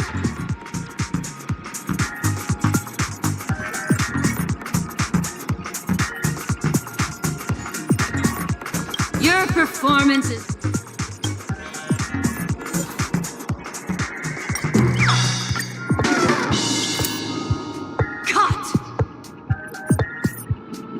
who went from rags to riches, treating a former companion with such disdain. It just makes my blood boil. Huh? But we haven't even done anything! Is her imagination running wild again? Brilliant! Your portrayal outdoes the original. It's simply beautiful! We have passed the test. We ought to hurry up. Stellaron is at stake.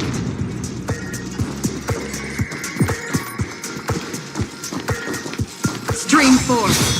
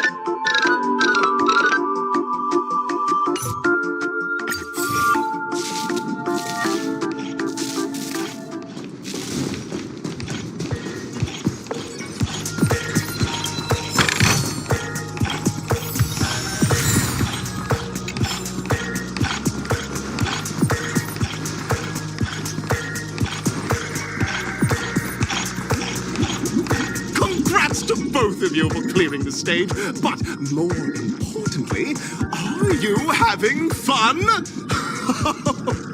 Fun is more important than success. Look at the time! You finished much faster than that red-haired contestant did.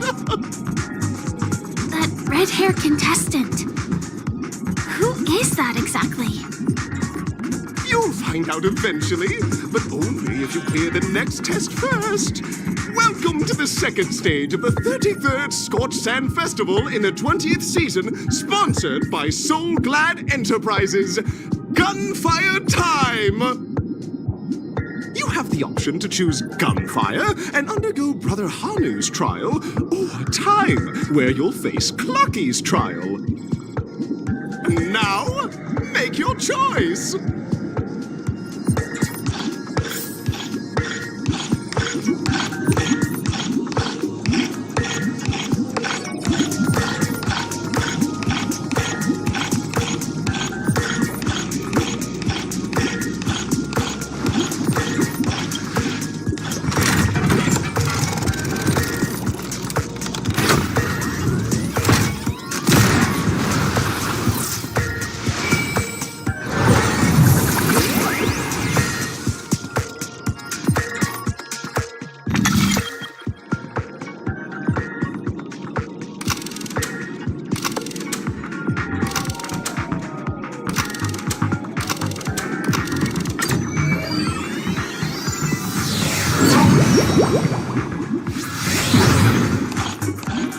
Friends, welcome to the wonderful world created by the Watchmaker.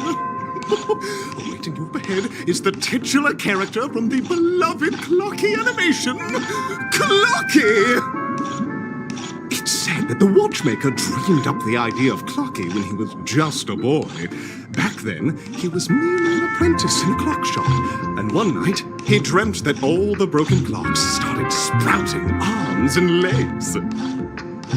Like a skilled pilot, he steered them towards the right path. As a classic figure who grew up with many, Clocky truly shaped a generation, solidifying the Watchmaker's pivotal role in popular culture. Contestants, may you have a wonderful time with Clocky. The trial of time. I hope it won't waste too much of our time.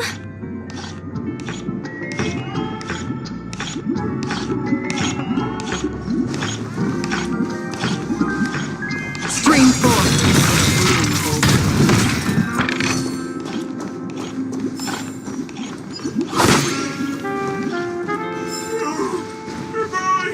Just a failed experiment? That statue. Did it just speak?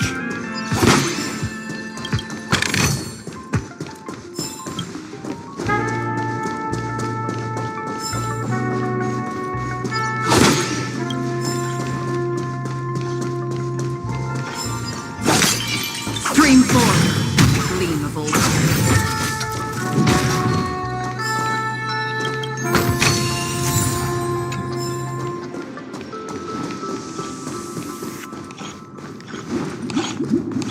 TikTok? Hey there, my gray-haired friend.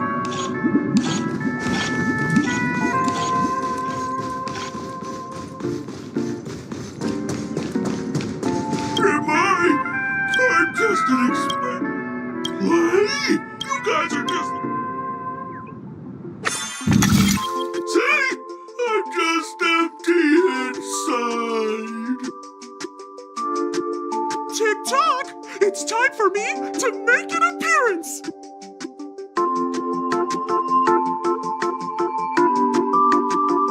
Clocky? I can also see him. Is this character part of the show? In Dreamville, Clocky is everywhere and can do anything. Like, right now, I could solve this problem with your big ticker pal, TikTok. I can't believe it's actually Clocky. Why would you come and visit a failure of a clock like me for no reason? You see, we're all clocks. We're family. I want to help you be happy! Tell your pal Clocky what's troubling you. I came across a startling revelation yesterday. Apparently, Dreamscape Tinker isn't the same as Clocky at all. It's just a discarded prototype from Clocky's early development. Please, just leave me be, Clocky. I just don't know how to face you, because I'm just a failure. Oh dear. Seeing it like this is utterly heart-wrenching. But fear not. We're here to help it rediscover the missing parts of its inner self and guide it out of despair.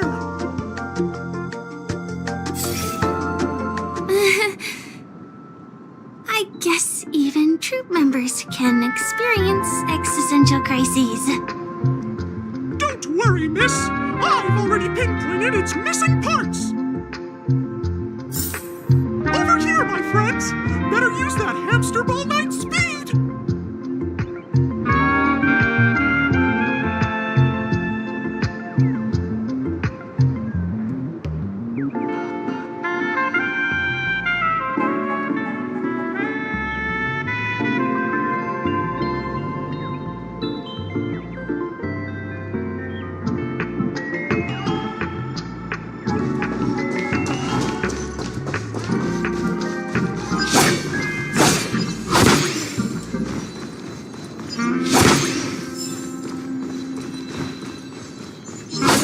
Stream forth with the gleam of old blades.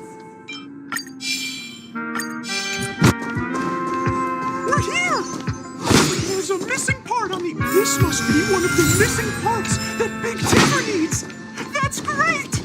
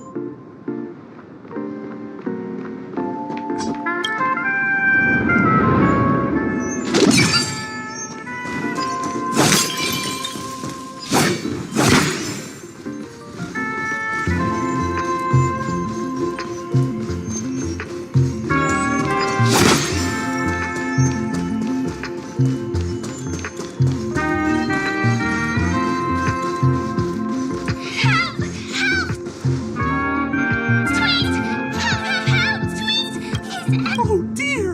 Is that Clocky, Tweet? Please save me, Tweet! I'm being roasted alive, Tweet! A roasted bird? Oh, this is horrible! Let's save it quickly!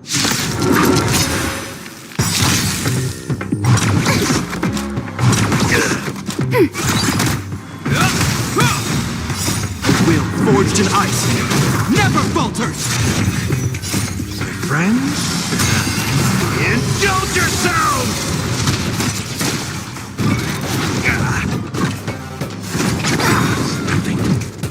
Netmark Festival. Time for a good old counterattack. Still waters uplift. I weep for the departed. This too shall fall.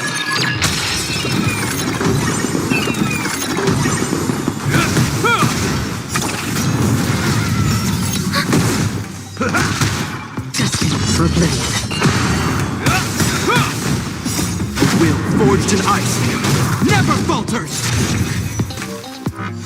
Ready for another? Netmark Festival. Time for a good old counterattack. Still waters uplift. I weep for the departed. This too shall fall.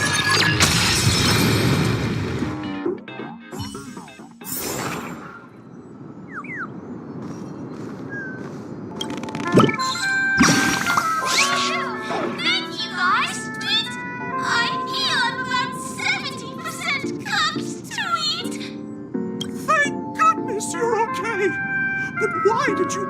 yourself into that fella's tail?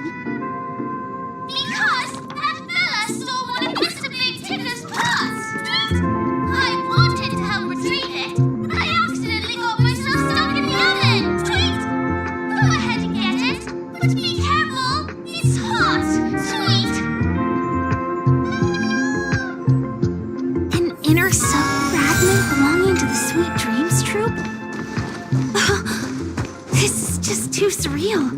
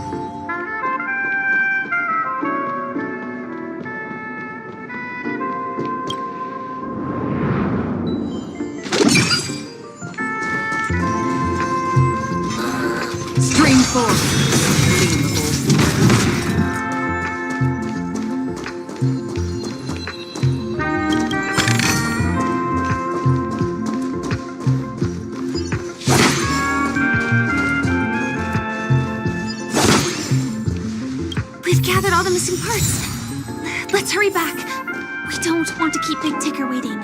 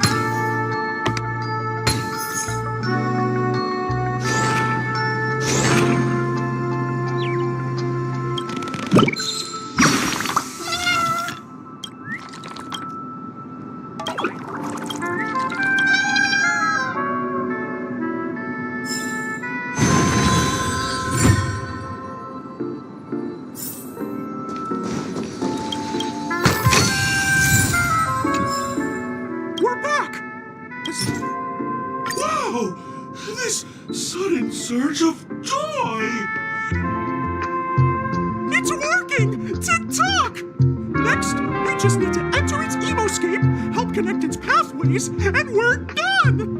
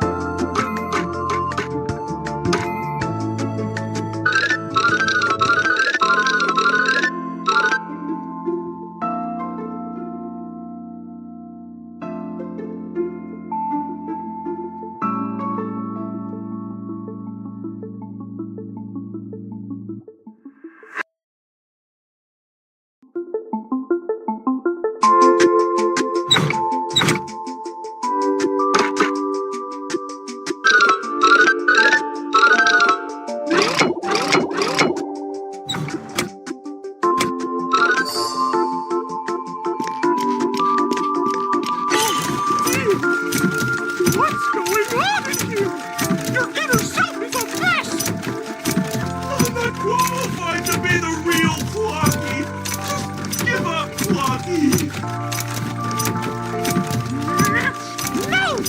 This is unacceptable! You have to face your fears!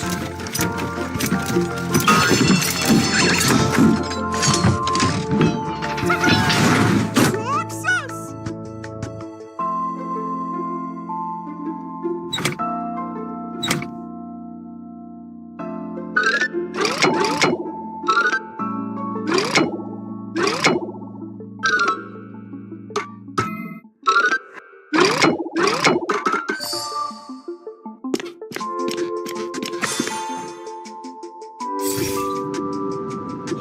Thank you, Clocky. If not for you, I'd never be able to connect with people like this. You helped me find myself again. No problem at all. As the guardian of Dreamville, it's what I'm here for. Tick-tock! Oh, my friends, you still have other important things to do, right? Go forth, my friends! When the moment comes, all the Dream Tickers and I will cheer for you! It's all done! Victory's in sight! Let's head to the final stage.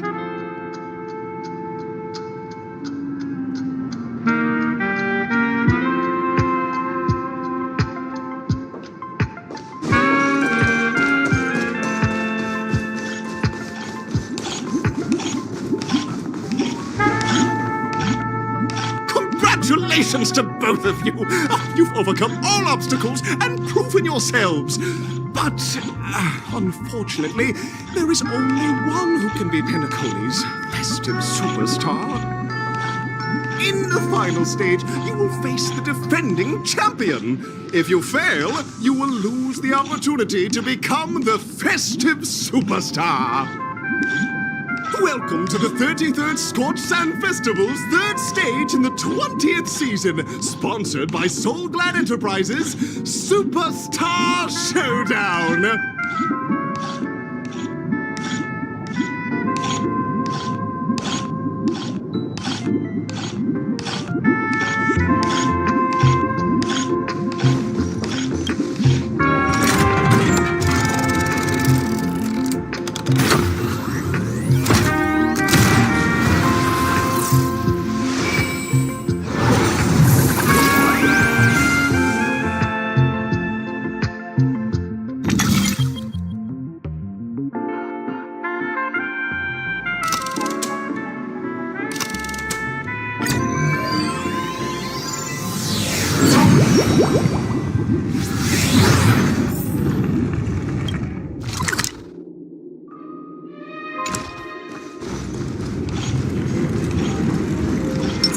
I'm with you.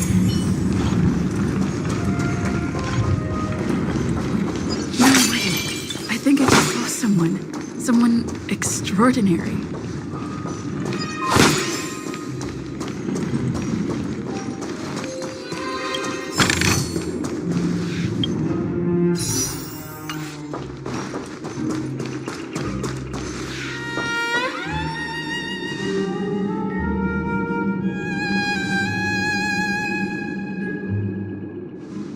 Are you a knight of beauty?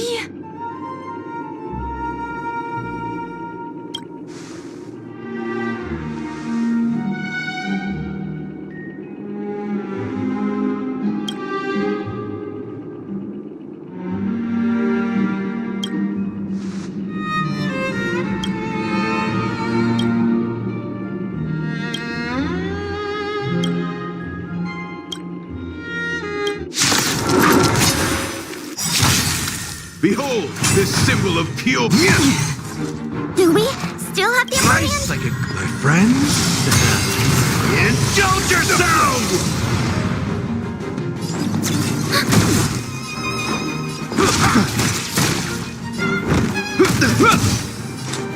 Still waters of oblivion. I weep for the departed. It too shall fall.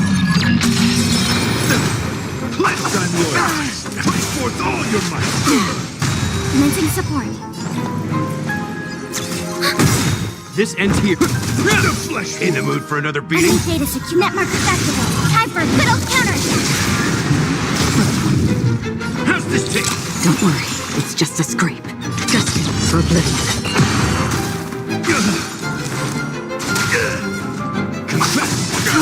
Enemy targets detected. Hope you're prepared. In the name of will forged in ice, never falters. Rise to the challenge. Still waters of oblivion. Bear witness.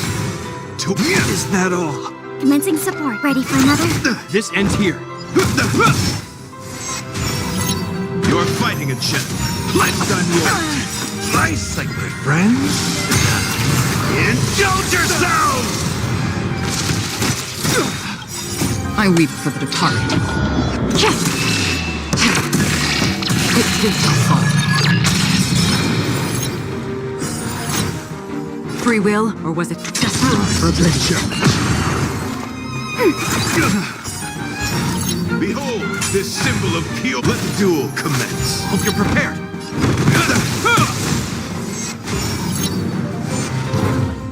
Confess!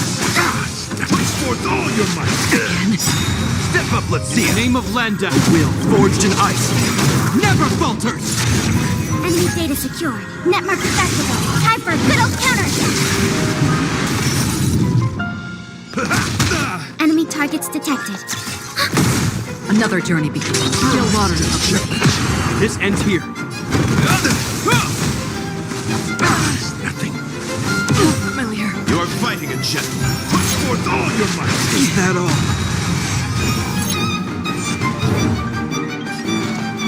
Ready for another? Network activated. Time for a good old counter.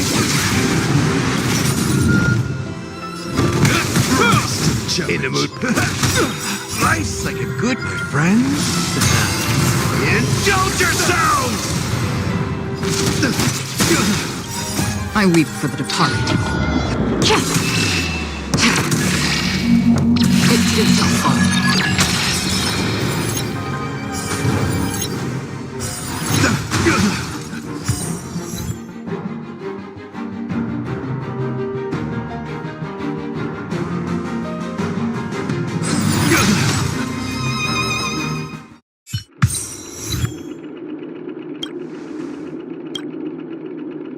We don't have much time.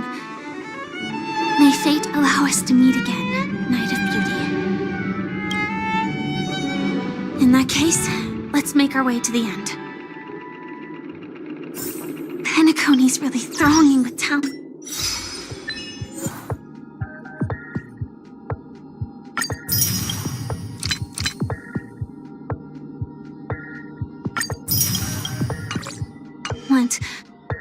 I hope we make it in time.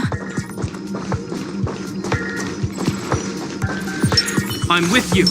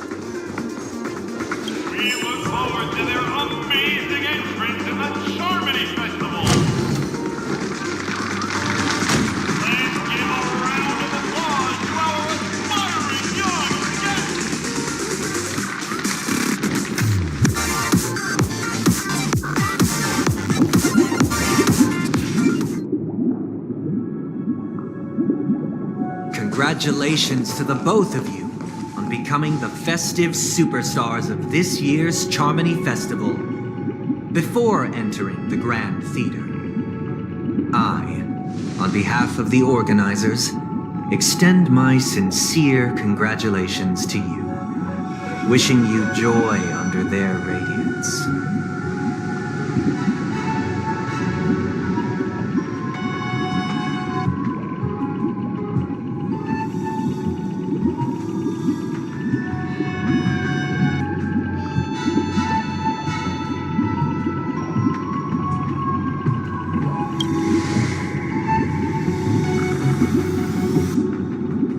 As previously promised, my sister, Mr. Yang, and I have met with the Dream Master.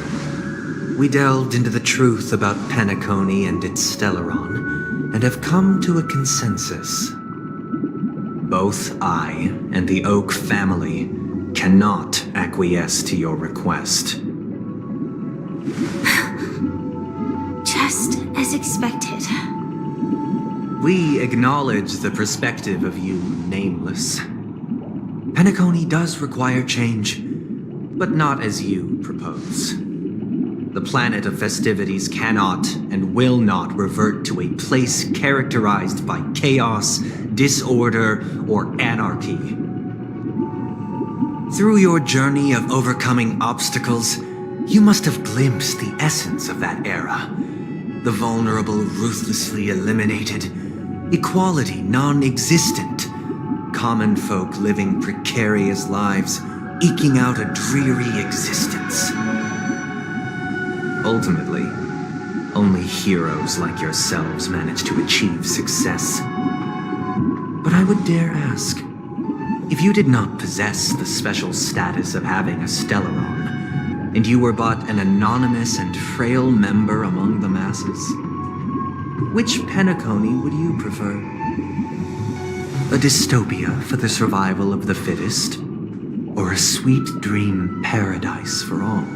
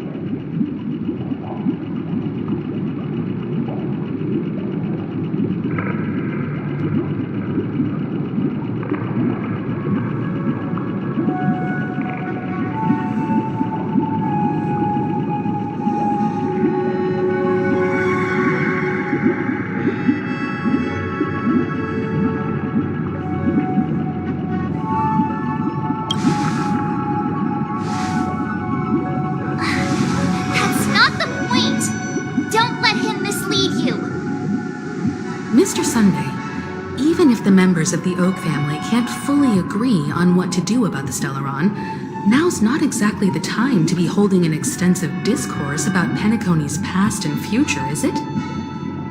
The Stellaron issue concerns the life and death of everyone on Penacony. If anyone has a better suggestion, the crew is more than willing to listen. Also, it'd be best to tell us the ins and outs of that meeting.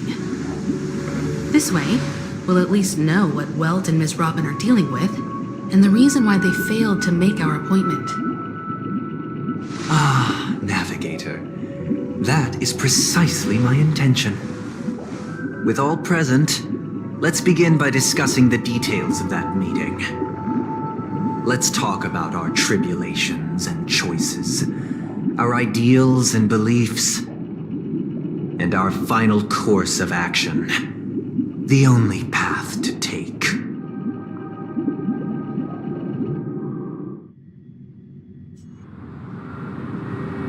You mean to say that for the longest time, there have been scoundrels who would use the Charmony Festival that I have bequeathed to the masses as a tool to realize their ambition? Indeed, Dream Master. Once the Charmony Festival begins, the Stellaron's powers, along with the song, will be broadcast across the entire planet of Penacony. And then everyone in their dreams will be unable to awaken. This is indeed surprising to me. The dreamscape is maintained by the collective effort of the 5 families. If someone were to use the Charmony Festival to recklessly disseminate the power of the Stellaron, this individual must hold a position of great authority. Do you have any suspects? I'd like to ask, did you really not know of the Stellaron's existence? I would have never thought that this Nameless would point the spear at me. Quite astonishing indeed. If I have offended, the Astral Express extends its sincere apologies. But the current circumstances are dire and leave no room for meticulous inquiry. We're doing this out of concern for the Dreamscape's safety. So, if you could, please alleviate our concerns. Dream Master, it's just to prove that the Charmony Festival has nothing to do with the Stellaron. If we're being overly cautious, I will return to the stage to offer tribute in song, just per the arrangement.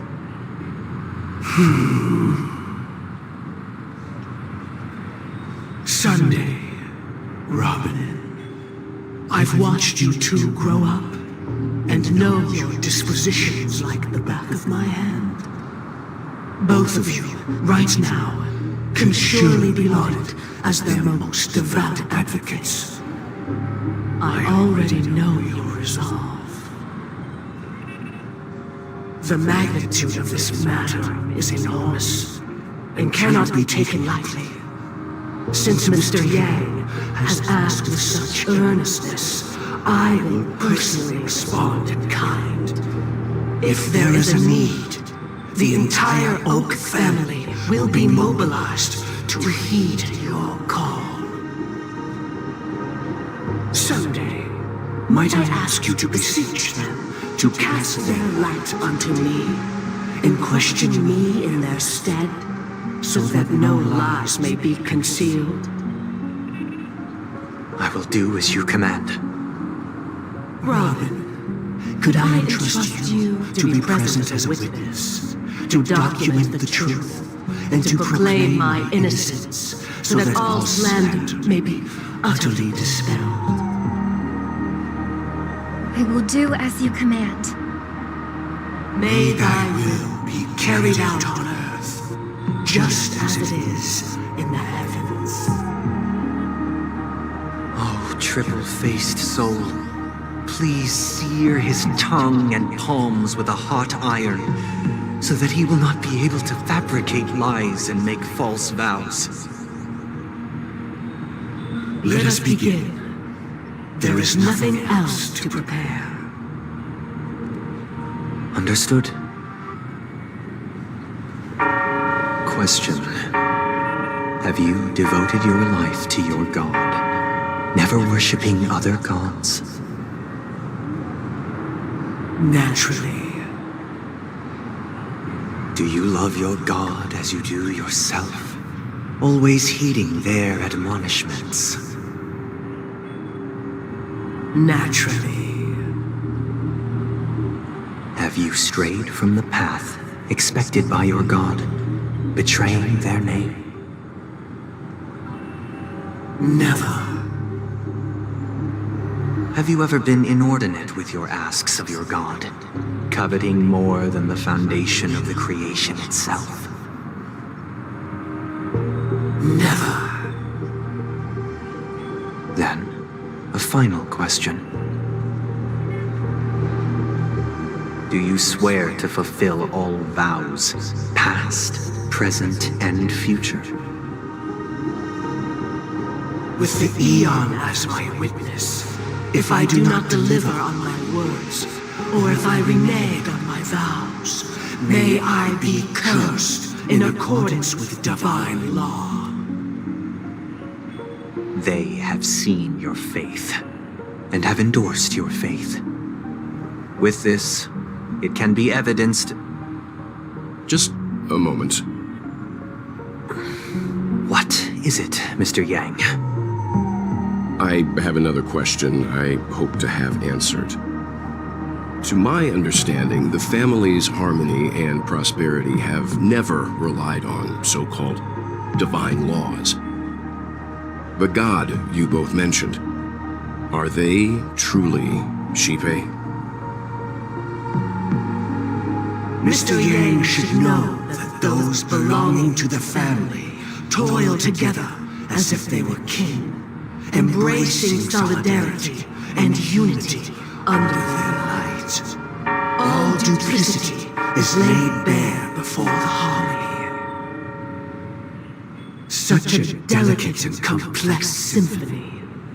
Which other god could perfectly harmonize this if not for the great one, Shipe? Perfectly harmonize. Therein lies the problem. It isn't an outsider lurking in the shadows who changed the harmony, but a dissonance that has surreptitiously emerged from within this very symphony itself. In the distant past, there existed an Eon. With one flick of the wrist, they crafted the laws of the cosmos. Their followers formed the Beyond the Sky Choir, spreading solemn and reverent hymns throughout the universe. Later, they fell. The route traversed by this Eon clashed with the harmony, ultimately being absorbed and fused into it. The chorus that once reverberated across worlds fell silent, and when it echoed anew, it was transformed into the hymn of harmony.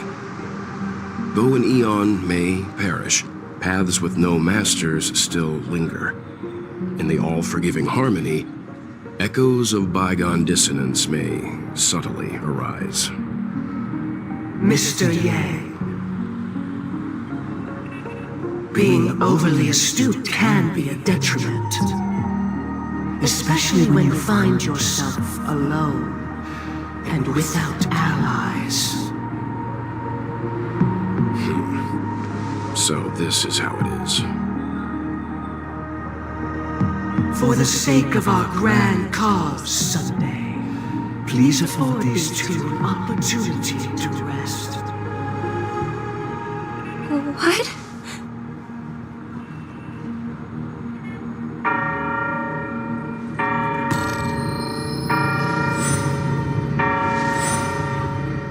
Sorry, Robin. It's just you. I did not wish for you to know this. It's a pity that things have turned out this way. So, this is the true reason I can't sing? The shadow that envelops Penacony is actually... We were never children of the harmony.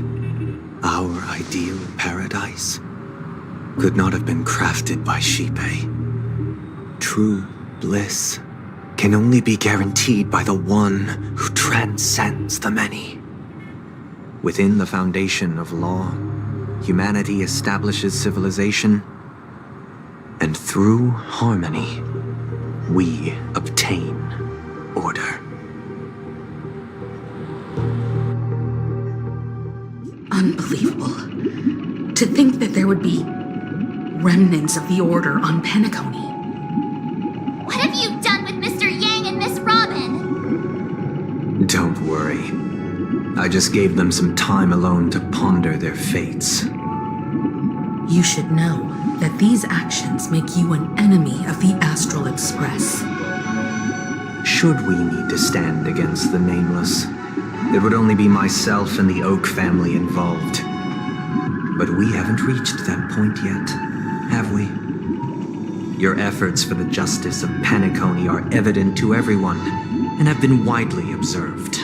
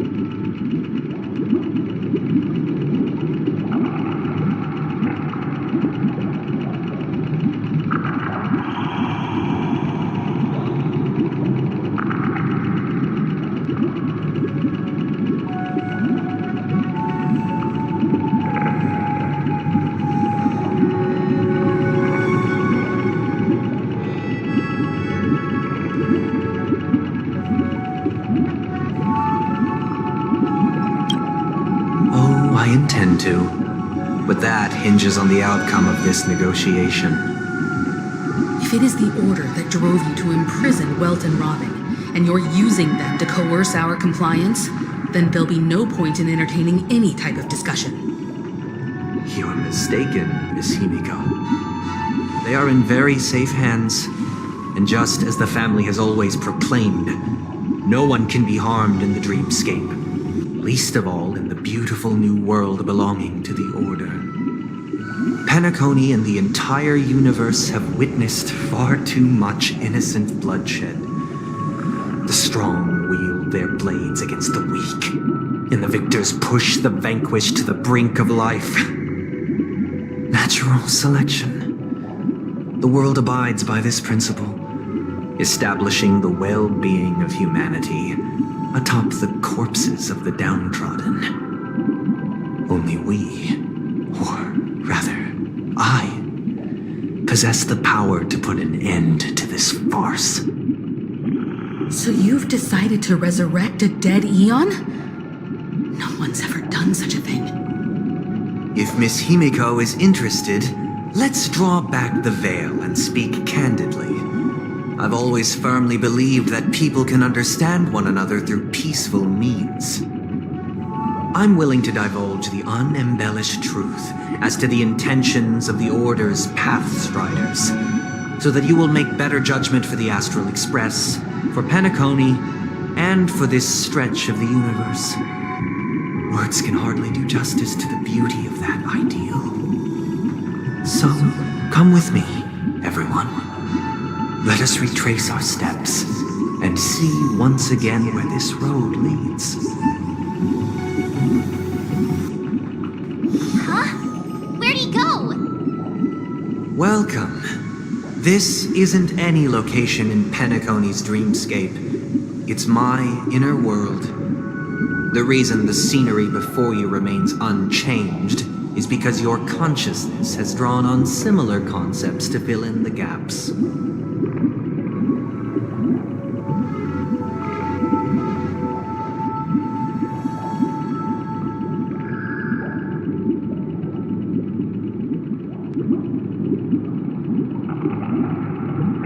Did you do the same to Welt?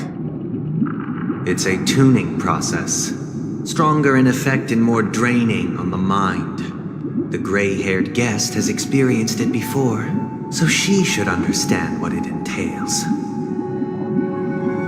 Tuning allows you to intuitively grasp my feelings, which also means that I cannot hide anything from you. Now, everyone, please look at the huge screen. The road we once took begins here. From this point on, you will witness the numerous decisions I've faced. I've selected a portion of these to share with you. I believe after going through similar predicaments, you'll be able to better understand my thoughts. Let's begin. The first decision. A story about a baby bird. This story happened when Robin and I were very young. We were victims of the Stellaron disaster, and the family's Mr. Gopher Wood, who would later become the Dream Master of Penacony, saw that we siblings had no one to turn to and took us in. Later on, Robin and I lived a time with nary a care in the world. One day, after dinner, while my younger sister and I were lounging about in Mr. Gopher Wood's yard, we spotted a fledgling Charmony dove all on its own. That baby bird was tiny. It didn't even have all of its feathers, and it couldn't sing. When we found it, it was already on its last breath, having fallen into a shrub, probably abandoned by its parents. We decided to build a nest for it right there and then. However, thinking back, that winter was unusually cold, with fierce winds at night in the yard, not to mention the many poisonous bugs and wild beasts in the vicinity. It was clear that if we left the fledgling in the yard, it stood no chance of surviving until spring. So, I suggested we take it inside, place it on the shelf by the window, and asked the adults to fashion a cage for it. We decided that when it regained its strength enough to spread its wings, we would release it back into the wild.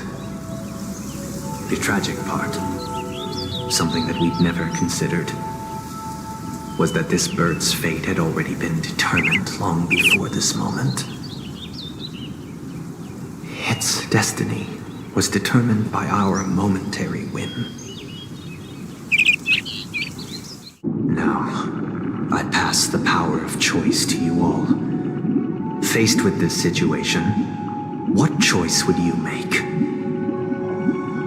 Stick to the original plan and build a nest with soft net where the Charmony dove fell. Or build a cage for it and feed it giving it the utmost care from within the warmth of a home. I eagerly await your answer.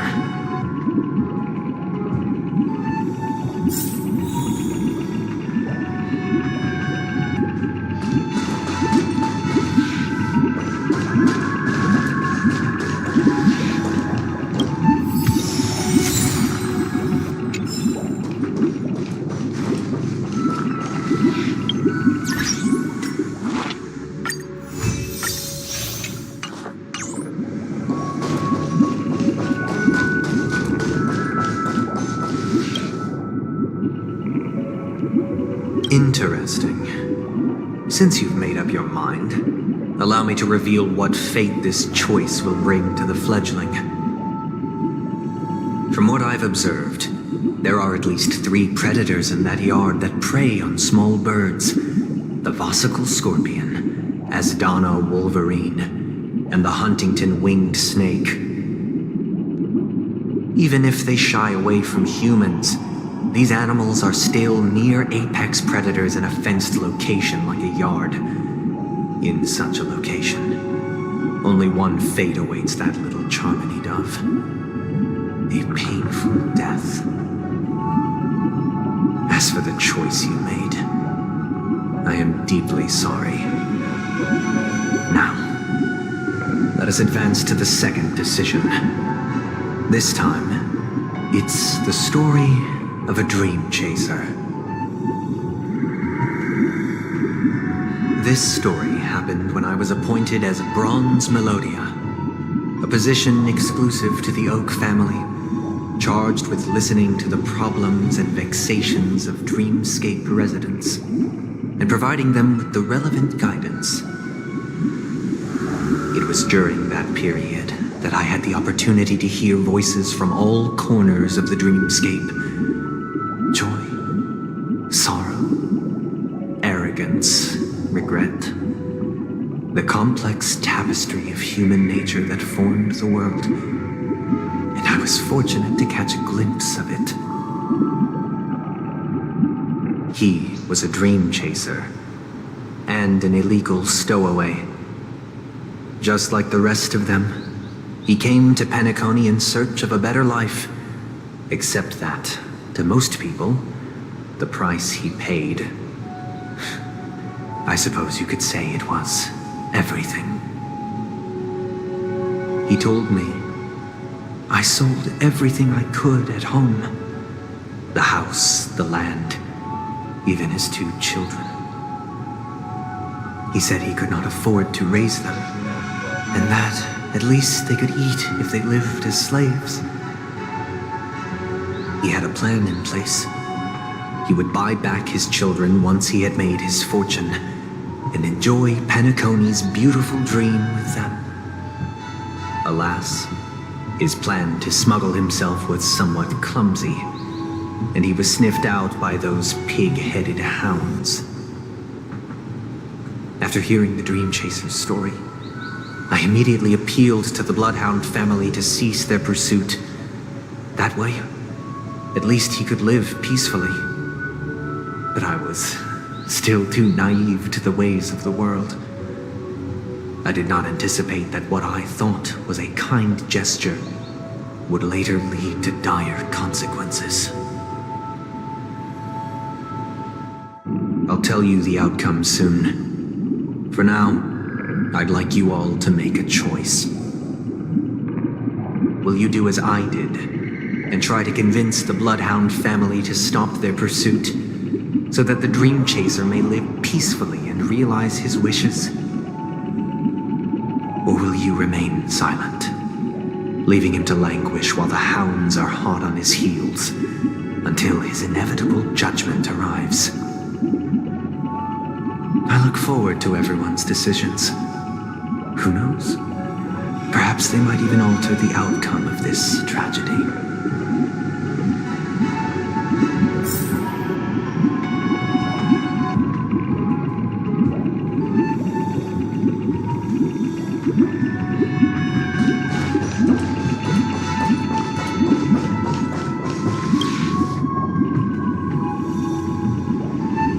It seems You say he never gets caught, should he be apprehended. As to your choice and the story this time. This story, what surprised me was the letter contained the usual... Do you know who wrote this? My sister, of course. To help you grasp the fault. From what the letter indicated. Correct. A stray bullet. A war has broken out on... She hoped to eat... Is she alright? If the operation was by the eon above. Those... Now you understand why she... How could this happen? Miss Robin. It's all in the past. Likewise. Because this is merely... Would you still support Robin's journey on the path of harmony?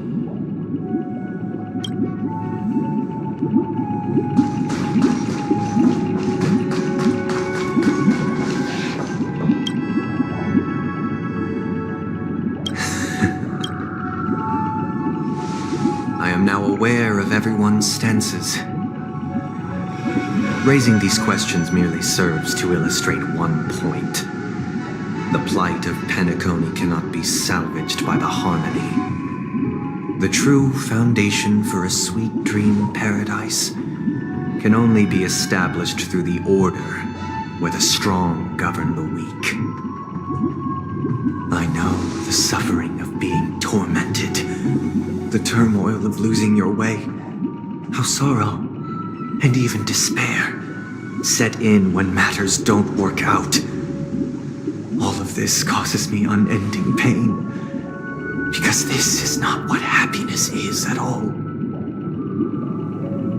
We must teach the weak how to live a happy life, and this life isn't some noble propriety that the upper crust preaches, but in definitive terms, a way of survival that belongs to everyone.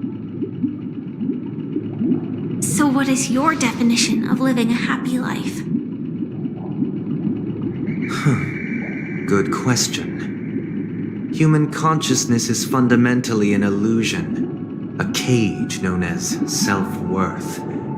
People lured in by this illusion make mistakes, yet still ask that external influences bear the burden.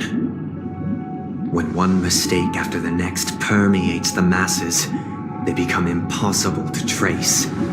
Thus, the amassing of these individual cages culminate to form a prison, a place dictated only by the rule of survival of the fittest. Nature is always accompanied by predation and sacrifice. Its antithesis is known as order. That is what I want to do. Unite people's happiness under the banner of order. They won't need to make bitter choices any longer, nor face the weaknesses of humanity.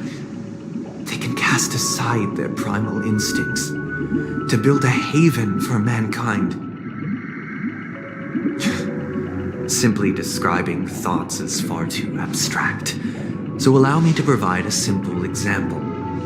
As you all may know, there are societal norms like weekends and long weekends that exist on some worlds.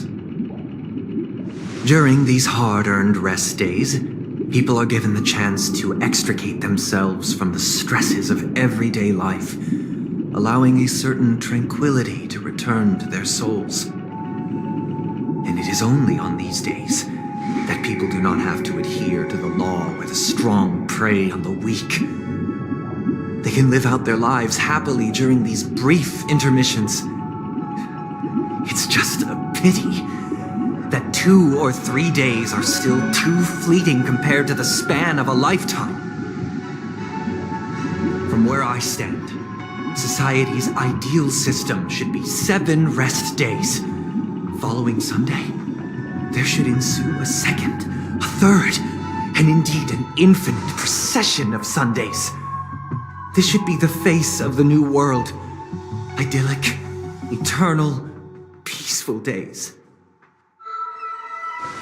And thus, every person can return to their base selves in this utopia. Some gaze in reverence at the stars, pouring their whole beings into calculating the distance between us and the isolated world of Pagana. Meanwhile, Some seek refuge in quiet corners, holding one another, unencumbered by the chains of unwelcome obligations. There would be no need to bear the hardships of reality. Only in this way can humanity face the inevitable end with the purest of spirit, living a life of dignity. This is what it is to live in bliss. Miss Firefly, you who are stricken with entropy loss syndrome, you of all would surely understand this.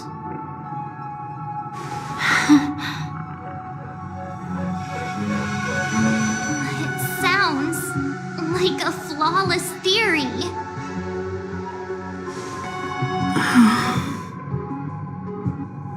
But what is the price to attain all this? The cost is minute, merely a personal and eternal sacrifice. If this paradise is to be maintained for everyone, someone must remain trapped in solitary awakening until the end of the cosmos. Awakening. Which means that this so-called paradise is still a dream. Stepping into this paradise means forsaking reality, correct? It is not forsaking, but transcending. Flesh, blood, sorrow, weakness. If the physical is the root of spiritual suffering, it is only logical that we defeat it. But in this supposed bliss, people won't have defeated their demons. The chance to overcome their tribulations would be forever lost to them. In other words, it is an escape. That's another way of understanding it. But there is no shame in escape. On the contrary, the seeds of escape exist in everyone's hearts. Don't you agree, Miss Firefly? And as to why we sleep, it is because we are afraid to awaken from our dreams. But this is not in conflict with the grand plan. Only in acknowledging this can we truly understand the frailty of human nature, and from there, show compassion and protection.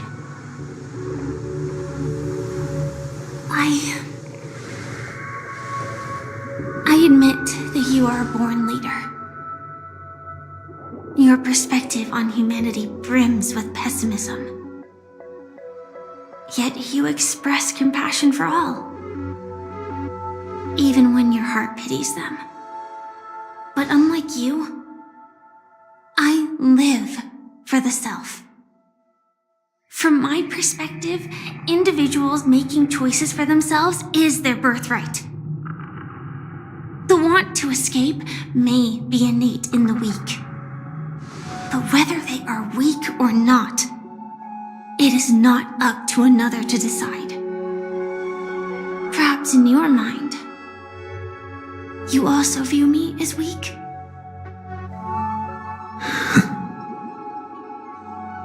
Because I don't think so.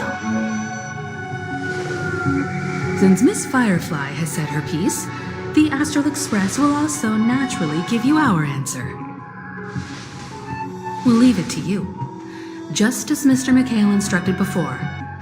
Tell him our choice.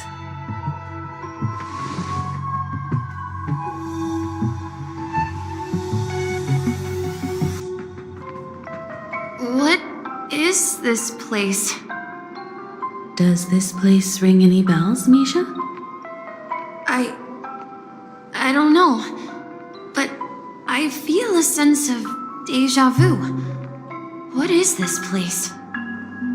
It's the realm within a dream bubble.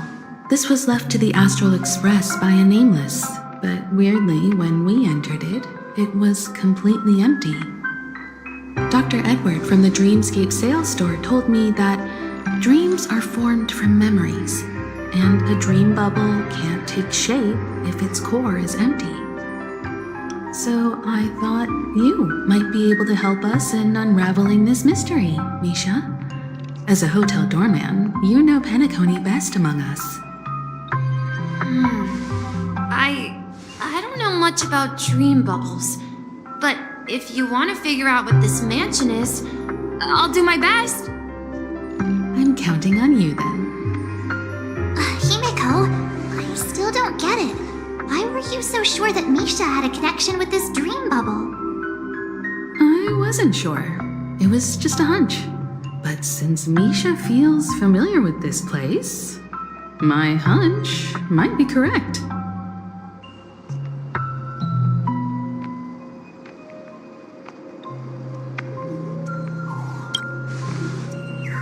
Exactly.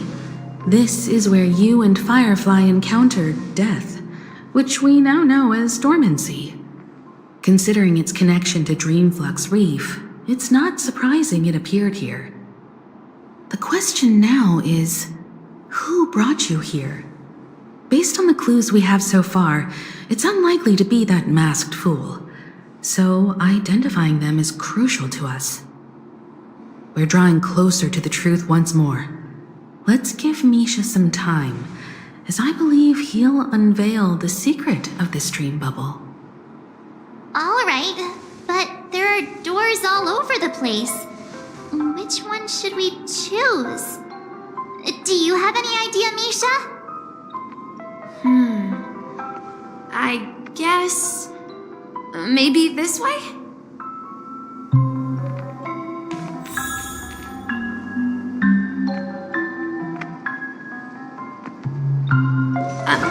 I'm not entirely sure, but let's give it a try. Wait, you managed to choose the right door on your first try?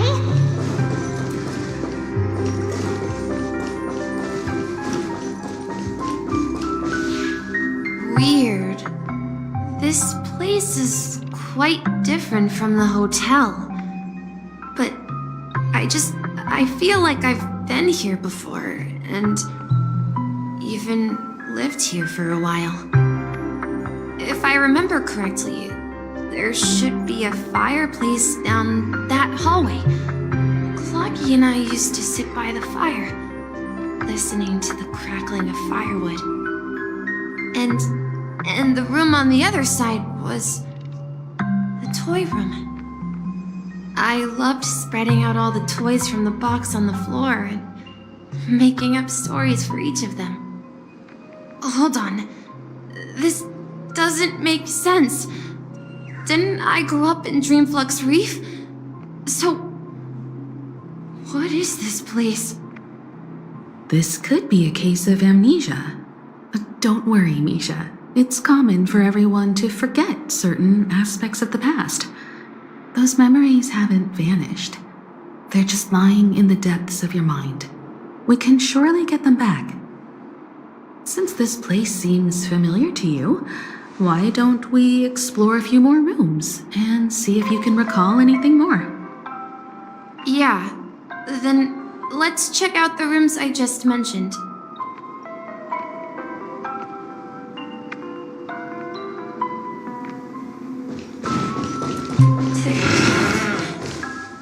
I heard some noises from the room. Origami Bird? That's a friend of mine.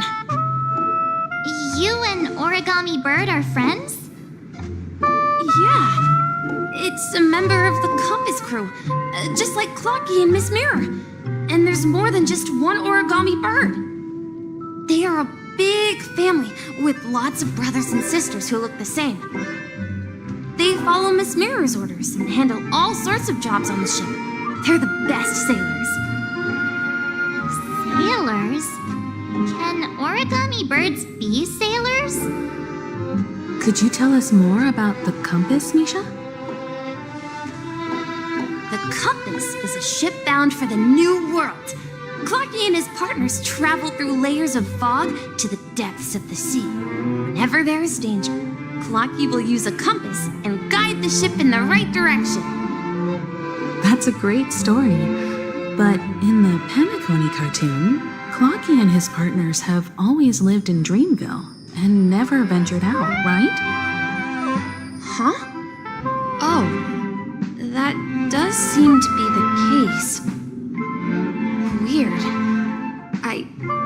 I clearly remember Clocky arrived in the New World in the end. Perhaps Clocky has a hidden past. So, where has Clocky gone? Did he leave to protect Dreamville?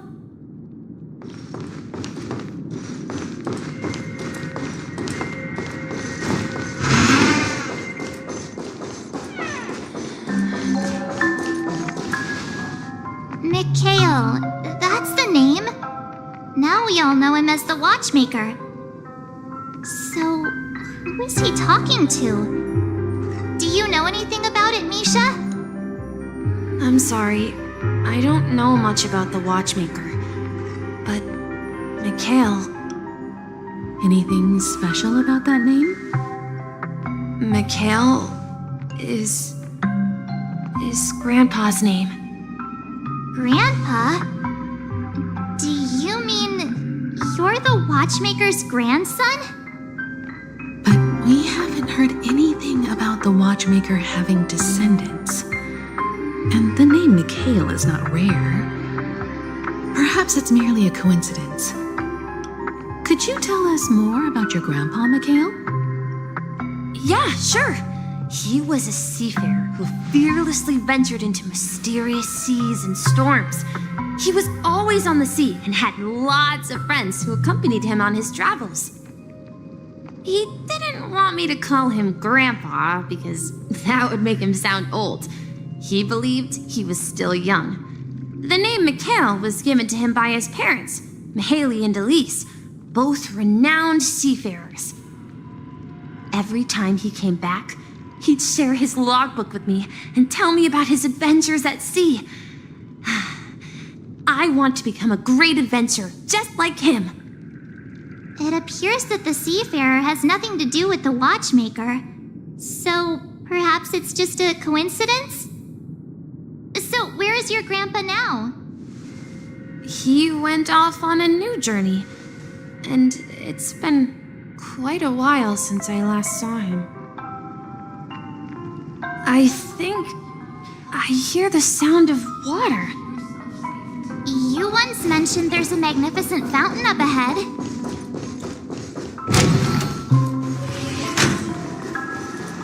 Look, there it is!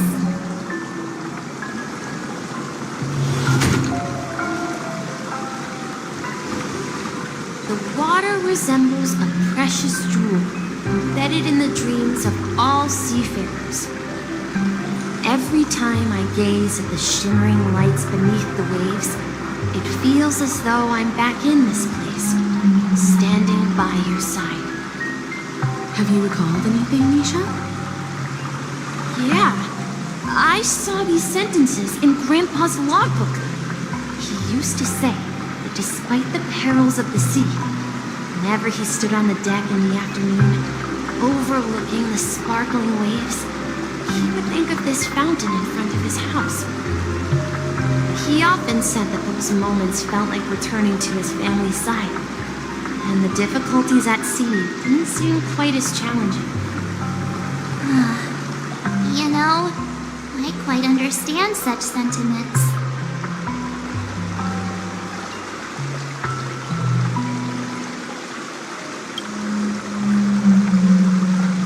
Hey, don't tease! I was just being a bit sentimental. Perhaps every adventurer far from home carries a fountain within their soul. Even though the other side of the sea remains shrouded in the unknown, the fountain in front of his house serves as a compass, leading him back to his cherished ones. Yeah, while Grandpa was at home, we would stand by the fountain and place the compass, a toy boat that I made, into the pool. Back then, I would ask him when I could go on adventures like him, and he would always laugh and say I was still too young. It seems this Mikhail Kale is truly a seafarer and has nothing to do with the Watchmaker. Yeah. Based on Misha's recollections, the scenes in the dream bubble appear to be his childhood memories. But this raises more questions. According to Misha, he was clearly born on an oceanic planet and led an ordinary life, with no connection to Penacony at all. Could this be some sort of metaphor? Perhaps the sea refers to the memory zone. I'm sorry. I don't know, but my memories keep pouring out uncontrollably, like water flowing from a fountain. Perhaps I'll remember more things if we go further.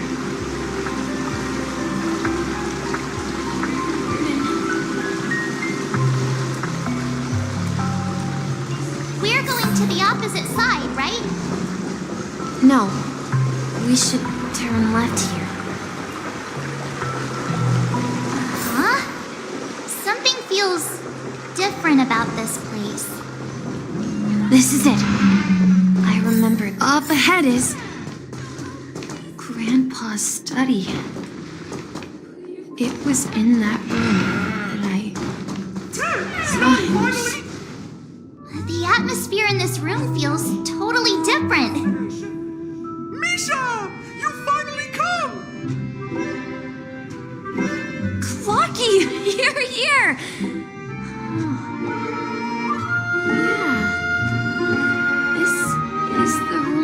Are those books on the bookshelf logbooks left behind by that seafarer? Yeah. Whenever he came back, he placed a logbook on the bookshelf in his room. They contain records of his expeditions to every corner of the world. He described our world as a fountain. At some point, the sea started to gradually swallow up the land where people lived. To ensure that everyone had land to settle on, he had to continue exploring the sea in search for the source of the rising seawater. On that day, he called me to his study, telling me that he was embarking on another journey.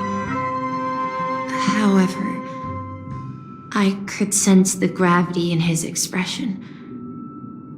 I asked him if I could go with him, but he said that my adventure lay elsewhere, and told me to stay home, and patiently await a certain sound at the door.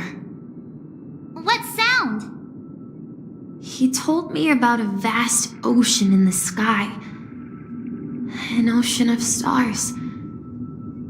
He spoke of a train that transports children with a desire to venture far away, traversing the sea of stars without ever stopping. He said that he knew the crew on the train, and that he had asked them to take me along. He said the journey I had always dreamed of would start there. A train? Could it be? It's the Astral Express. I remember now. Grandpa's friends are a group of nameless who came to this world to resolve a disaster caused by a star. Then, he gave his pocket watch to me. It was his cherished treasure, appearing in every one of his adventure tales. He explained that difficult times were ahead, but assured me that the watch would guide me. He said, as long as I kept moving forward, I'd eventually reach my desired destination. And then, it was as if I heard the distant sound of a train whistle echoing throughout the room. Exactly, Misha! And then we followed that whistle, didn't we? Yeah. I think I can still find the way we took back then.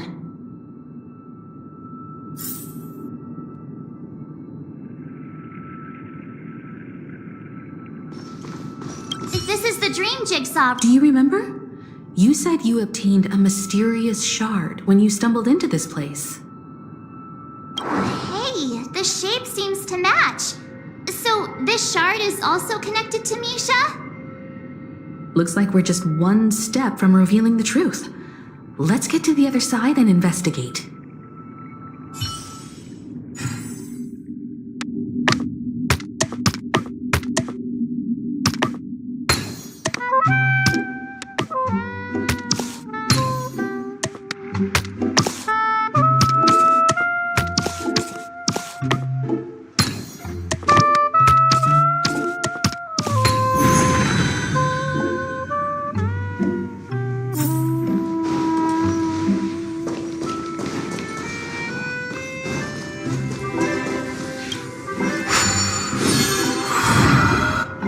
This is it. This is my room of clocks. While I spent my time waiting for Grandpa to return from his voyage, Walter gave me this workshop, and it became my secret base. Here, I learned how to repair clockworking gears out of my fondness for precision mechanics.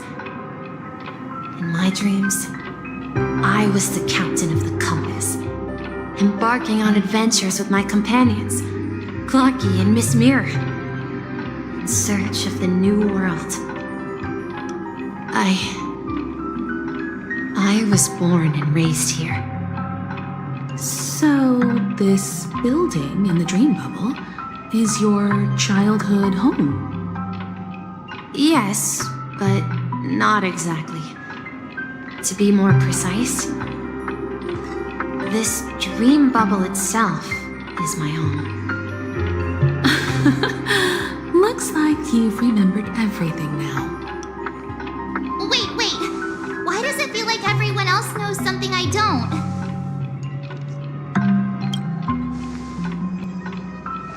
March, do you remember when she mentioned the clocky that only she could see?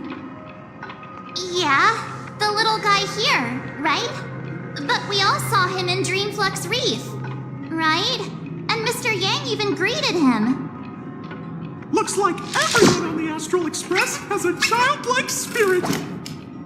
The answer lies in the Astral Express. Her experience shows that neither Firefly nor Acheron can see this clocky. And when we were in Dreamflux Reef, you may have noticed that for some reason, nobody outside of the crew had ever talked with Clocky.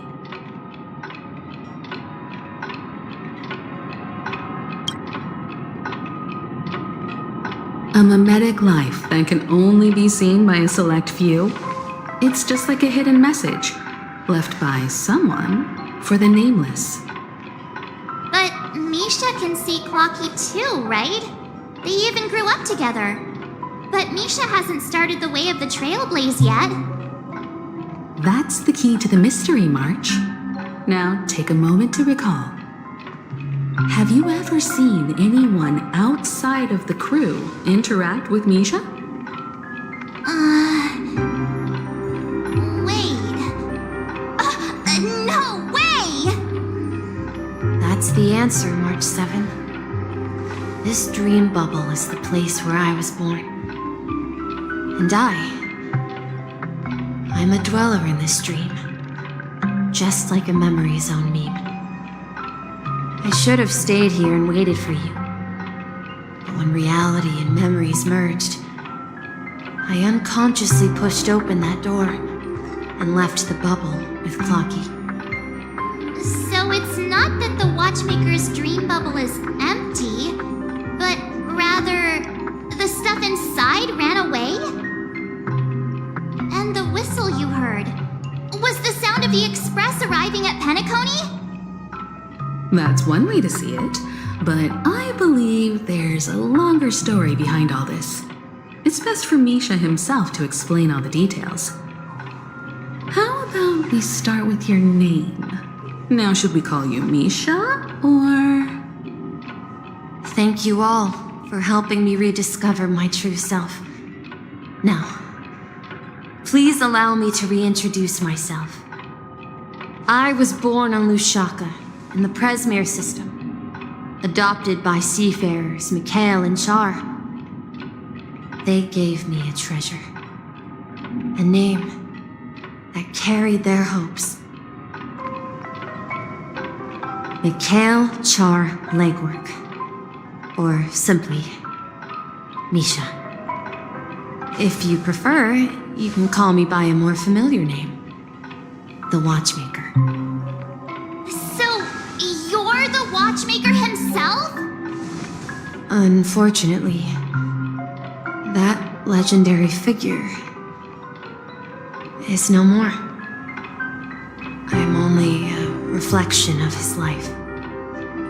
As for the child who has been with you, he's the innocent protagonist of Misha's childhood dream. Friend of Clocky, a young apprentice, and a future mechanic on the Express. And this also marks the beginning of his journey, devoted to the Trailblaze. At the end of the journey, I left this little flame, which I so cherished, in my deepest dreams, hoping to pass it on to the nameless of future generations. However, he somehow left the dream bubble and forgot all about his task. I apologize for all the confusion this caused. Because he was born with a desire to trailblaze, wasn't he? I don't think Misha has forgotten his role as a guide. He remembered it, and that's why he mistakenly appeared as a hotel doorman in her dream from the very beginning. The one who brought our unconscious friend here must have been Misha. If that's the case, we encountered the Watchmaker's legacy from the beginning, didn't we? Well, I have a sarcastic friend who says I always take big detours and end up back where I started. Perhaps that's what every nameless has to go through. But in the end, you found me. I'm sure you're all wondering what my legacy is. I believe my hound has mentioned the Stellaron and my wealth. If I may apologize, the Stellaron part is real. As for my wealth, however, it's nothing more than a baseless rumor. I left my homeland as a child and embarked on the journey of Trailblaze. I traveled to various planets until finally reaching Esdana, where my friends and I built the original Penacony and fought for its future ever since. I've been moving forward all my life, doing what I could to overcome the obstacles in my path. But ultimately, my journey reached its end, and I left behind no possessions worth entrusting. So, if you ask what's left within this worn-out train engine that can be called a legacy, I suppose it's the things that are still burning in the engine's furnace. Now that you're well aware of the current situation of Penacony, I certainly hope that you'll help me get this world back on track. But I'll leave that decision to you, for the path of Trailblaze is never paved by others. All I have for you is a story and 2 gifts. I want to give you my pocket watch. It has accompanied me throughout my long journey, guiding that naive child forward, and has been blessed with the presence of so many great people up to this day. And my hat, too. The one who navigated for me placed it on my head and planted a fanciful thought in my mind. The trailblazing expedition will never end. Now, it's time for you to make your choice. Once you've made up your mind, open that door and enter the long dream of an old man. I'll be waiting for you at the end of this corridor of time. All right, everyone, let's make a decision. Although I don't think anyone will have any objections.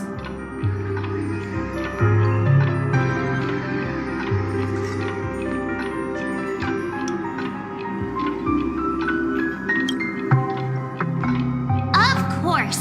We've come this far. Surely there's no other option than moving forward.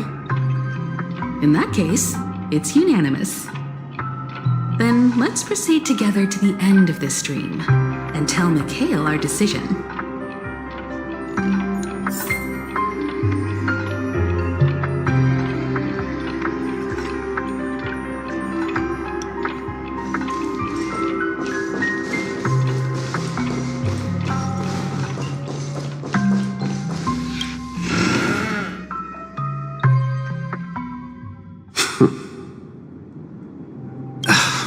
Mikhail, where are you going? Someone has to step up and save Lushaka. So why can't it be me, Misha? Please don't go. And if you must, please take me with you. Don't leave me alone. Even without me, you know how to proceed forward, brave Captain Misha. The compass is waiting for you. Haven't you always wanted to be a better adventurer than me? Now go, board that train and start your journey. Where are you going, Mikhail? I'm going to clean the floor in the parlor car. I've promised the conductor. Wait, first tell me, did you fix this watch? Yeah? I know what it looked like before. Its chain was broken, the back case torn, and the marks on the dial all worn out. How did you manage to fix it? Well, it's hard to explain, but I knew it could be fixed. It's the hands, Mr. Amundsen. Its hands were intact and pointing in the right direction, so I knew there would be a way to fix the rest. I see. You'll work with me from now on. Haven't you always wanted to tinker with this train? You're its mechanic now. As for the conductor, I'll do the talking. But I only know how to fix watches. Don't worry. You've got what it takes. I'll teach you what you need to know. Where are you going, legwork? It's time to head to our next stop.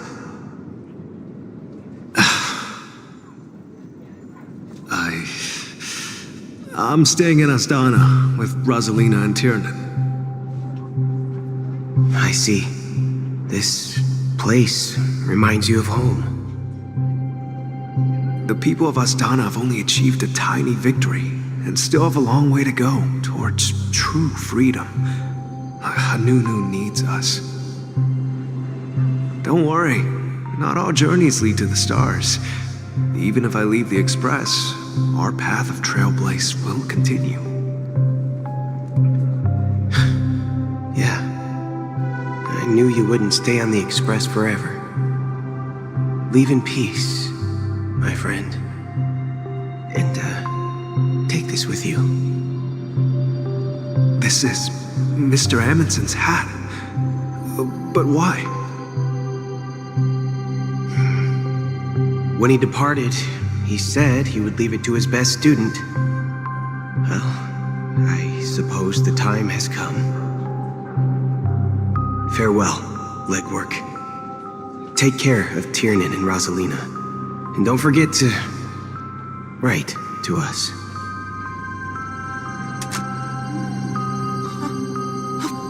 Where are you going, Watchmaker? Don't worry, Micah. Just going on a little trip. Someone has to be at the forefront of the interstellar frontier, and I'm the only former nameless in Penacony. So why can't it be me? Because you're all we have. Have you forgotten about Tiernan? The cosmos is way more dangerous now. What will happen to Penacony if we lose you too? But what will happen to Penacony if we don't find a way out? Ah, Tiernan. How could I ever forget him? I've spent countless sleepless nights asking myself why I didn't go with him back then. We Nameless won't stop. Don't worry, Micah. It's just a matter of getting back to my old profession. Just wait for me to come back. But if, and it's a big if I don't come back in one piece, then you'll become the next watchmaker. Where are you going, old man? Oh, you answer my question. What are you up to? Relax, Gallagher. I just came up with a great idea. Wanna hear it? Oh, come on. Aren't all your ideas just ways to get yourself killed? I may be blunt here, but you're the last remaining hero in Penacony. If you die too, the secret of Stellaron will go to the grave with you. Yes, I'm afraid there's no way out in Penacony, so I'll have to consider alternatives beyond Asdana. We'll organize a festival using the Watchmaker's legacy as a facade and send invitations to the entire cosmos to gather people here. So, a desperate struggle against the family? Desperate? Don't we have you here, my friend? This task is challenging, but what hasn't been challenging for us along the way? Well, whatever you do, remember, make sure to send an invitation to the Astral Express. Misha! Where are you going? Oh, it's you, Clocky. Take me to Dreamflux Reef. Last night, I had a long dream about the day we met. I want to write down that dream. Write it down? Why? Oh, so I won't forget it. Do you remember how you got your name, Clocky? Of course! You told me that when you were a kid, you lived in a room full of clocks. Those wall clocks and pocket watches grew up with you and were your best friends. Yes, but what I didn't mention was there's a funny misunderstanding behind it. I was a kid, and there was always a special pocket watch in my memories. It was with my grandpa, guiding him on his sea voyages and leading the way in his every adventure story. I wanted to have a pocket watch like that too. And that's when you appeared in my dreams. Yeah. Every night, we boarded the compass and set sail together. But you know what? It wasn't until the day my grandpa gave it to me that I realized it wasn't a pocket watch at all. It was a compass. So, your name should have been Compassy. And the watchmaker is just a nameless.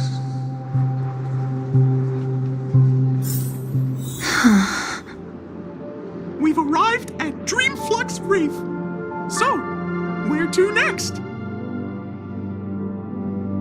You know, Clocky, I don't think I'll be going anywhere else.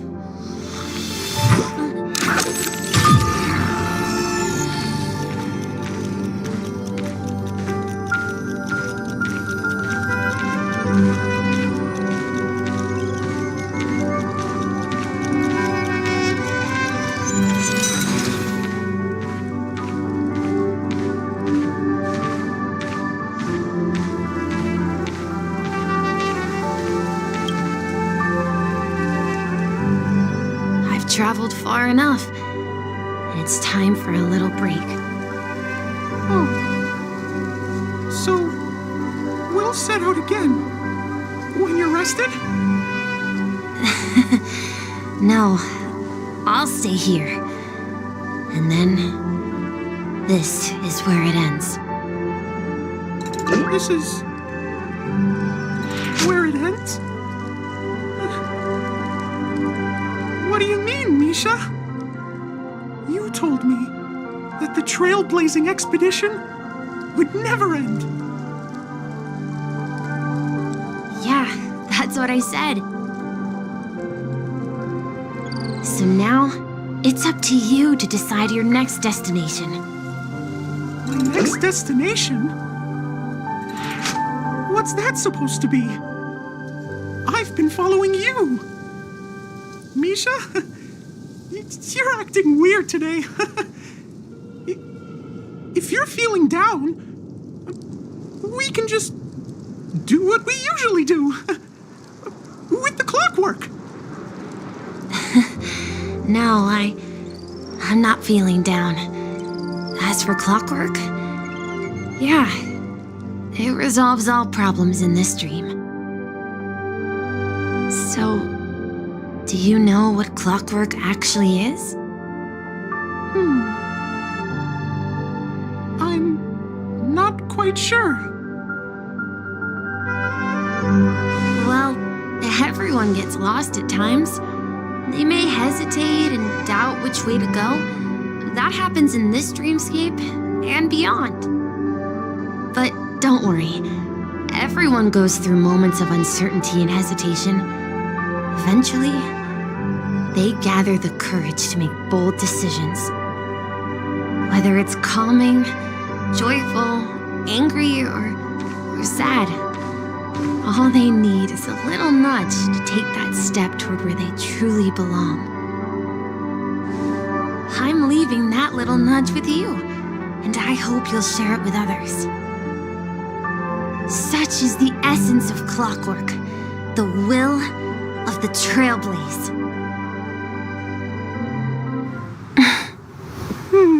Clocky's hands spin around non-stop, indicating confusion, frustration, and weakness. But ultimately, people still need to move forward. Just like your hands, always pointing ahead. This is where my journey ends. From now on, it is your path to walk. Trailblazing means taking paths your predecessors forswore and venturing even further. The Penacony in Mikhail's dreams does not belong to order.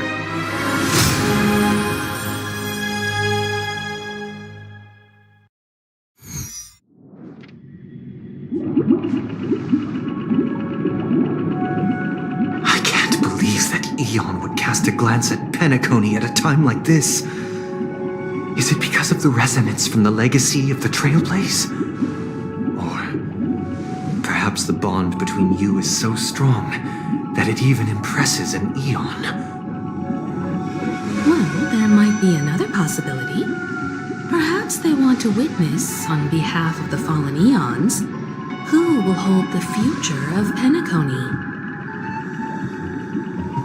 If that's the case, on behalf of the Dream Master of Penacony and the 107,336 members of the Oak family, I'm extending a formal invitation to all of you.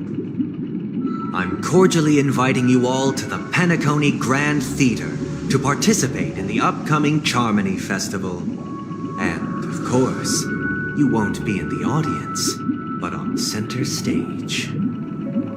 Since the future of the Stellaron, Penacony, and even the entire cosmos is at stake, let's draw a conclusion there, in all fairness.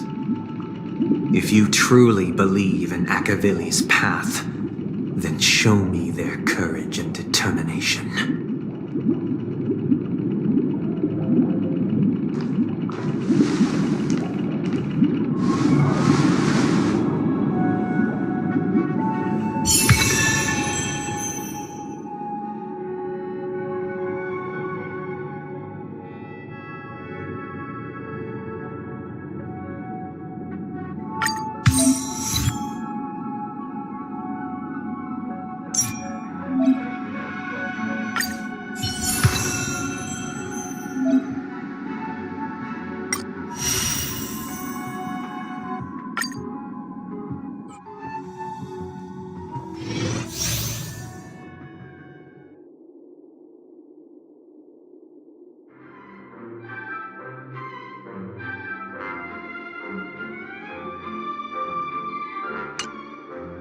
Please stay tuned.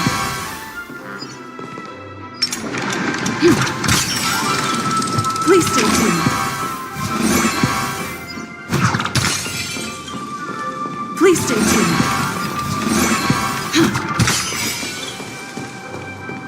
We need a strategy.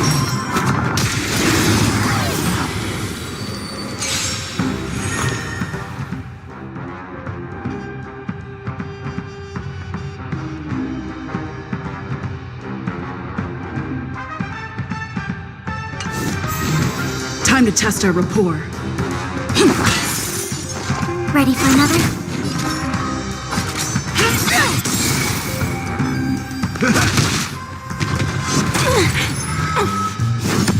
Still the same old. Let's improvise. Enemy targets detected. Enemy data set net markers activated. Time for a good old counter. It's time. Step up, let's see ya! By the order of the execute the Marastruck! No one enlisted the Marastruck! How's this taste? Motor function Rhythm restored. get messed up. Nice, like it, my friend. Indulge yourselves! The mood is set. Let the show begin!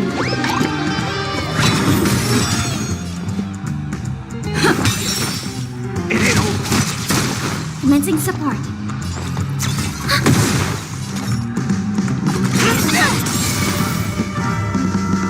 Dreams do come true.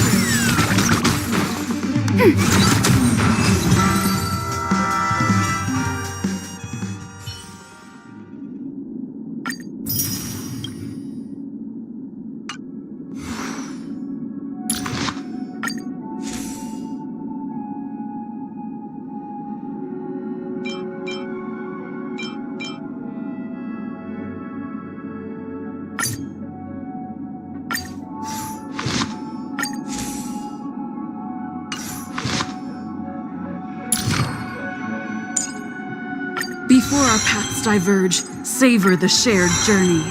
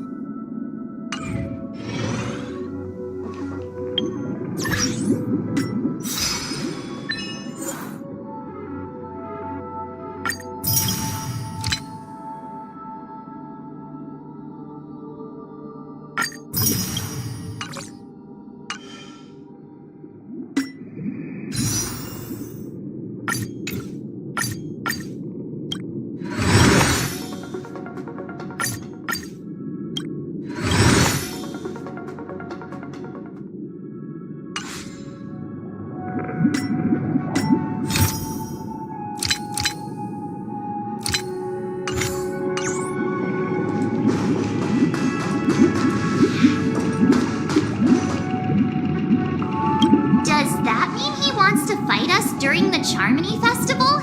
I'm afraid so. This is weird. Aren't Arc villains usually plotting some dirty conspiracy in the end?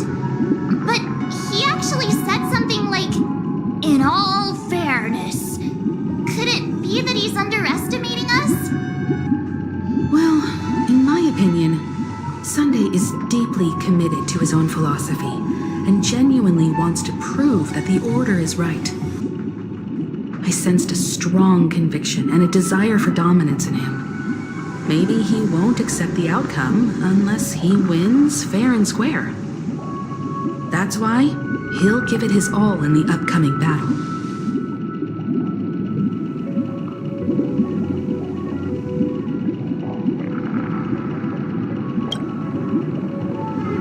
Yeah, you're right. We've even dealt with a Lord Ravager of the Destruction, so a follower of the Order won't be a big deal. Anyway, we can't leave the Stellaron unchecked. This is about trailblazing a bright future for Penacony and fulfilling Mikhail's and his predecessors' long-cherished wishes. Now that we've taken up the mantle, we can't afford to fail them. However, the same applies to the Order. Their plan didn't materialize overnight, and they have the profound collective consciousness of the planet of festivities behind them. A desire to dream, to slumber and escape reality. All those hidden emotions have given birth to the sweet dream of the Order. They've harnessed the will of an entire planet to create an eon. This confrontation is far more complicated than a simple power struggle. To secure Penacony's future, fighting on the stage alone is not enough. What do you mean? Are you not coming with us?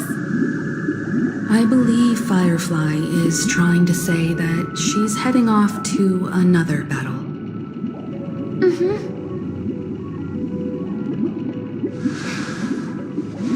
Before I left, the Destiny Slave told me that this journey would bring unforgettable rewards. Even though the script he gave me only had a few lines, I couldn't ignore them. Because one of the lines said, "I'll experience death 3 times in the land of the dreams." 3 times? This can't be serious, right? The first time was a painful death when I was stabbed by the Blade of Dormancy, which led to all subsequent events. The script will always come true, but in a way that will only be revealed when that page is turned. So now I've understood the meaning of my second death. And I am prepared to face it. If all goes well, my efforts will provide crucial support for you. Only by achieving victory in this battle can we secure a future for Penacony. And only then, my third and final death won't come true in the most terrible form. The most terrible form? Does that mean... The true death, where everyone in Penacony loses themselves completely in the eternal sweet dream of the Order. We must do everything we can to prevent that. Have you made up your mind, Firefly? Yes. Otherwise, I wouldn't be here. Thank you again for your assistance for the Astral Express. May we meet again, in reality. Yeah. Farewell, everyone. May your trailblazing expedition never end.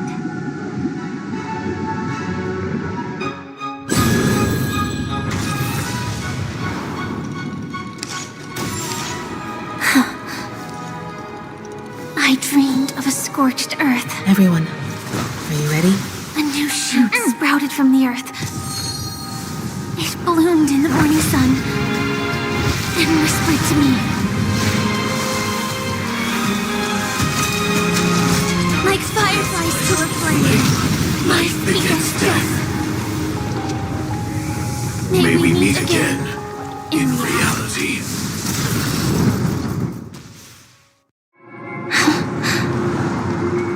After today, Japella's name will disappear from cosmic history, and the Everflame Mansion will take its place. In the not-too-distant future, you'll receive an invitation. That's your next stop. Land of the dreams. Penacony. I hope you find whatever you seek there. Be it answers or salvation. You mean my 3 deaths? Silverwolf told me about it. It's such a shame that it's not part of my script. Well, I want to live. I'm never afraid of death. The opposite of death is eternal life, and that's... People die. We have to choose what we want to. Do you exist just... Are you not the same? If I were to die now, though it's the tombstone that belongs, it will bear the name Fire.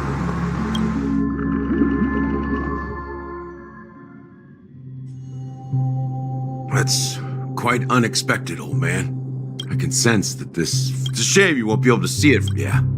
Not just those nameless. Even Mr. Wings is just like you. But in the end, we managed to... Well... Then I'll be joining you soon, you old fool. Let's get together and have supper again in hell.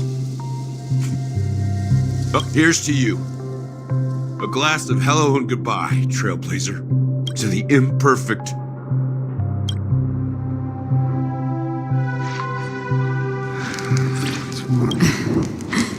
I was just following the scent of life. It's particularly strong in a place like this. It's a shame these berries don't have much flavor. Seriously? In case you didn't know, this fruit is pretty juicy. The only downside is that when you chew it, it becomes extremely spicy.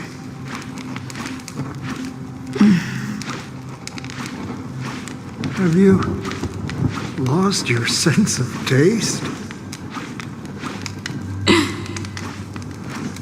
I can still taste certain things, like a faint sweetness. Before coming here, I stopped by a place called Orkron. It had barren cliffs and nights lit by bonfires. Burgundy snow would fall from the sky, and when it landed on my tongue, it tasted like raspberries. The flavor wasn't exactly sweet, but it left a lasting impression. When I think back on my past, I realize that what's tying everything together isn't the big events, but rather these small yet unforgettable moments. Don't worry about it. Losing oneself is a reality that every self-annihilator must face. At least I haven't completely lost my senses and memories yet. Well, congratulations on adding another footnote to your journey. By the way, are you always alone? No, I had a companion in Orkron. She's a short, nameless girl who aspired to explore IX. She always said she'd walk a path deeper and farther than Akavilis. Quite an ambition for such a small girl. So what happened? She became stagnant water. Well, my condolences. Condolences. I don't need them. The girl left with a smile. She never regretted her choice and most definitely wanted me to say goodbye with a smile. So, that's what I did. That's proof that you're grieving for her. Or perhaps I'm just afraid. Afraid? I rarely sense that emotion from you. What do you fear? I'm afraid I'll forget the 30 days I spent with her, just like all the other days in my life. Most of them have already washed away with the rain, disappearing into an unseen realm. I fear that those vivid red memories will fade away too. There isn't much color left, and besides this faint, warm red, there's almost nothing. Hard to imagine. A ranger accustomed to bloodshed, destruction, and chaos finding warmth in the red color. Because I have experienced this warmth many times. Long ago, I promised someone that I'd bring it to more people. And that for every remaining moment of my life, I'd strive for a better ending for all. As long as this red color still lingers, I have a chance to fulfill that promise. It represents a burning fire, a blooming flower, the berries in this cave, and life itself, fleeting yet still dazzling. In the end, it will lead me beyond the horizon of existence. And on the other side, I will cut off nihility. The one blessed by the sleeping and shapeless is considering how to kill them. That's truly pure nihility. But you're right about one thing. After spending so much time near this stagnant water, only when I look at this vibrant red fire do I realize that I'm still alive. When will this rain ever stop? Perhaps when the sorrows of the departed have finally quieted down, the sky will clear up.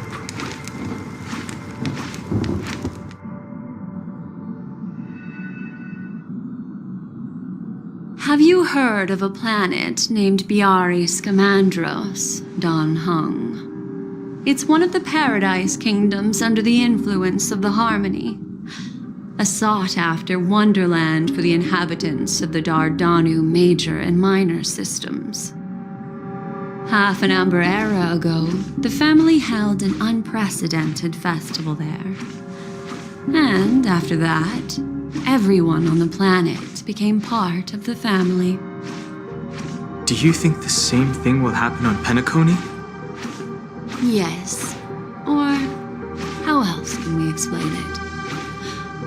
The family deliberately used the Watchmaker's invitation to keep all the Pathstriders here, but banished the Emanator of the Nihility. Because of the nihility, I'm rarely affected by the power of other paths, but somehow I can unconsciously infiltrate them. Maybe that's the risk they're trying to avoid. I would disagree. Biari Scamandros is not part of the credit system or connected to the Silver Rail. It's nothing more than a remote civilization sheltered by the Harmony. But Penacony is different. If the family messes with Penacony, that would be like declaring war on almost half of the factions in the cosmos. They have no reason to do that. No, they don't. If they truly serve the Harmony, that is. What do you mean? The path in Penacony is impure. The Harmony here has impurities. Do you remember the ancient swarm disaster? Tazeront, the propagation, brought endless havoc to the universe, and it eventually evolved into a fierce battle among all eons. 2 paths lost their eons in that war, the propagation and the order.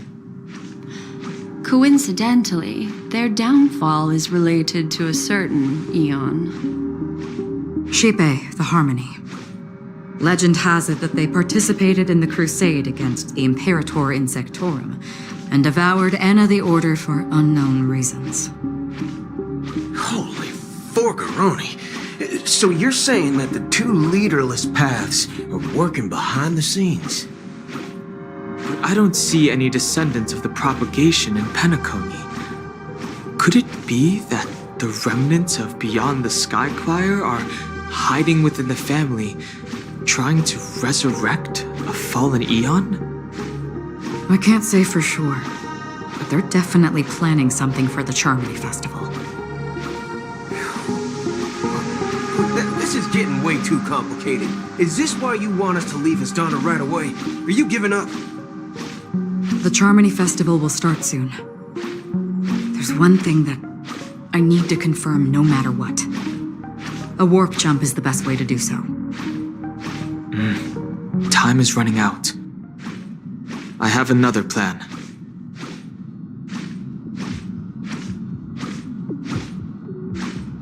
Hold on.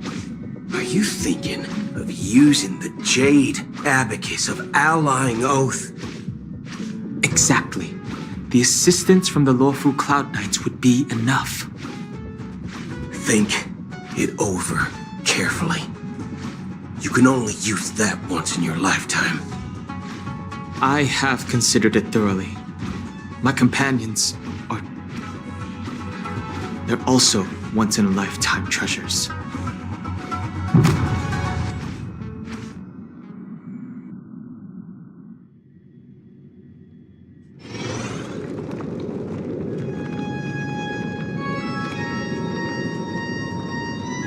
Are you the only one here, my child?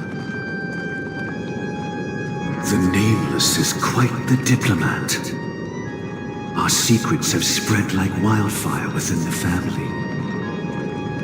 And IPC starships are gathering towards Astana.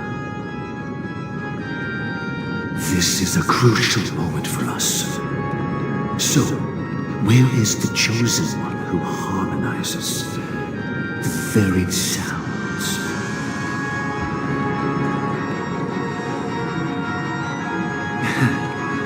What do you mean, Master?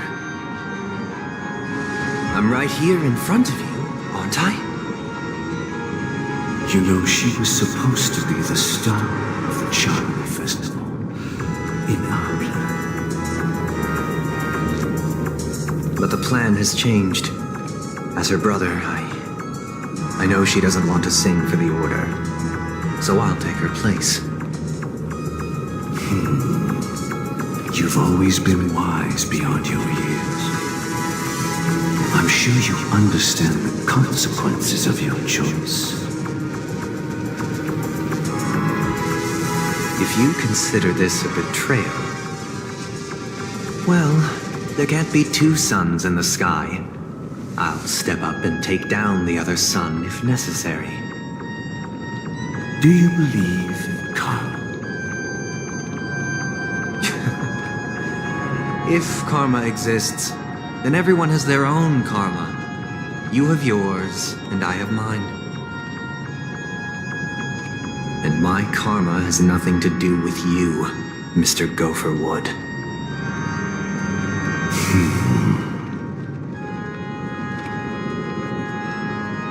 All right. Since you're willing to sacrifice yourself for her, I'll grant your wish. Well, the compromise came sooner than expected. Why? You and your sister were born as twins of the Order. And one of you is destined to follow this path to the end.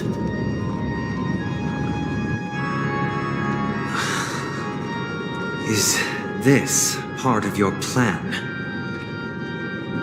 Of course. You're still as clever as you were when you were a child. The opening is near.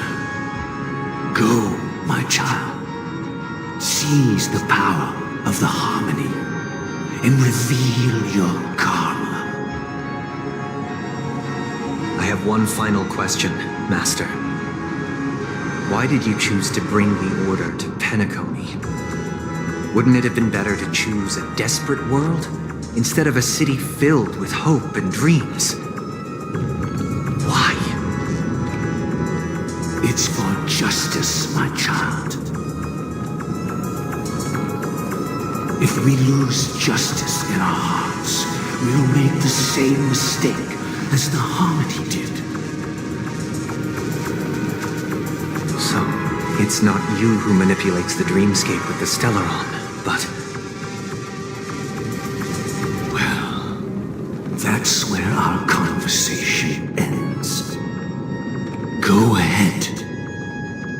The 107,336 souls of the Oak family have dreamed of this moment too many times.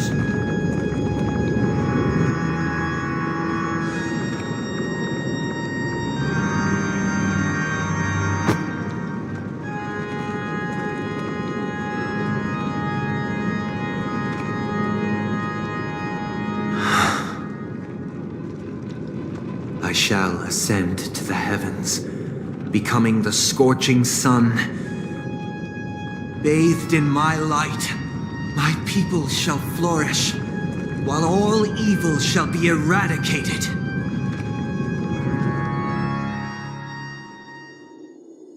This is the interior of the Penacony Grand Theater. It's quite exhilarating to be flushed into the air by Soulglad. But why is the venue still closed when the Charmony Festival is about to start? And not only that, the entire theater is eerily quiet. No audience, no staff, no one around. Even if we're late, a grand theater like this shouldn't be completely empty. Let's explore around. Be careful, everyone.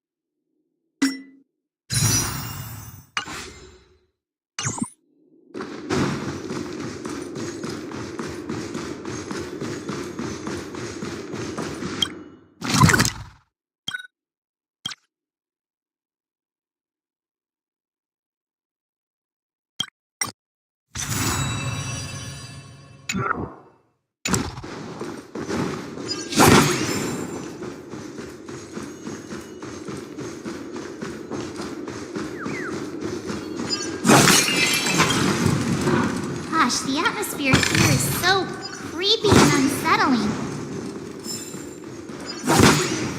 Even if there's no audience yet, there should be some staff around. Why is it so silent?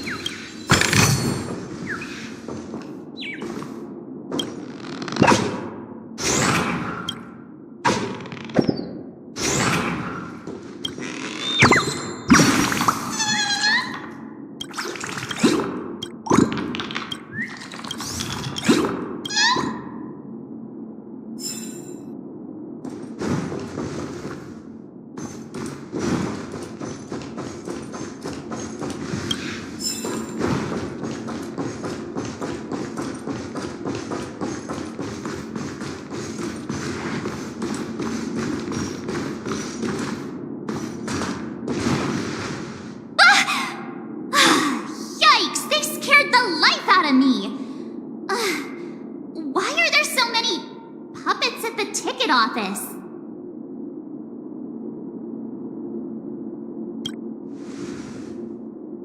What? Ugh, you're so annoying. Stop scaring me. Are these puppets part of the stage setup? Even so, it's so eerie that the entire front hall is empty.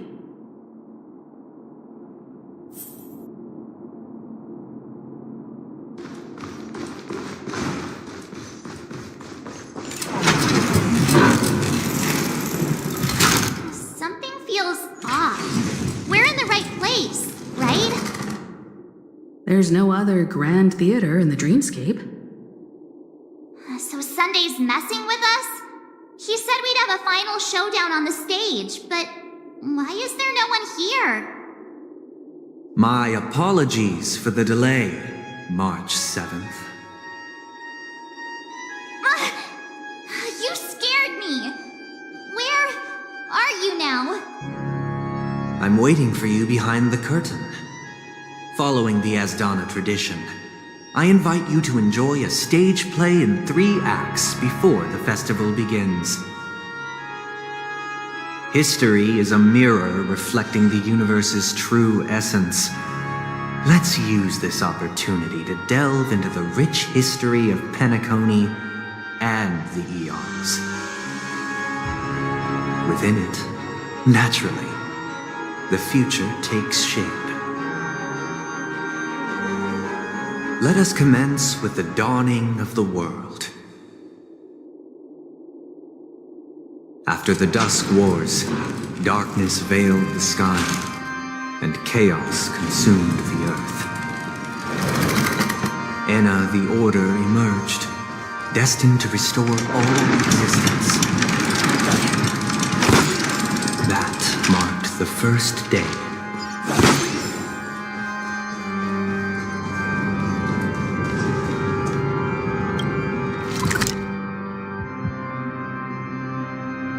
They gathered nebulae and forged them into picks, thus creating a grand lyre with black and white keys. Strike the white keys, and the sun rose. Strike the black keys, and the moon rose. And so, the cycle of day and night arose. That marked the second day.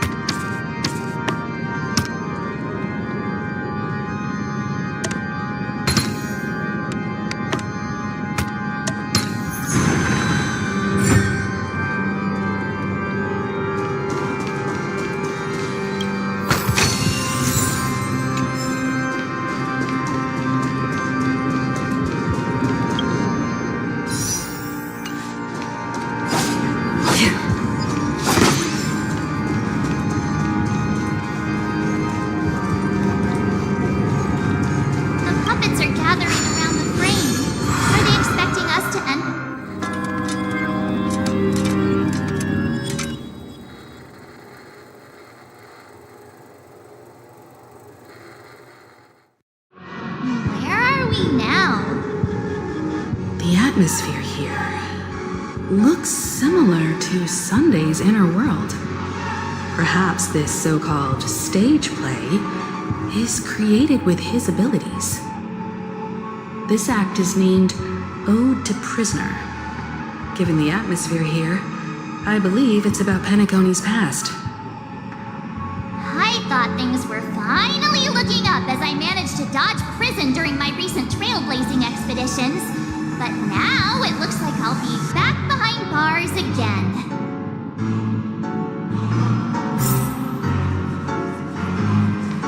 I genuinely wish to avoid a violent clash with my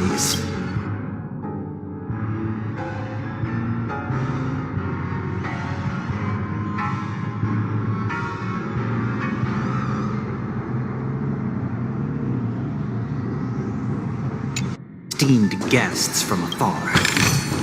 Therefore, I've arranged 3 acts before the situation becomes irreparable. Where shall we start our narrative? Well, let's start with the time when Penacony was still a frontier prison.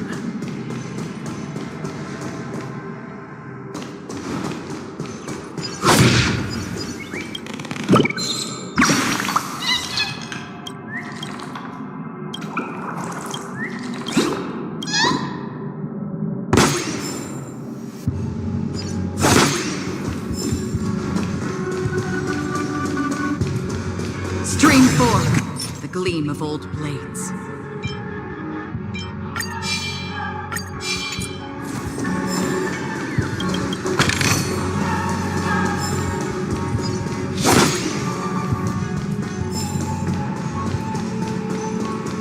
Stream forth the gleam of old blades.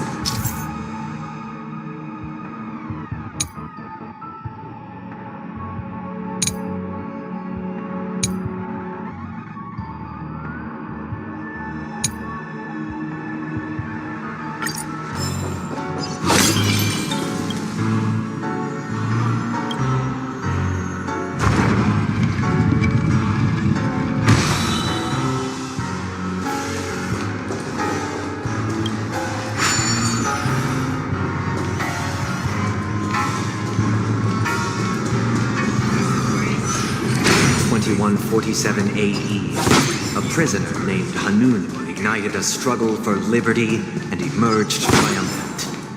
IPC referred to it as the War of the Frontier, while the Asdanians dubbed it the War of Independence.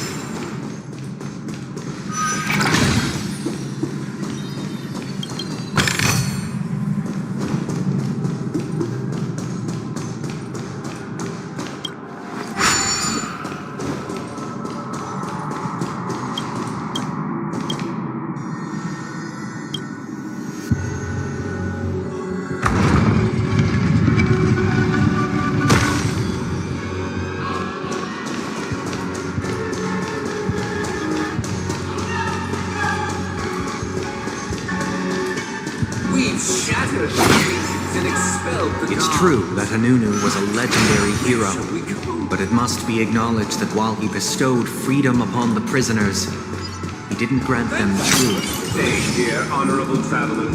The 3 nameless stayed on the planet, endeavoring to spread the tales of Trailblaze throughout the frontier prison. Alas, their efforts proved futile.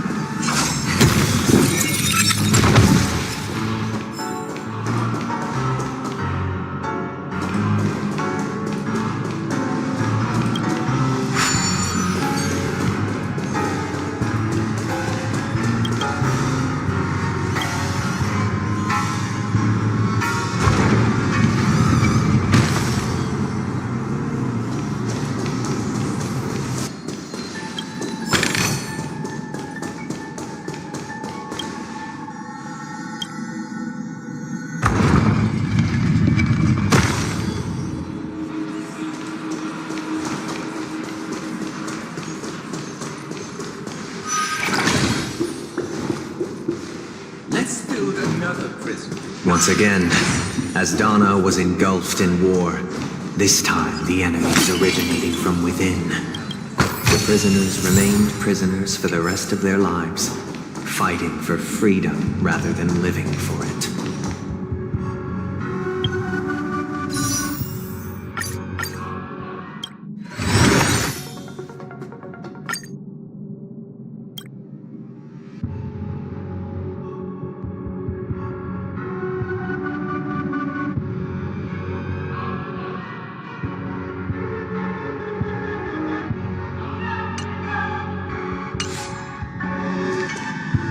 I hope you like this land of freedom on a scorched earth.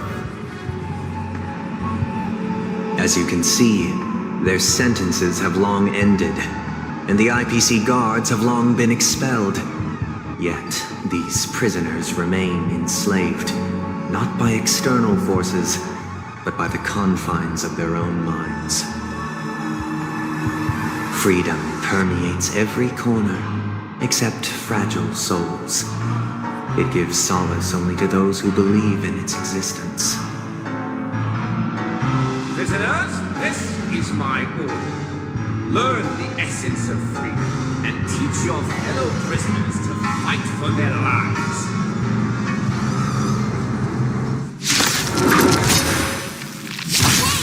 Why do we have to fight while enjoying the show?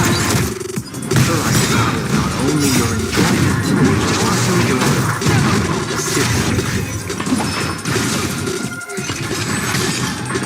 Still waters of Ready for another?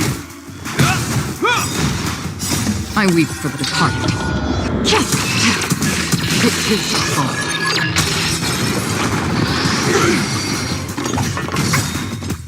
Netmark Festival. Time for a good old counter. For oblivion.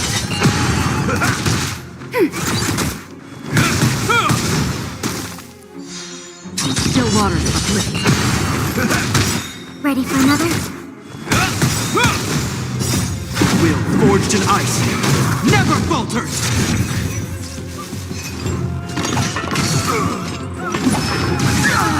Destined for oblivion. I weep for the departed. It is your fault. Still here. Ready for another? Netmark Festival. Time for a good old counter.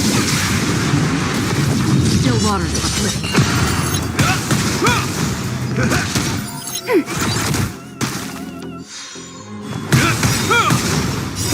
Will forged in ice never falters! My friends, indulge yourselves! Destined for oblivion.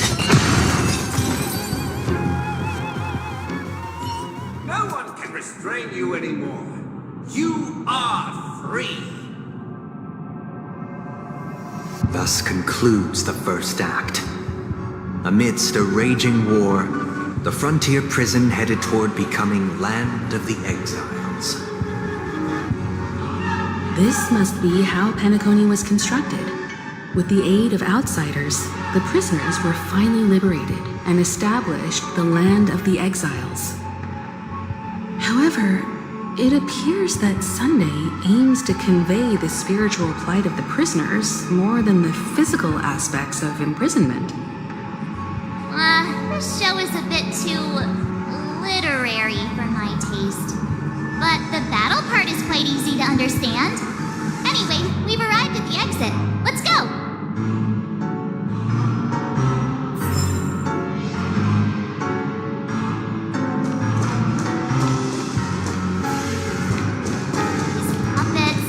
Where are they guiding us this time?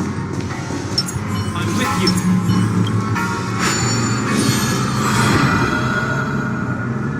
They transmuted streams of stars into inked nibs, creating symbols to be pronounced and counted. They molded stardust into flowing rivers, assigning the right...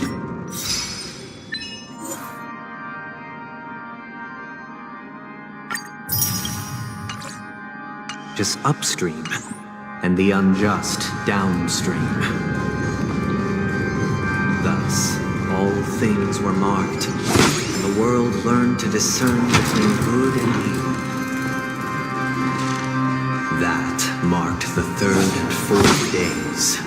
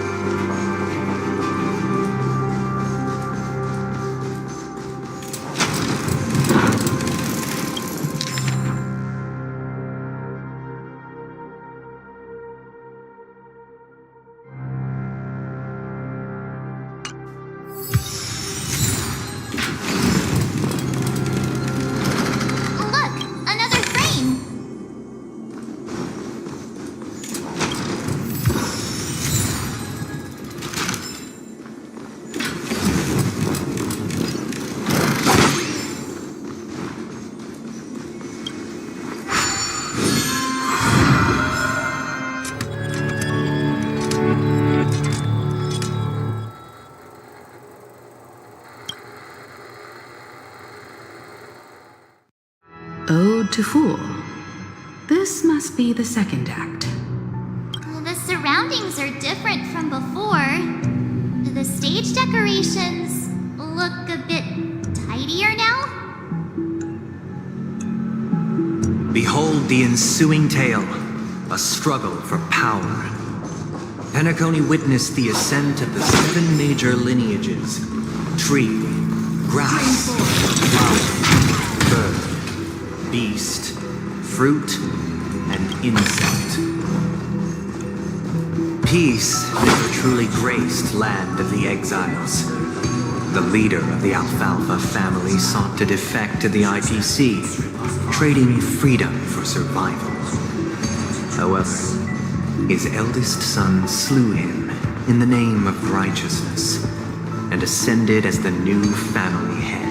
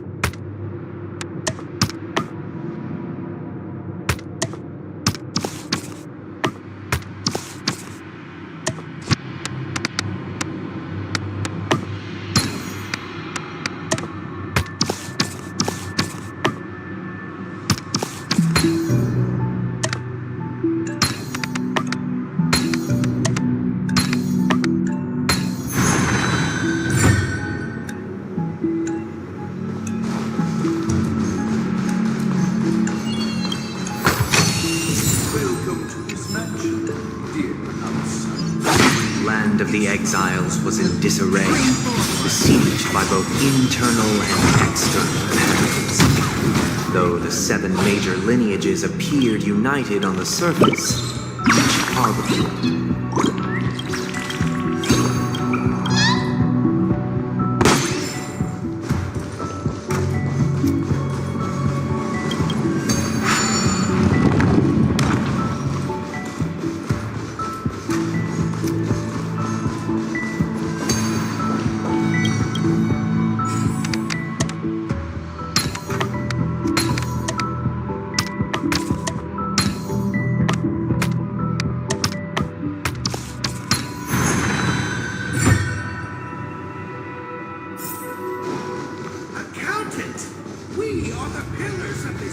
The Black Plum family was the first to fall.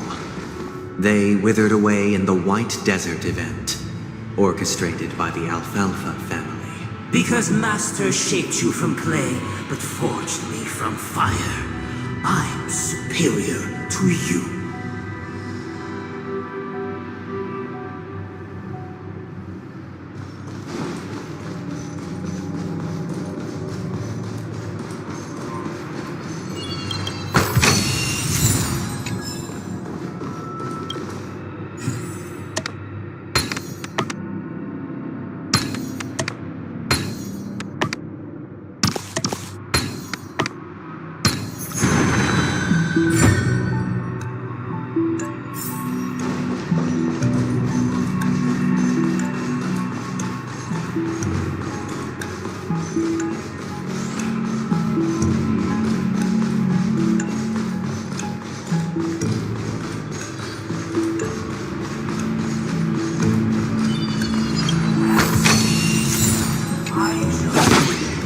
Only when Gopher Wood led the family to Land of the Exiles and earned recognition from all 5 major lineages did Penacony earn its new name, the Land of the Dreams. Dear outsider, I beseech your aid in purging this mansion of the poison spread by the lurking instigators. You want us to help you? What do you need? I wish they could regain their reason and cast away the shackles of hypocrisy. This is the second act. Looks like it's about Penacony's journey to becoming the Land of the Dreams, during which the family plays a crucial role. But this new master seems like a bad guy to me, don't you think? Perhaps this is the truth Sunday is trying to express, if you read between the lines. The Harmony changed Penacony just as the guards once did. Looks like we've gotta help those guys kneeling down over there calm down a bit, right?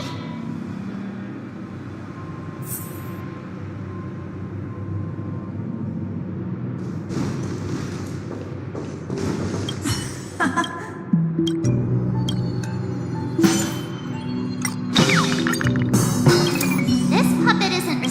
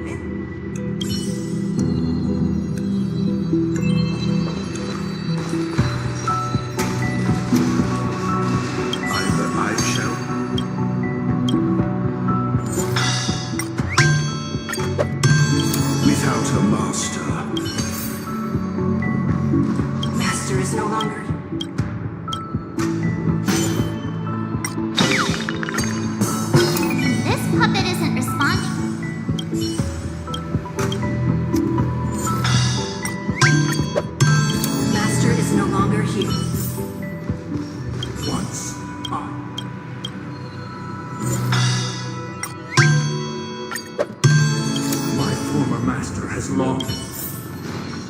Master!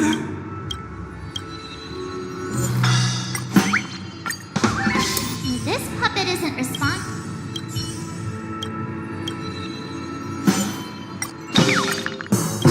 This puppet isn't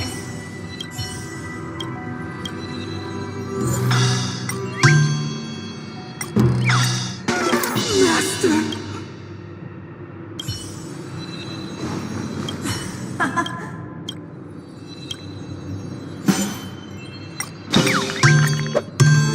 I shall sing for my new... Master!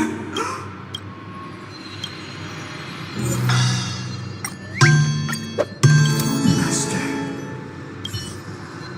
Thank you, dear outsiders. My servants have regained their sanity. Heed me, one and all. Your former master shall not return. It is through righteousness and unwavering support for one another that we shall attain true perfection. Cast aside the veils of hypocrisy and embrace one another. Get ready. Looks like another fight is about to begin.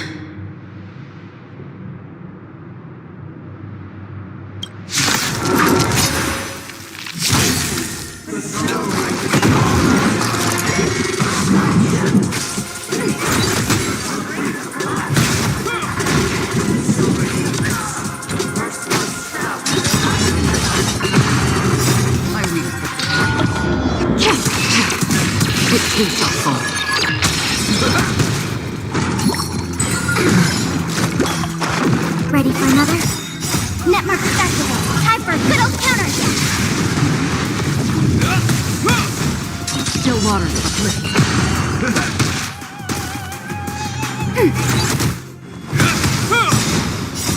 Will forged in ice never falters! Is that all? Destined for oblivion. Ready for another?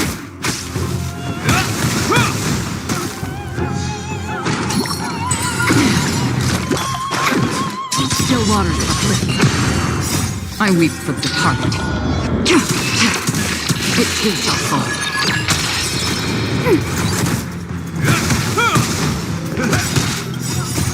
Friends? Indulge yourselves!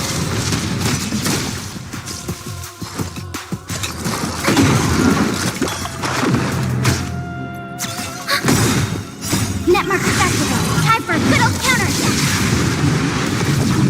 Destined for oblivion.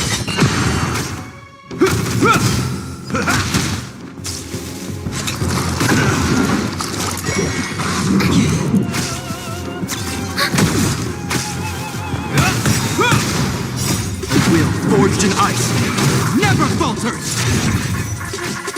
Still waters of oblivion. I weep for the departed. It too shall fall. Alas, they remain but slaves till the very end, with the illusion of freedom.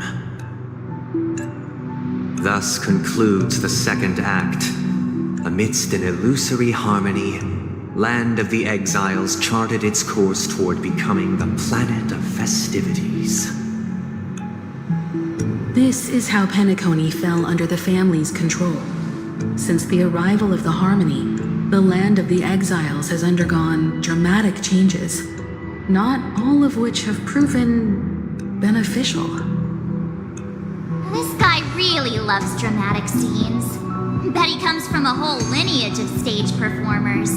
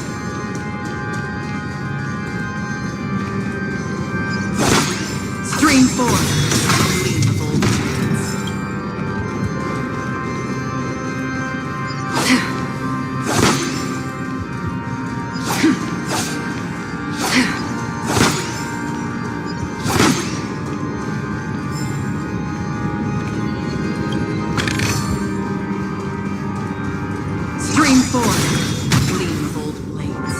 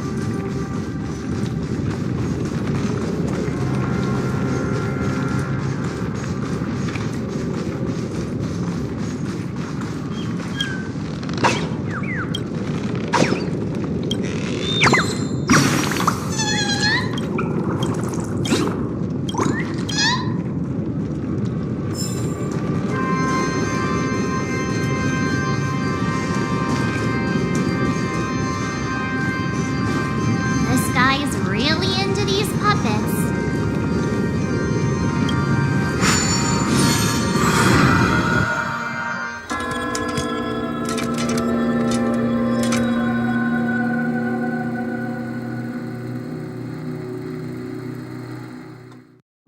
Oh, I get it now.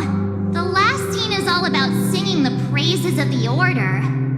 And the atmosphere here is completely different from the previous two scenes. This is the concluding act of this play. I have showcased the past and present of Penacony, hoping that my desire for change resonates within you. And now, I shall reveal its future to you.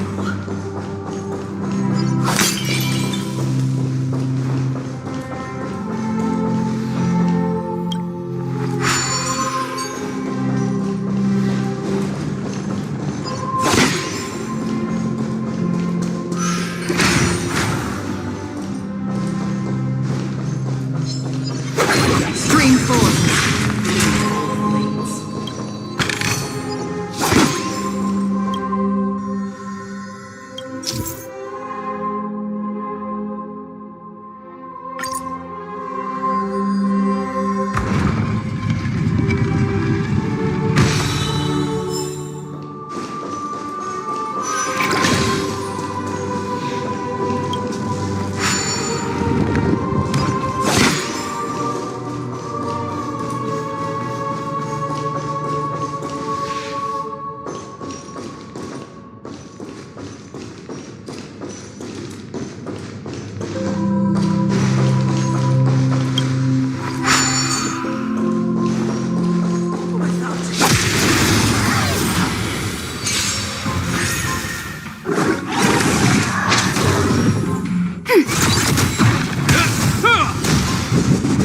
It'll heal.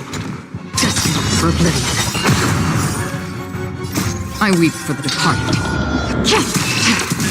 It too shall fall.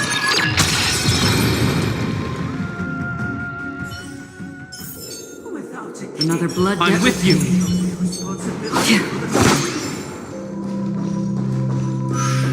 The people lack foresight. We will make choices on their behalf and bear the responsibility. Without a king, who shall be weak and stand against the mighty? We shall support one another. Stream forth. And standing against the mighty.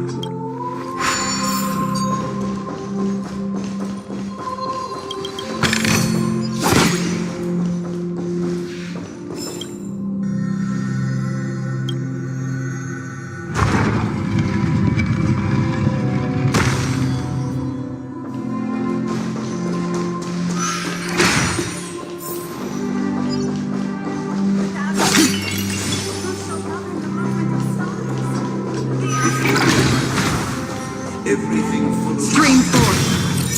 And so shall continue even after the king's departure. We no longer have need for a king, for we have become kings of all things.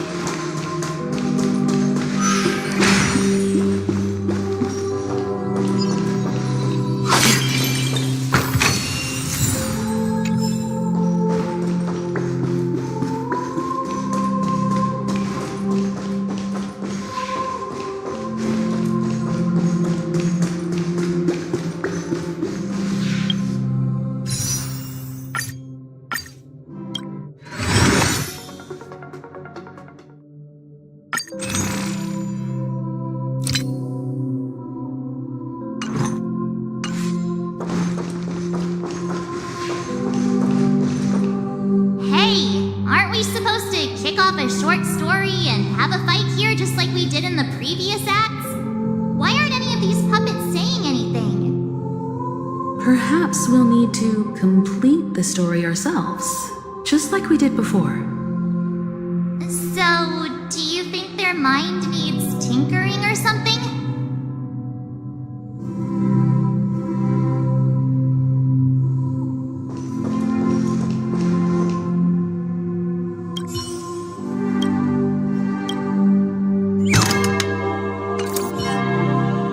How did it go?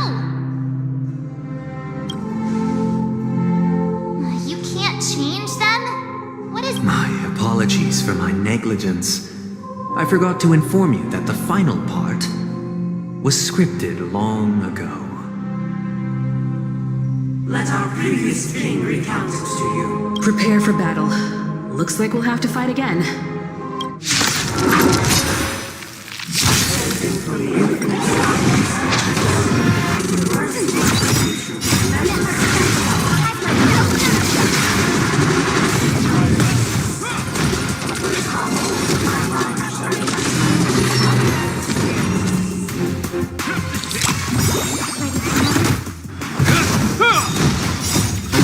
Forged in ice, never falters!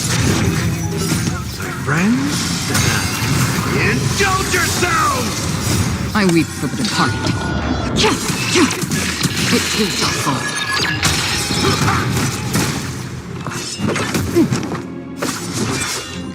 Still waters of oblivion.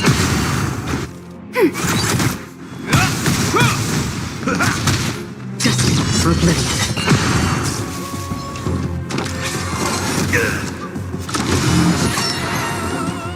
Ready for another? Netmark activated. Time for a good old counter.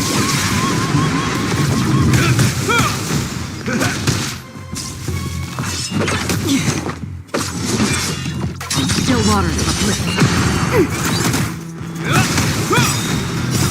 Will forged in ice, never falters!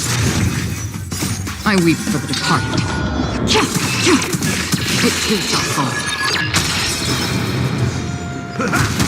Ready for another? Destined for oblivion.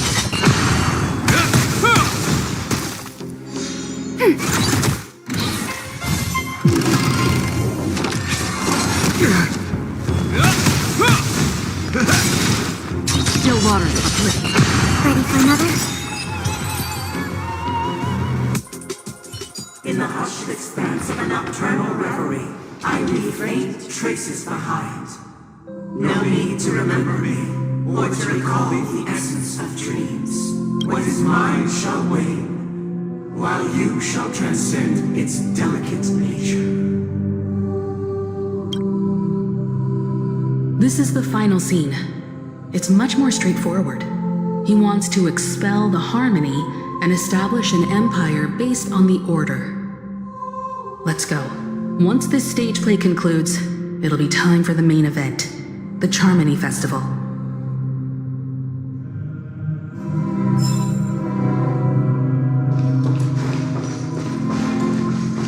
I'm with you.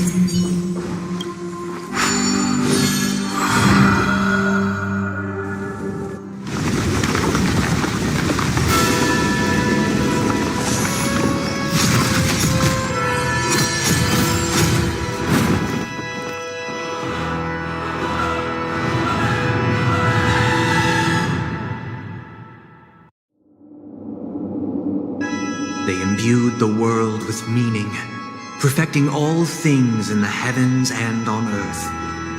Then, they rested from the labors of creation. Yet, all beings cried out to Enna. Under the banner of the Order, you have defined all things in the cosmos. But this made us realize that we are but puppets in your hands. Thus, on that day, all beings united and cast the Eon into the abyss of oblivion. This Grand Theater looks totally different. Is this the power of the Order? Everyone, get ready. This could be a tough battle.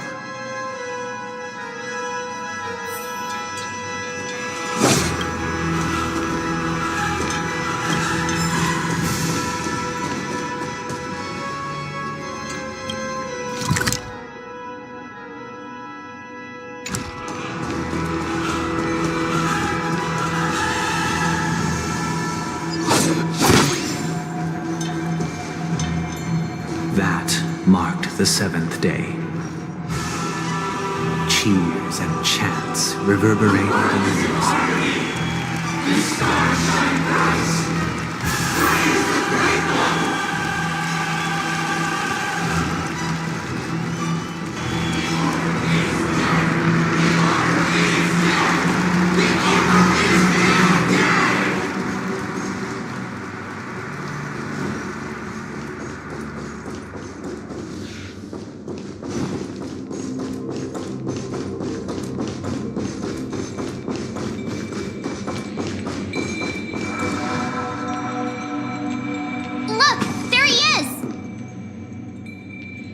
That concludes everything related to the Order. What are your reflections on this, my dear guests? Nevertheless, this is but a trivial blip in the annals of galactic history. What truly matters is the course this river shall take in the days to come. You've arrived at the perfect moment. The Charmony Festival is about to commence, and it would be a shame if you were absent for the Harmony's prologue. Allow me to extend my warmest welcome once more. Welcome to Penacony Theater, the very core of the Sweet Dream, the abode of the Stellaron, the grand stage of the Charmony Festival, and the very place where the future of Penacony shall be determined through conflict.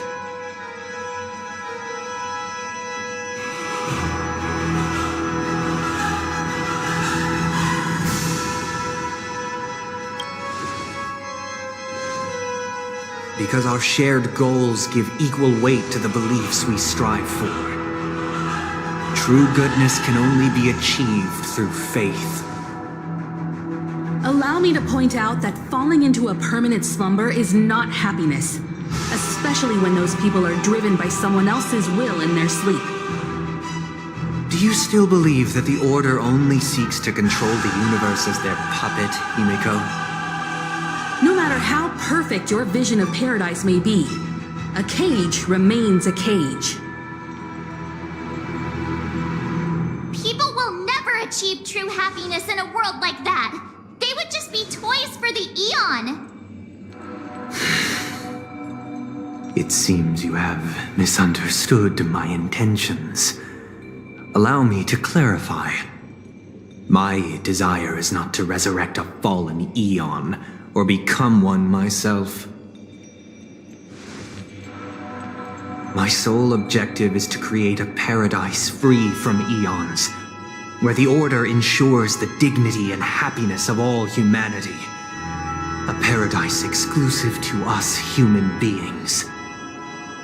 That's not the case. If people are to live with dignity, there must be nothing and no one above them. In your so-called paradise, you would be the one reigning supreme. Looks like we won't be able to convince each other. Now that our conflict has been destined, let's unveil our paths and reveal to the universe the true path. However, before the prelude to the future begins, please take a moment to ponder the questions I've posed.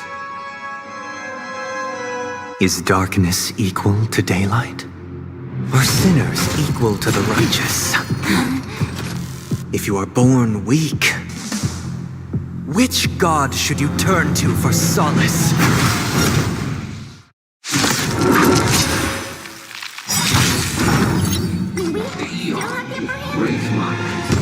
Under the banner.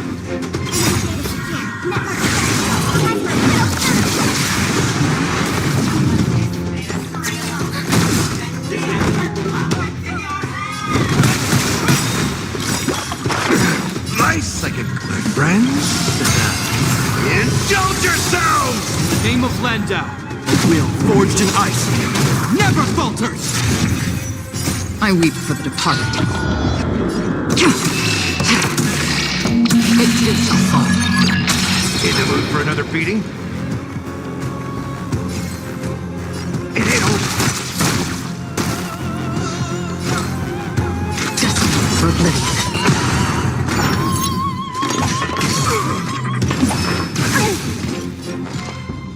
another? Hope you're prepared.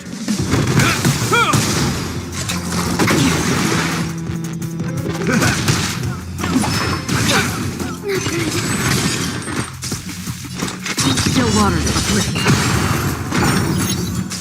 We have the upper hand. Enemy data net markers activated. Time for a good old counter.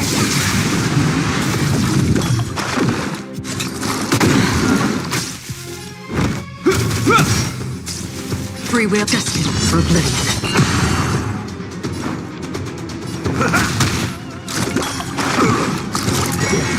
Again. I weep for the departed. It too shall fall. This ends here. In the name of Len, the will forged in ice never falters. Still waters of oblivion. Ready for another? This ends here.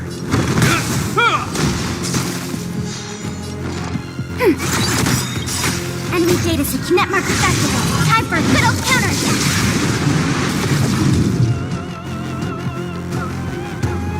Destined for oblivion.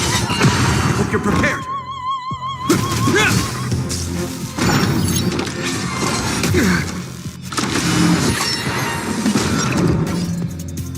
Time to mix things up. Don't worry, it's just a scrape. Ready for another? Another jerk.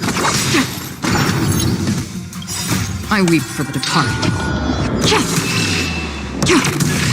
It too shall fall.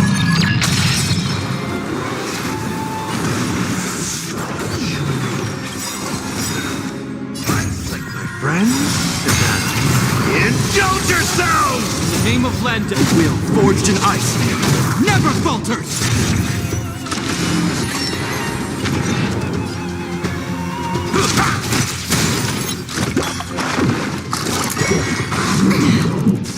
We have the upper hand.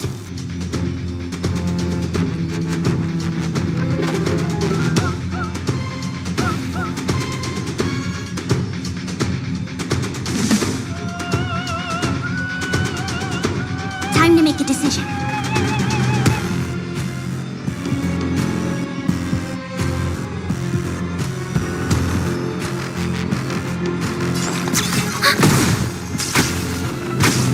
Free will, open still waters of oblivion. Step up, let's see ya. How's this take? Don't worry, it's just a scrape.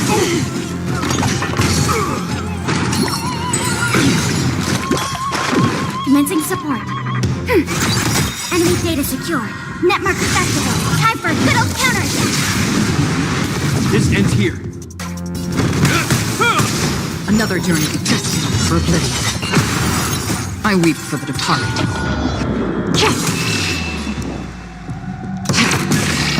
It too shall fall. That's all you got?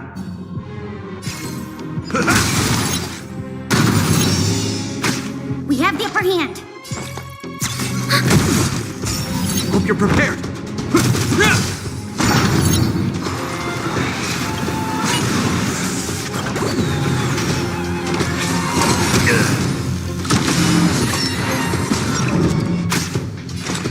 Still waters of oblivion. Enemy targets ready for another. Time to mix things up. Thanks for the support. Nice like a good, my friends. Indulge yourselves!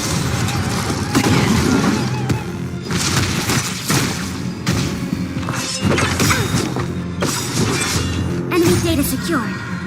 Net markers activated. Time for a good old counter. I weep for the departed.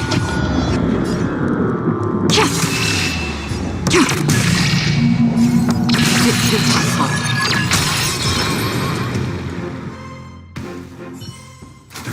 I already know your decision. I now permit you to gaze into the sun. On these 107,336 stones, the almighty and powerful strings of harmony are at my disposal! Supreme Tutor! Harmonious Choir! Dominicus!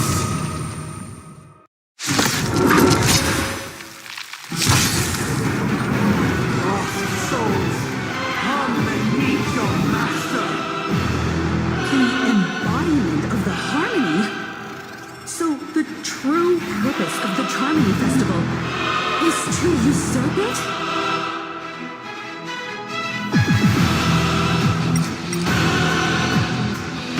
I'll contain them.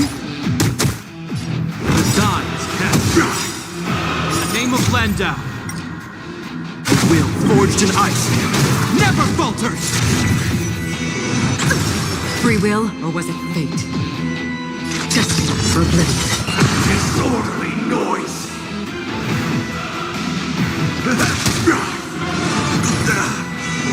Is that all? Why Why could the harmony and order merge into one?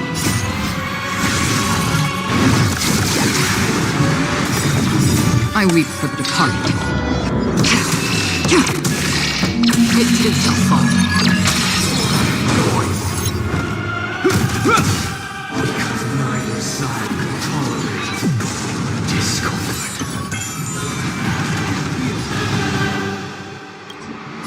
Still water. Time to mix things up. You have my gratitude.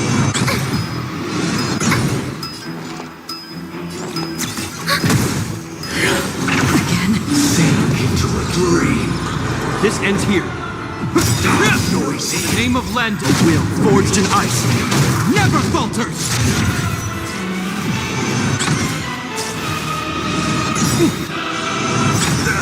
Nice, I could, my friends. Indulge yourselves!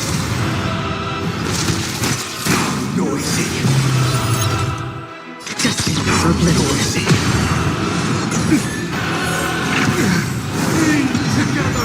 Enemy targets detected. Enemy data secure. Net markers activated. Time for a good old counterattack. Feeling like there's another world in front of my eyes. It's the power of tuning. Don't let the song distract you. This ends here. Still waters of oblivion. Step up, let's see ya. Disorderly noise. Commencing support. Disorderly noise.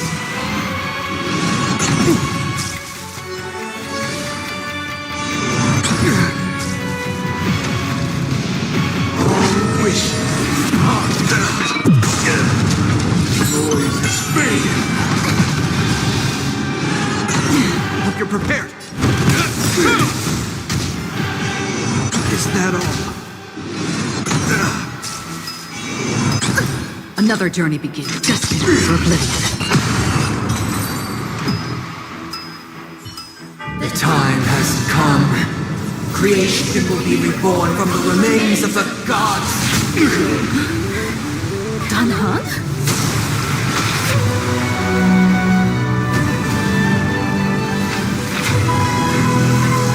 Radiant spirits, heed my word. Show no mercy!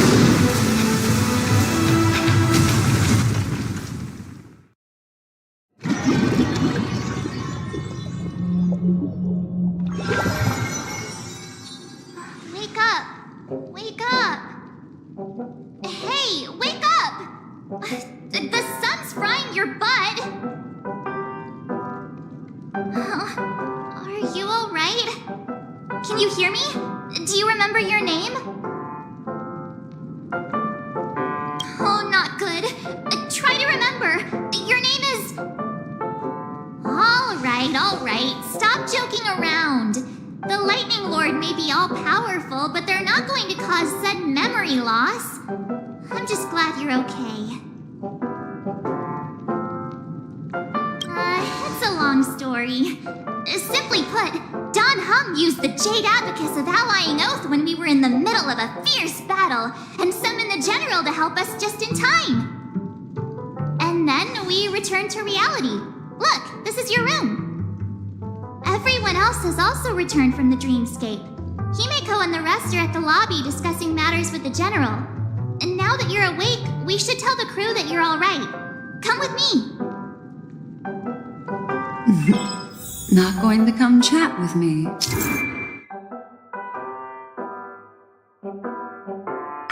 Sleepyhead. That voice. Is that Black Swan?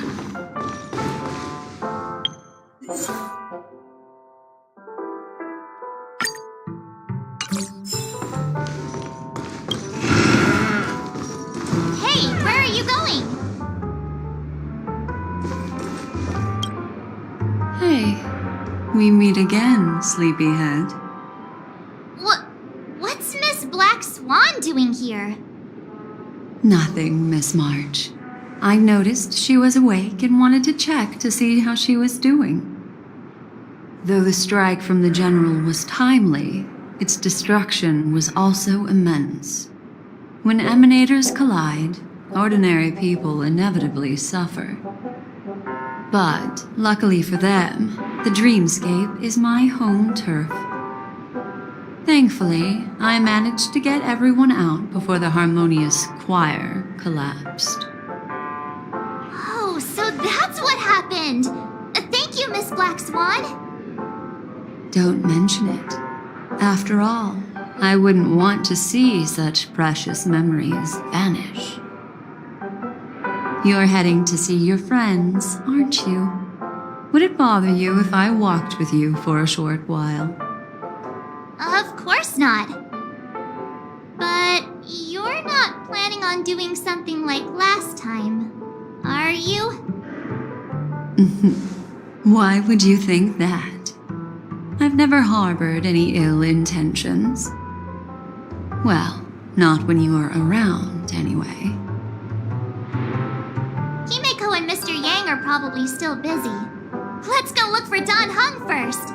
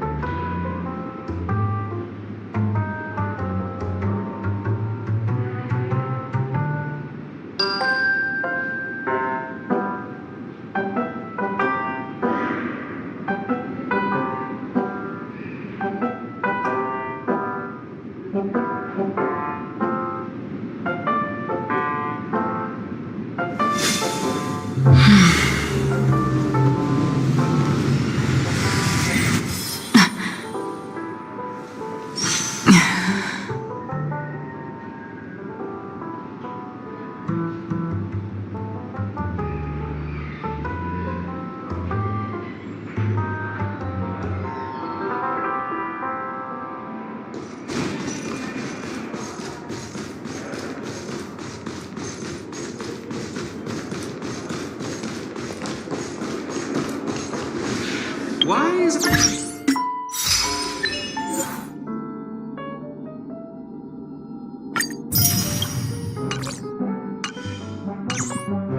Look, he's still talking to that cowboy. One big souled one? You're awake. How do you feel? Well, fork me. You must be that Stellaron they were talking about.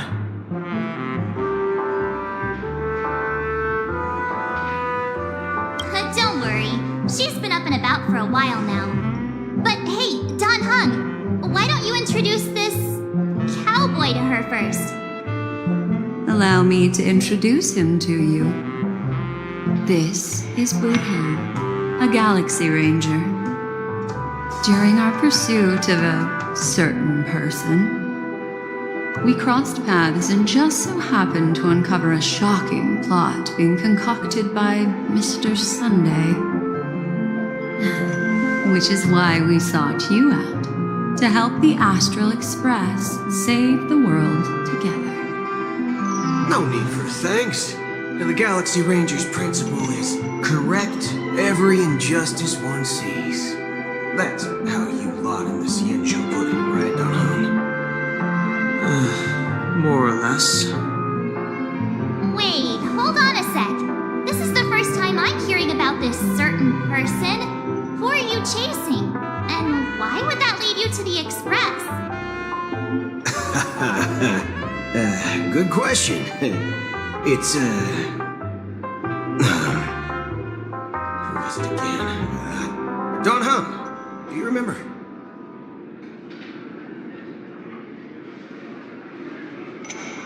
No, that ain't it. I just can't seem to recall. Weird. My neurochip hasn't registered any malfunctions. I can't seem to remember either.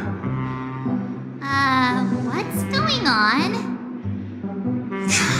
Heck, forget about it. If it slipped all our minds, reckon that person was just a minor scoundrel. Unimportant. Ain't gonna stop us from piecing together the story anyhow. Yes, when the dust settles, I'll just think of a way to recall it in the memory zone. Everyone, let's hurry up and look for Miss Himiko, shall we? She's now a minor star on Penacony, and the entire hotel's concerned about her well-being. You're right. Let's head to the lobby then.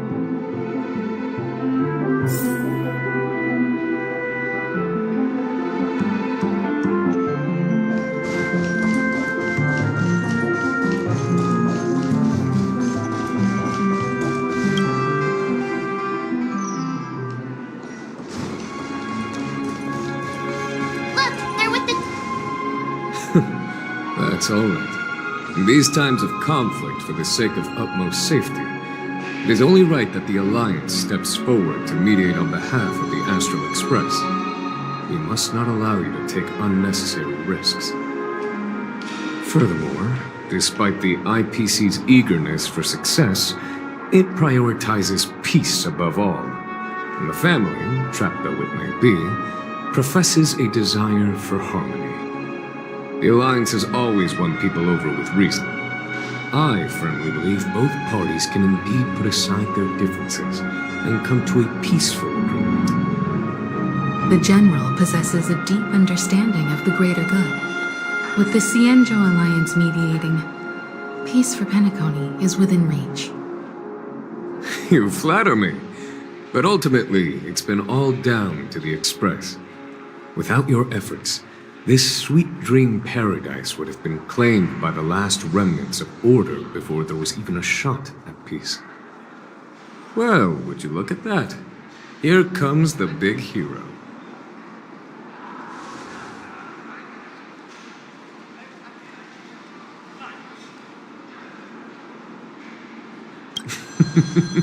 Here's the galactic baseballer, the paragon of both heroism and humility. Are you okay?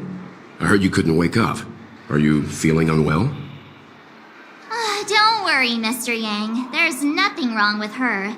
She practically burned through a lifetime's worth of jokes on the way here. What about you, Mr. Yang?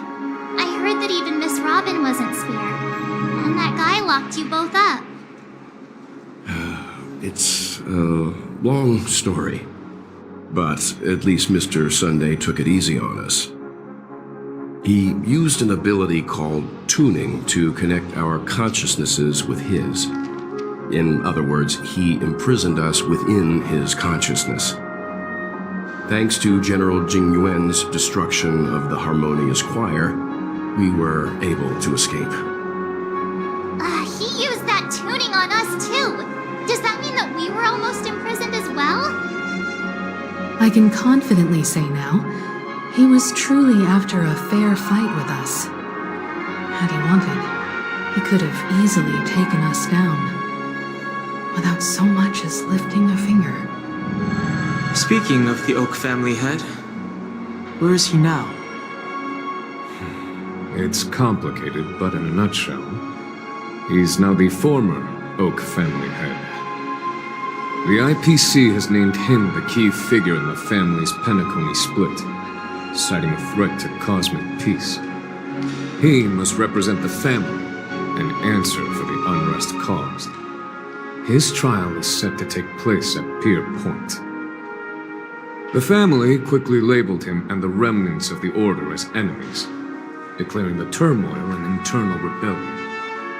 This move effectively barred the IPC from intervening in family affairs on both moral and rational grounds.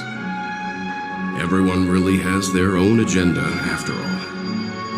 Then, what's going to happen to Miss Robin? She and Sunday won't be able to deny their involvement in the Charmony Festival. They're siblings, after all. Why the sigh, General? I can only say that this incident is an unexpected mess for the girl. The Alliance will try to persuade the family to consider this matter carefully during mediation. It's time, everyone.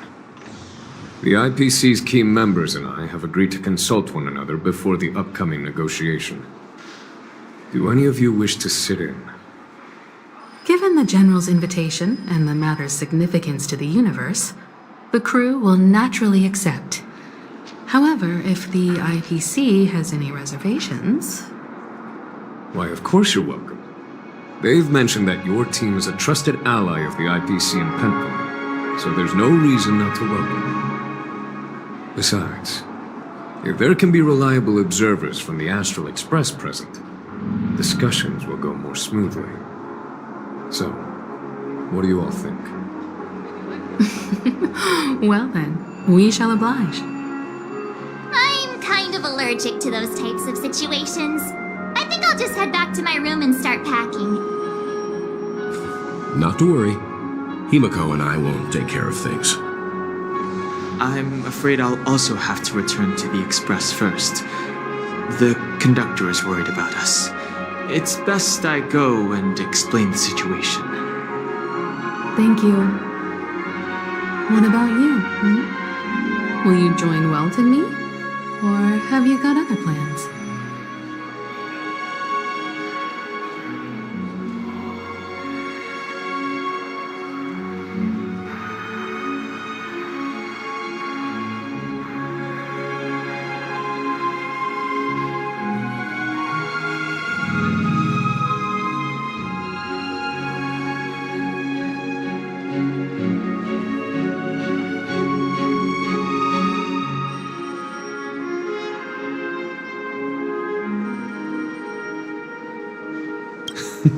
Great.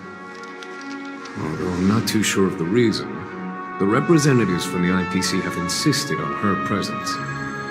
Allow me to lead the way. Follow me, please. The negotiation will commence at the hotel lobby. Everyone, please follow me.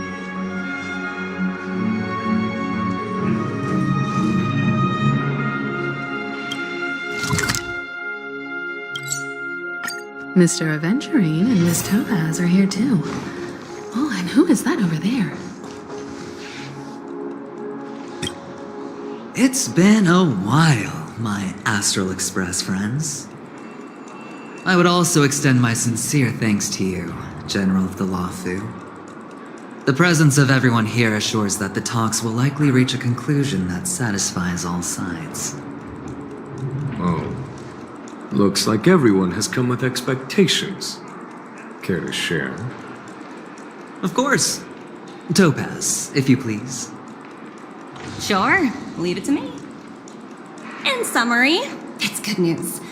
After much deliberation from the Strategic Investment Department's Council, the absolute majority of members have agreed to the following resolutions.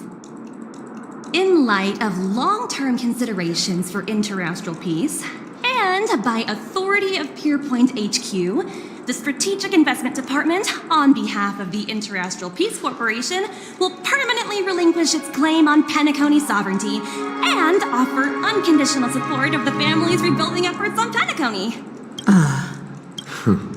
Now that's something. All in the name of peace. That's our motto. Has the IPC finished sharing all its thoughts? Then it's our turn. The Guild, much like the geniuses, the floor is yours for the finer points, Mr. Skrullum.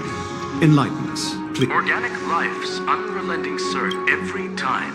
Within the realm, alas, they are nothing but after deliberations with my partner. Not only that, we've also... I'm truly happy for the Dream Chaser.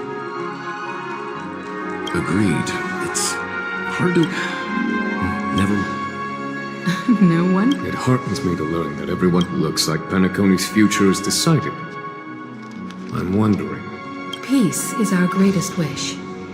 Beyond that, we desire nothing else. Well, that's... If that's the case, it appears that we have nothing else to worry about on Penacony. Looks like it's time for us to embark on a new voyage. Sounds good to me. You two head back to the Express first. I'll pick up March and deal with the checkout procedure. Oh, also, Miss Black Swan, you have a matter to discuss with me, yes? Nothing escapes your attention, Miss Navigator. You've been with us this whole time, huh? In any case, she and I will be waiting for you and March on the Express. Let's go. Our time on Penacony has come to a fruitful end. Penacony's journey ends here. I guess it was pretty fruitful.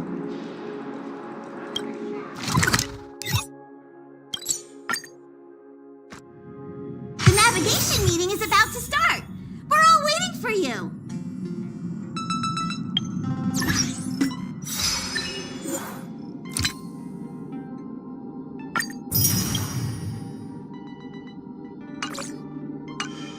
When did the Express become so lively?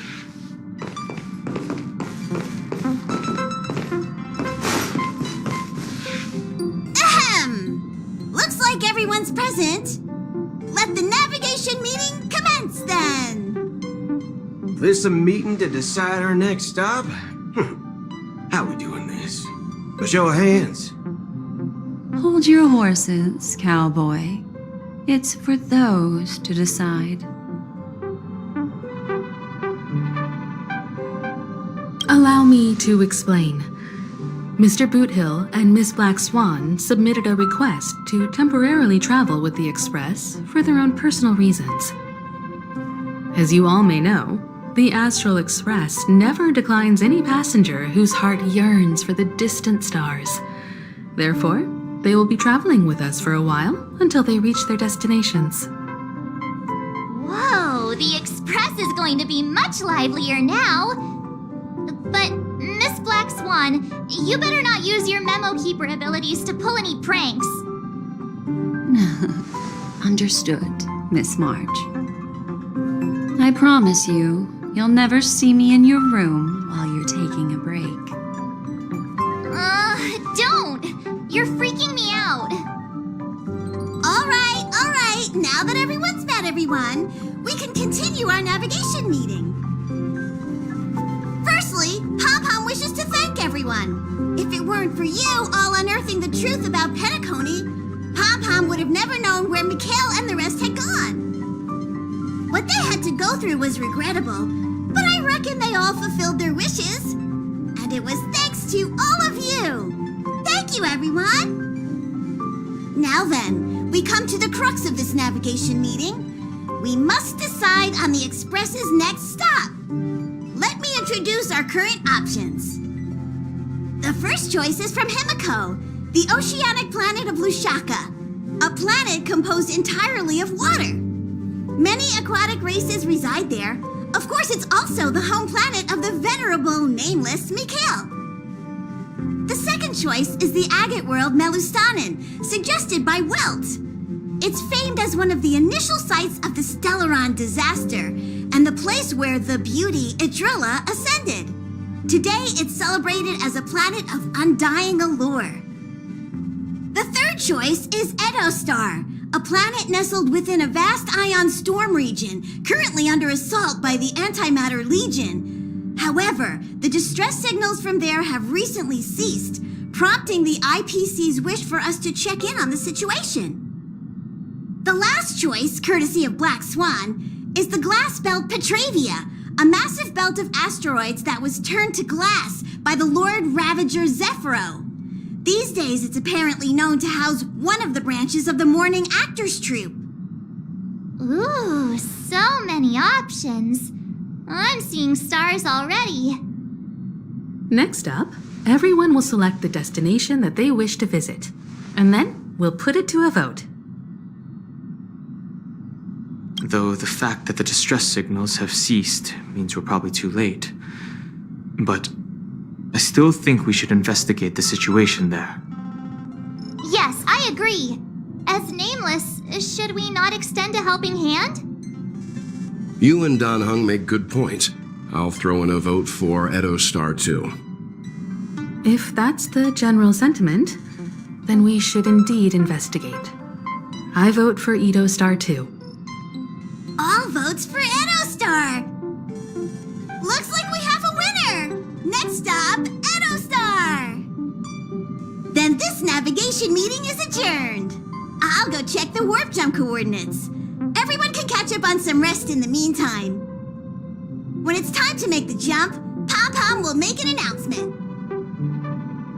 There's still some time before the jump. What should I do? How about a chat? Over here. Oh, you're here. Seeing your reflection among the stars in the porthole really does seem somewhat surreal. How about it? This journey of beautiful dreams. Was it to your liking? There's a rich scent of curiosity here. Such memories can be irresistibly captivating.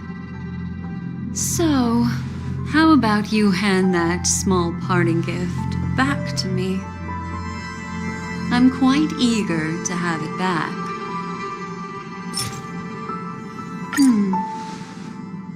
Oh? Never mind. I just stumbled upon a particularly fascinating spot in your memory. Before I explain, I would like to apologize to you. This farewell gift I gave you isn't really a compass from the memory zone, but merely an empty light cone. Remember when we entered the hotel in the dreamscape for the first time, and I procured a few trinkets from your companions? Their functions are similar. This way, I can always be attuned to your location, ready to assist immediately if you encounter any threats. But this is not its most intrinsic function. Light cones are slices of light used to encapsulate solidified phenomena. This empty light cone is the same. It can etch your memories in their most vivid form, and then allow me to admire and manipulate them, turning them into unique mementos. All the world is born from the power of mind and soul, and that power is memory. To prevent ourselves from being forgotten by the world, we must make the world remember us, or use our memories to recreate it. Life, seemingly vast, offers but a scant collection of impactful memories. Some joyful, some sorrowful, some light, some heavy. But you are different. Memory is a reflection of the future. Within that reflection, I see your unparalleled worth. You have the power to craft memories that can captivate the world. Your memory can illuminate the universe's future path. And that memory will be as scintillating as the star clusters you see in this porthole.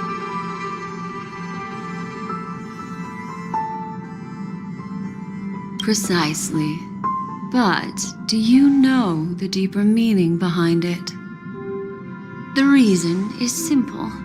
In this grandiose and ostentatious dream of the families, only you personally experienced the entire course. Patience, my friend.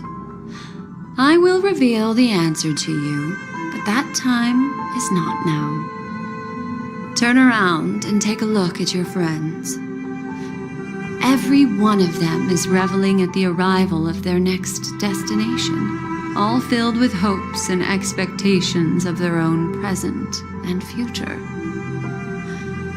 Revealing everything at this moment would be a bit of a buzzkill, wouldn't it? I'm looking for an opportune time, a time when you're totally at ease.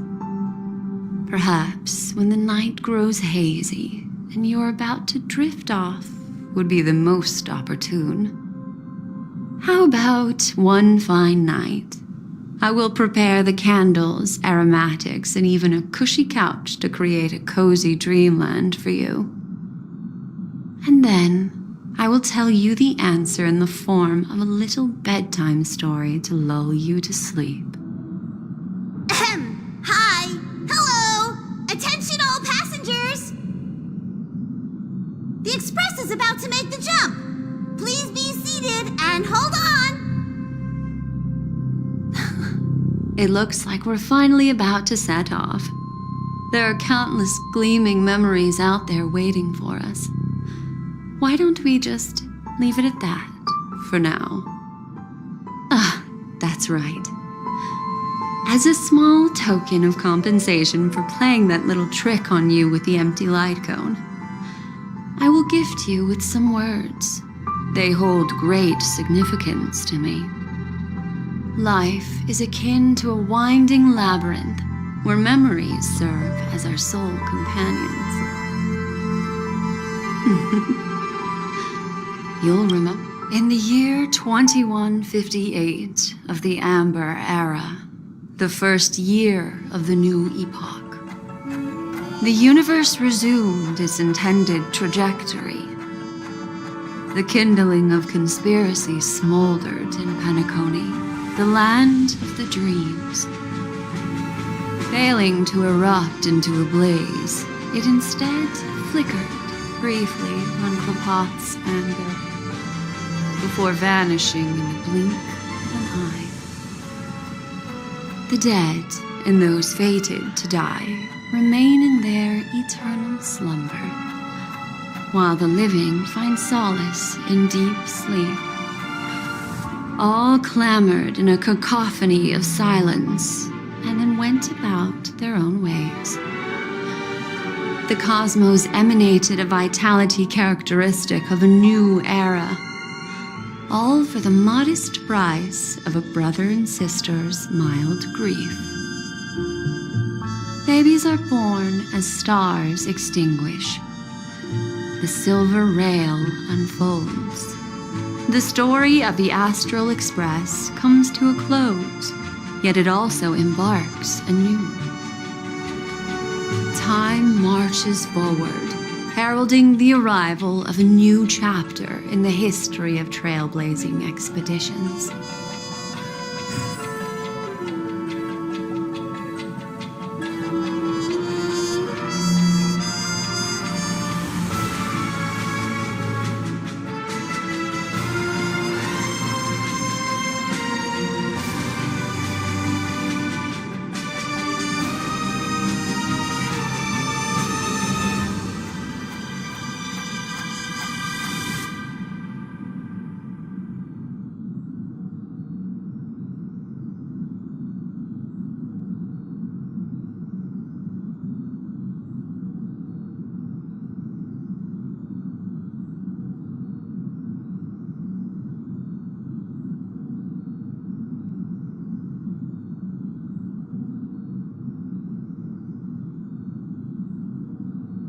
Countless shooting stars streak the sky tonight. If you can pick the right one, it will carry your wish to thousands of distant worlds. You're feeling very relaxed now, aren't you? So, then, it's time to tell you a little bedtime story. Well, let's start with a conclusion. The crew was defeated in the battle against Sunday. Everyone in Penacony failed, and no one survived. But don't panic. The truth, as horrifying as it may be, is not yet irreversible. There's still a glimmer of hope, and that's why I'm here. Next, I'll use this empty light cone that carries all your memories to relive everything that happened before. And when this story reaches its end, I'm sure someone as clever as you will notice that. There's a major flaw in the story you have experienced, yet within that flaw lies a glimmer of hope. Are you ready for it? Do you remember everything? When the clock turned back, the Express started a warp jump, sending you to a strange dream. You were bewildered back then, and then a Galaxy Ranger named Acheron showed you a way out. When you arrived at the Reverie Hotel, you met the doorman Misha and had a confrontation with a Venturine, an IPC representative. Thankfully, Acheron appeared again and helped you. After that, you saved Firefly and explored Penacony together. During the tour, you ran into Sparkle disguised as Sampo and accidentally entered a child's dream. There, I rescued both of you from death, but Firefly didn't return to reality. She realized the truth and tried to involve you in her plan, but that resulted in an accidental death. Even more unsettling, you soon encountered another murder. The 2 cases of death prompted you to investigate the truth behind the sweet dream. Despite your efforts to gather information about the 2 victims, you didn't make much progress. But you did learn about the watchmaker from Gallagher. Meanwhile, Aventurine was secretly carrying out his scheme, in which you were one of the pawns. In the midst of a fierce battle, Acheron revealed her true identity as an emanator of the Nihility and unsheathed her sword. That strike foiled Aventurine's plan and opened a passage between the sweet dream and the original memory zone. Upon your arrival at Dreamflux Reef, you learned the truth that death was actually dormancy, as well as the truth about the dreamscape, the Stellaron, and the bellboy, Misha. You split up with Sunday and Robin, looking for a way to seal the Stellaron. However, it turned out that Sunday and the Dream Master had their own hidden agenda. And you had to engage in an ultimate duel on the stage of the Charmony Festival. Finally, the story reached its conclusion. You emerged victorious, with the Trailblaze triumphing over the Order, and Penacony embracing a bright and peaceful future. This marks the end of the thrilling journey in Penacony. I'm sure you've already noticed something unusual, haven't you? The major flaw, which contradicts all the known information, hides in this story.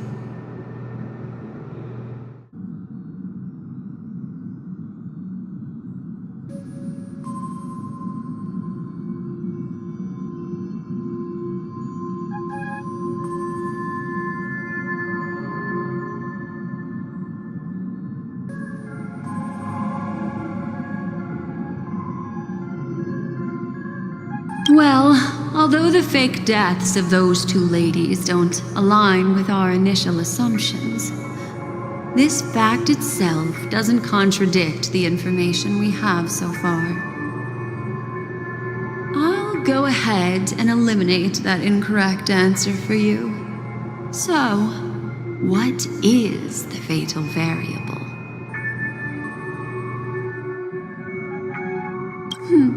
Little Misha. Or should I call him the Watchmaker? He's only a segment of memory in a dream bubble, but his ambition for the Trailblaze led him to leave the bubble and embark on a grand adventure in Penacony. While Misha is a rather special memory zone meme, and he was granted power by the Trailblaze, there's still one thing that he shouldn't be able to do.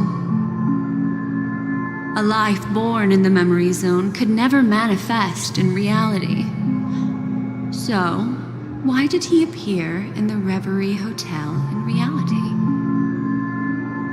The answer is simple.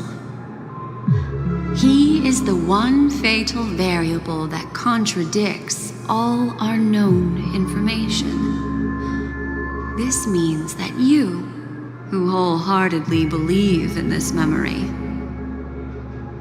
are still trapped in the dreamscape at this very moment. Wake up, sleepyhead.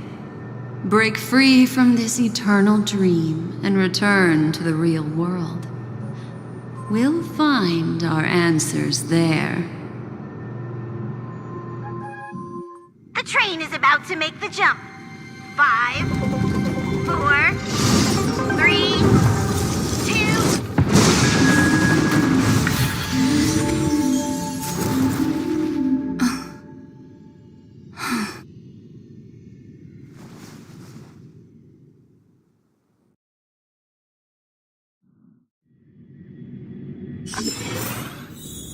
This way, darling. I'm with you.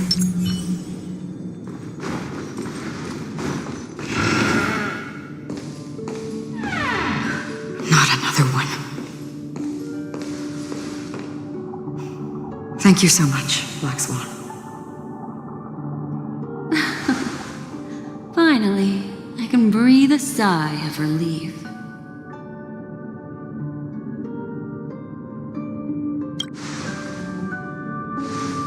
I understand you must be confused, and will do our best to shed light on the situation. However, before that, it's essential to know that this place is the rift between dream and reality. A place reserved only for those who have awakened from Enna's dream. Do you remember Sunday's ambitious plan? He intended to harness the power of the Stellaron, the collective will of over 100,000 Oak family members, and the desires of everyone in Penacony to usurp the harmony and restore the order. Unfortunately, it didn't stop there. From the early days of our journey into Asdana, we were already affected by the Stellaron. That strange dreamscape where we met. Maybe it was a sign that your thoughts were beginning to drift away.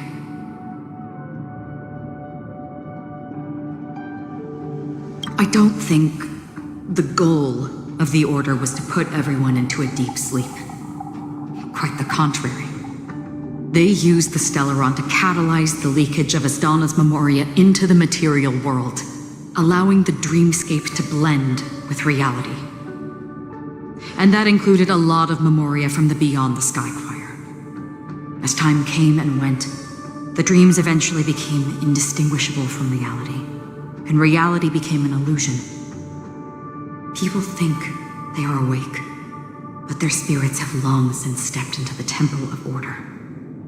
This is what makes Enna's dream so powerful. In this paradise governed by the Order, everyone indulges in their delightful dreams and lives happily ever after. I believe what you experienced in the sweet dream, except for that flaw, was real.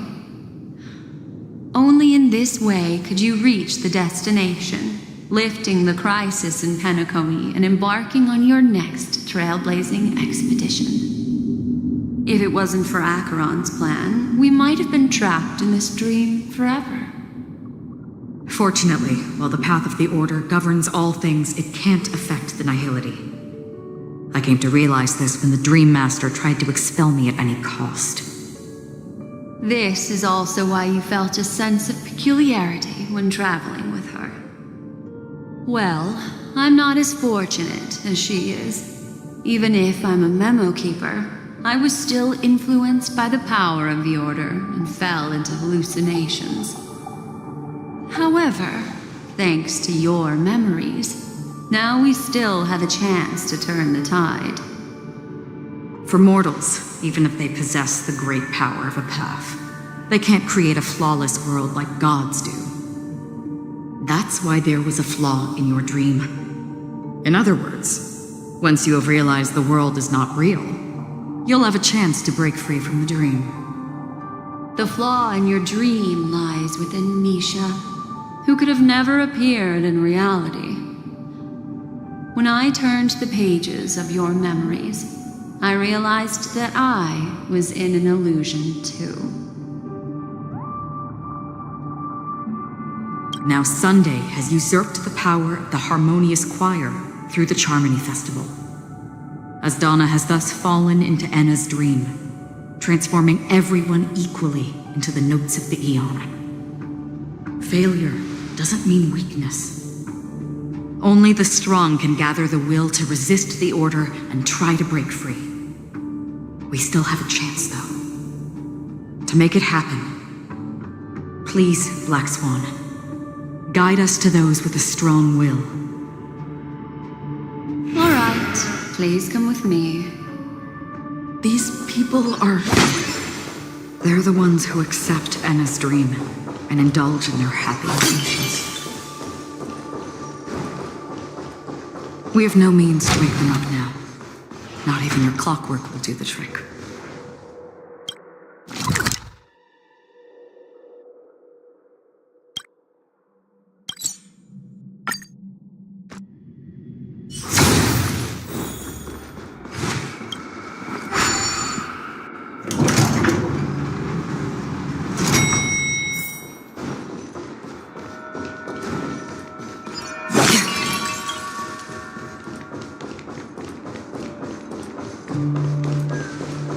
Here we are. It's... Robin?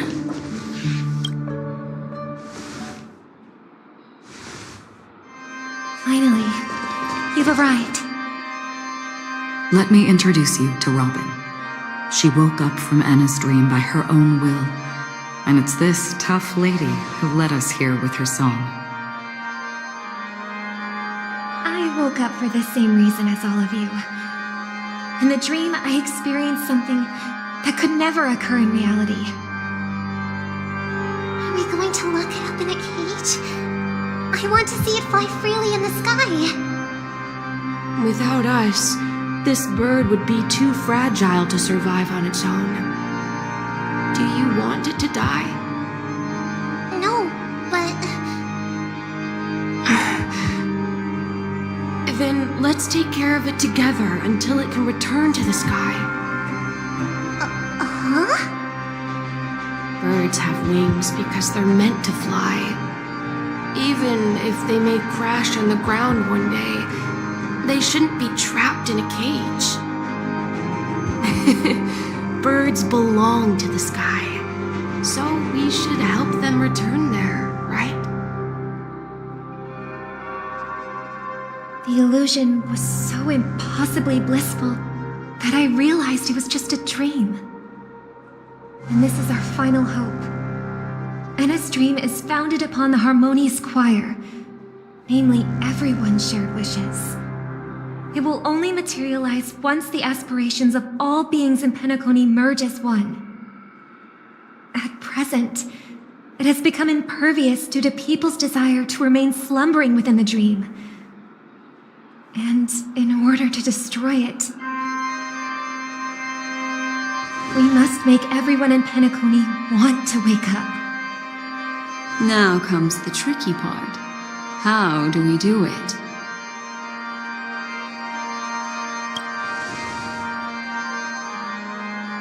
Humans yearning for sweet illusions borders on obsession, leading them to subconsciously resist the harsh reality. Therefore, I carefully selected a moment where she was completely unguarded, guiding her to uncover the truth herself to make her regain her consciousness. However, to wake up everyone in Penacony and get them to share the same determination, that would be nearly impossible. Indeed. I'm afraid it's almost as difficult as resurrecting an eon.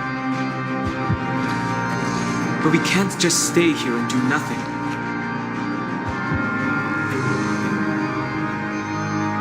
This is a critical moment for the whole universe.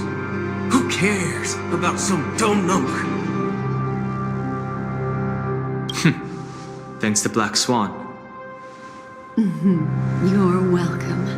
And thanks to the memo keepers in Penacony, too. I believe your partners have also awakened from their dreams. This is the first step of our plan. With the assistance from the Garden of Recollection, those who possess a strong will, like you, will gradually awaken from the dream. These free wills are the discord that will sway Anna's dream. However, awakening a mere handful of individuals is insignificant compared to the vast number of people immersed in the dream. We must find other ways to awaken the free will of millions of people within a short period of time. If breaking through from the inside proves challenging, we can seek assistance from the outside. We've long been aware of a potential solution. Asdana is a galaxy known for its abundant memoria and the remarkable phenomenon known as synesthesia dreamscape. When people first enter this place, They often find themselves and others sharing a collective dream. At this very moment, there was only one dream encompassing the entire Asdana system. So, you mean, if we can attract a large number of outsiders to this system, their free will would intertwine with this dream and shake it to its core? However, those outsiders might also succumb to the dream and become the foundation of the Order instead. The real challenge is, how can we gather a huge number of people as determined as you within a short period of time? Looks like the Jade Abacus of Allying Oath will be the only solution. No need for that. Keep your once-in-a-lifetime treasure. We don't need to bother the Cienjo Alliance for such a tiny request. You want thousands of people with unwavering free will? That's easy. Just leave it to us Galaxy Rangers. You can gather Galaxy Rangers? Outsiders may see Galaxy Rangers as elusive and disconnected individuals, and actually, you're right. And that's why we have a tacit understanding among us. Do you know what it is, Acheron? It's the relic I returned to you. Exactly. Its owner must have told you that it's meaningless to anyone other than a Galaxy Ranger. That it can only fulfill its purpose when returned to its rightful owner. Because it's a burial artifact, worthy only of a hero who has served the Galaxy Rangers with honor. When its light illuminates the universe, it means the fall of a hero. And in the direction it falls, countless meteors will streak across the sky. Those meteors are Galaxy Rangers, coming from all corners of the cosmos, driven by a shared purpose, without questioning the cause or counting the cost, because we abide by a common principle. The shooting stars of the hunt only descend on the longest night, and with them comes the dawn. We've stayed silent for far too long. Now, it's time to remind all the cowards, oppressors, and villains of the universe of our presence. I'll be the one to ignite the first spark. Once the dreamscape is swayed, I'll complete the second step. I'll fine-tune the slumbering souls with the Song of the Harmony, interrupting them with the discord of Trailblaze, and guiding them towards reality. It's true that some people are born strong, and others are born weak. If the Trailblaze is the target of heroes, then the Harmony will guarantee that the strong help the weak. Only the people of Penacony themselves can be the saviors of their homeland. Their path of happiness should be forged by themselves. While I may not be a nameless, I'm willing to instill courage in all those who need it. This includes my brother as well. Anna's dream is too cruel for him and everyone else. Your plan sounds well conceived, but still, it appears somewhat idealistic and romantic. The flaws rooted in human nature can't be eradicated overnight. Do you believe these efforts alone are enough to convince everyone to choose the right path? I agree with you, Black Swan. That's why the most critical aspect of this plan is not to convince everyone to choose the right path, but to inspire them to save themselves. So, you're the key in the end, I assume? The Harmonious Choir possesses the power of an emanator. To overcome it, you'll need the same level of power. The final step in destroying the sweet dream will be my responsibility. That's a relief to hear. Now that our roles are assigned, let's get to our battlefield and pose a grand finale. May I have a moment alone with you? There's one more thing I need to explain to you. This grand festival is drawing to its close. This is the starting point for the ultimate stage of our journey. Just as it marked the beginning of all the stories in Penacony.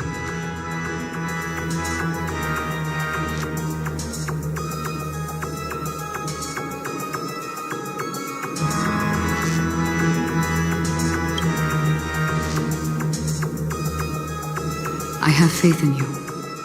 However, before we depart, there is one more thing I must tell you. There's something you should know.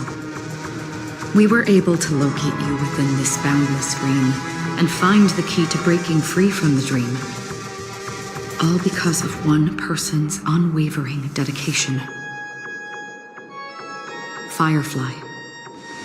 She awakened from the dream ahead of others, discovered the Express amidst the stars, and brought us valuable information about the remnants of the Order. She may have been aided by the script, and it came at a cost. As you know, Firefly is a stowaway who entered the dreamscape in a different way from ours. Without the dream pool in the hotel or assistance from the family, she can only awaken from this dream in one way. A real death. We mustn't fail her determination. I'm not implying that we must win this fight no matter what, but our resolve should match that of that courageous lady. Are you ready?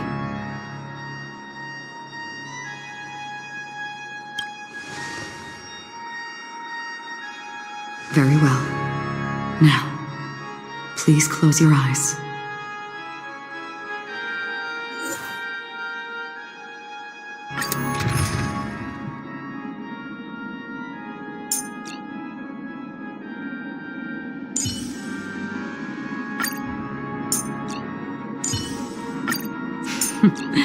So it's you.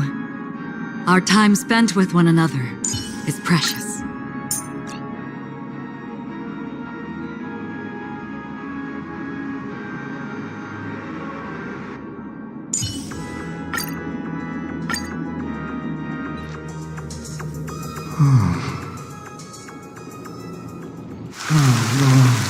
If I remember correctly, it has lasted for decades, or even centuries. The unwavering determination of the hunt, you see? The shadows on the sea have vanished. But it's still... I know. So, why did this rain? Because mortals who walk the paths are like sail, and for some, sin-thirsters. They emerge from the nihility and head toward. They have journeyed with me for such a long time. Yes. This is my duty. As Acheron, the Watcher, I'm guarding the path to the abyss of the nihility.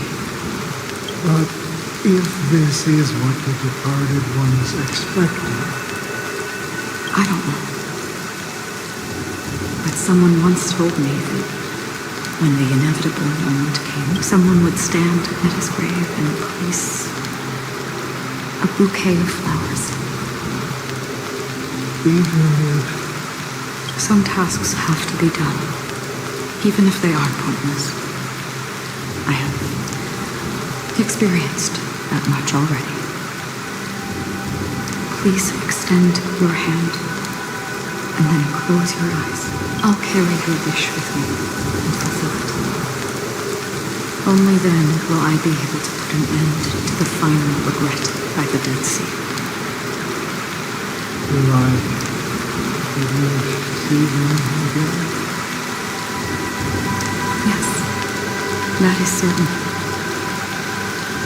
Because it was you who told me about the Express, your two former companions.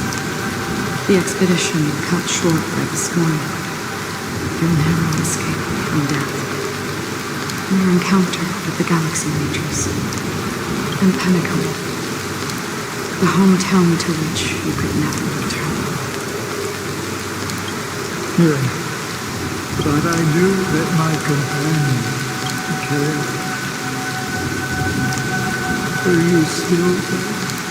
Take my hand and come with me. We will leave this place. You'll embark on a long, long journey, shrouded in darkness. But fear not, as a touch of red will be awaiting you at the end of the path. That's the color of existence. Follow it, and it'll guide you and illuminate the way. By doing so, you'll eventually reunite in the warmth of the sunlight. Thank you. May death be the end of your boundless dream, guiding you back to the waking world. Welcome to the horizon of existence. This place is one of the thousands of manifestations belonging to the sleeping and shapeless. And it's also an exit out of the nihility for the awake ones. Let's bid our final farewells here.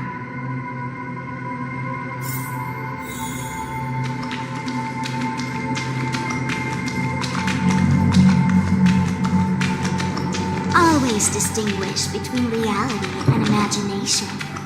All right, Gray. Life is akin to a winding labyrinth where memories serve. May your schemes be forever concealed. Anna's dream is too cruel for him and everyone else. To the imperfect tomorrow. I still remember the question on the invitation letter. Why does life slumber? Why does life slumber? We don't know the answer yet, but we're about to awaken from this dream. Or perhaps such is the answer itself. Leave this place. Return to where you belong, and awaken Penacony from this dream. As I said, our plan is not about convincing everyone to choose the right path, but about inspiring them to save themselves. So, when will people actively save themselves?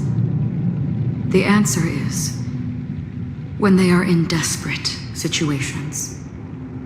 Like a drowning individual in the deep sea. When one's body and mind bear immense pressure, agony, confusion, and despair will follow. I firmly believe that.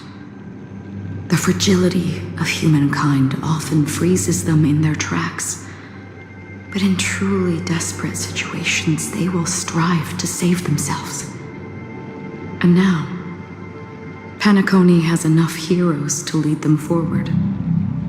It's through this inherent, self-centered instinct that people exert their utmost effort, even when they know their struggle is fruitless. As absurd as it may seem, it's their resistance. As for now, it is time to guide them, not as a savior, but as a nameless among those mortals. In this way, you will reunite in the warmth of the sunlight. The rain is intensifying. Before we part ways, please allow me to ask a few final questions.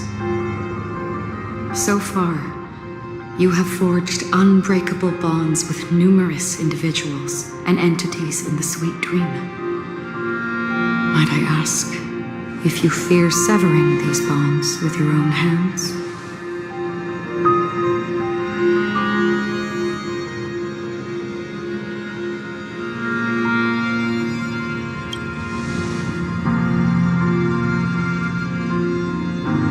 is a vast, lifelike dreamland that is virtually indistinguishable from reality.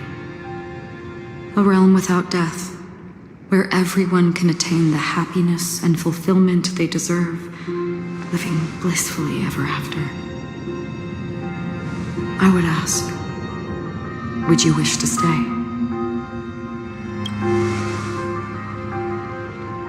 Imagine if this splendid dream were fated to fall apart.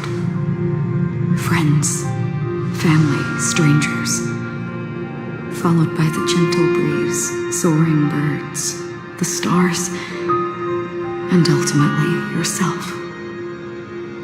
Everyone and every face they remember, the joy and the heartaches, the vows sealed and those left hanging, all will inevitably march towards a predetermined ending. If you had grasped the journey's finale right from its inception, I would ask, would you still embark on this journey?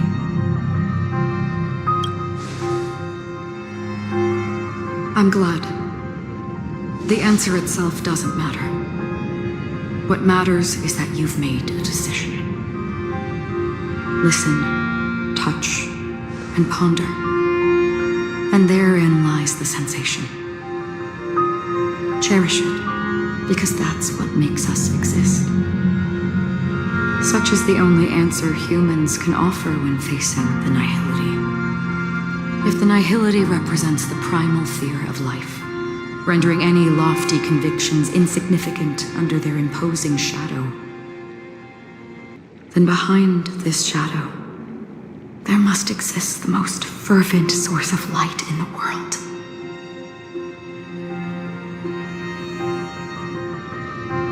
Just as every life that edges closer to death fervently approaches the end of the nihility, we must pursue that primordial light.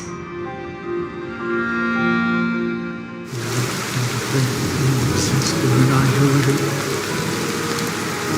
and you watch over others to depart it. So the task is absurd and meaningless. Nevertheless, someone had to do it. As for the meaning you mentioned, even if it's a meaningless task, I've come this far, haven't I? Even if the future pilgrimage may not even belong to you. It may not belong to me, but it definitely belongs to someone.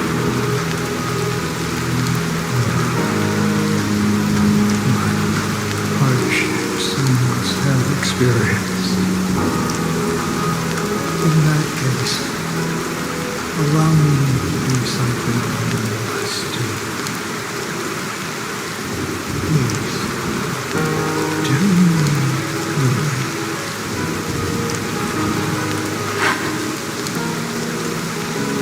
Perhaps my existence will vanish in the next moment. Nobody will remember this conversation or answer.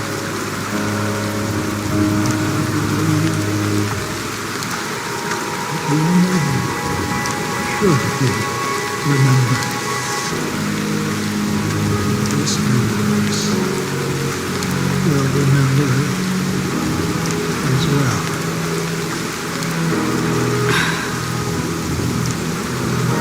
For me, some things are difficult to recall. Yet there are others that I find challenging to forget. Such is memory, a creation of the past that blossoms into significance in the distant future. I remember that marks the start of my journey, the origin of the vibrant red hue in my life, and the most fervent element amidst every tempest. That's my name. Raiden Rosenmori.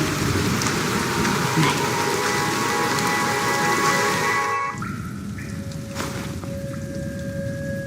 The Golden Dream is getting restless. In the coming long nights, I'm afraid you will face many setbacks and witness many tragedies. And in the end, you will only see in black and white. But please believe me, that in that monochrome world, there will be a glimpse of fleeting red. And when you make a choice, it will appear once more.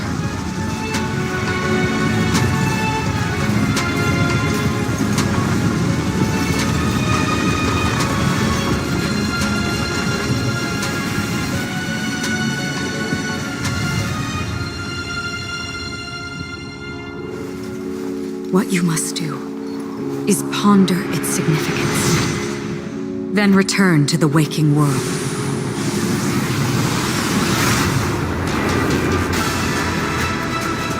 That's where we all find our answers.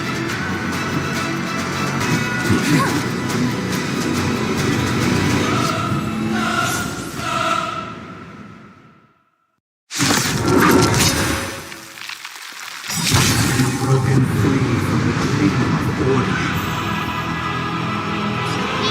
Enough sleeping already. Let's show them a wake-up call. I hope you're prepared.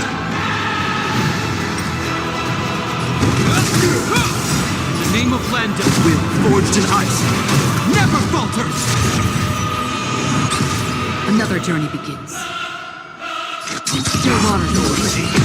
Step up, let's see ya. Nice, like a good boy, friend. Indulge yourself!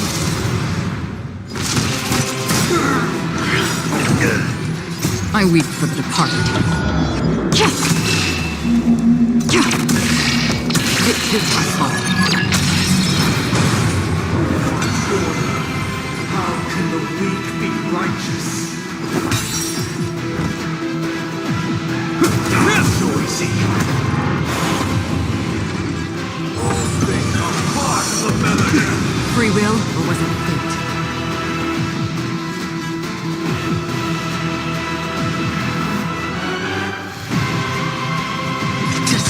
Noisy. Step up, let's see ya. Time to mix things up. Great teamwork. Wake up!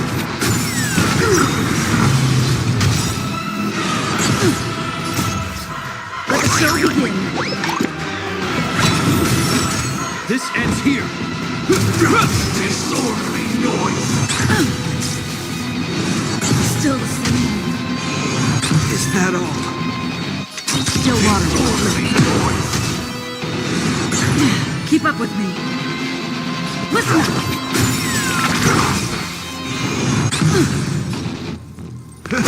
Disorderly noise. Sink into a dream.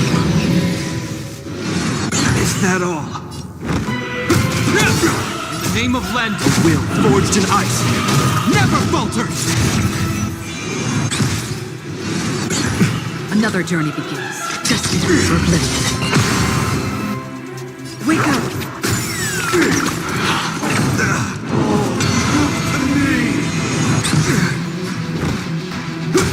Disorderly noise. Is that all? Nice, like a good friend. Indulge yourself!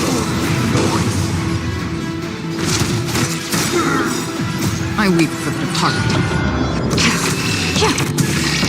It takes us all. Noise.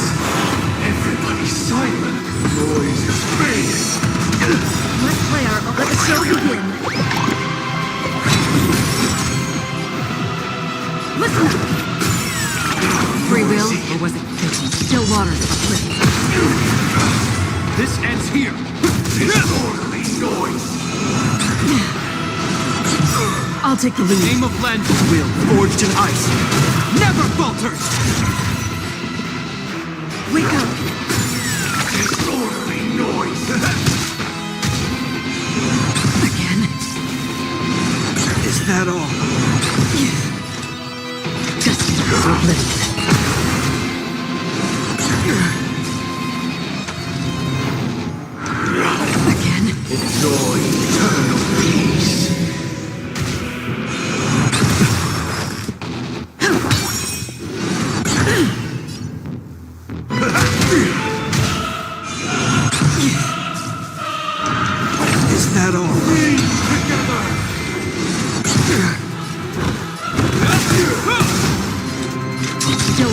split. Keep up with me. Noisy. Is that a objection? Feel free to make your case. They are part of the melody. Is that all? 7,336 notes. I solemnly invite you to the glorious forest and ascend to the heavens! Friends? Indulge yourselves! I'll take the lead. Listen up! I weep for the departed. It takes us all. This ends here. Free will, or was it fate destined for oblivion?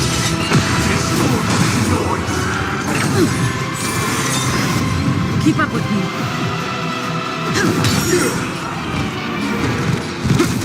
Noisy. Noise is fading. Indistinguishable from the eye. Can it still be called an illusion? Is that all? Wake up!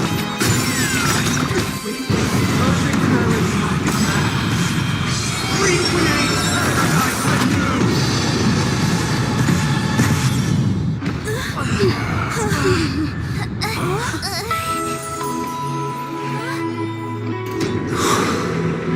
Music.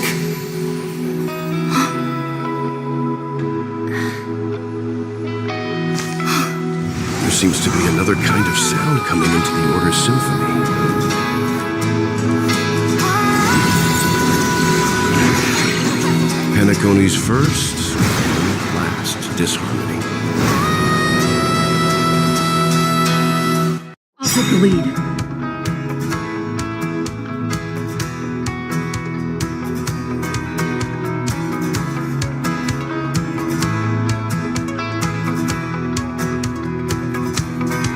Those imprisoned in their dreams are awakening for freedom.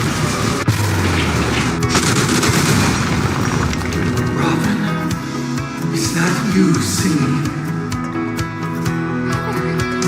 You have heard their cry. This is not the paradise they hoped for. Even so, they don't know where they should be heading. That's why I had to become the lone star in the sky to guide them. Dark, twisting in a perpetual night of solitude.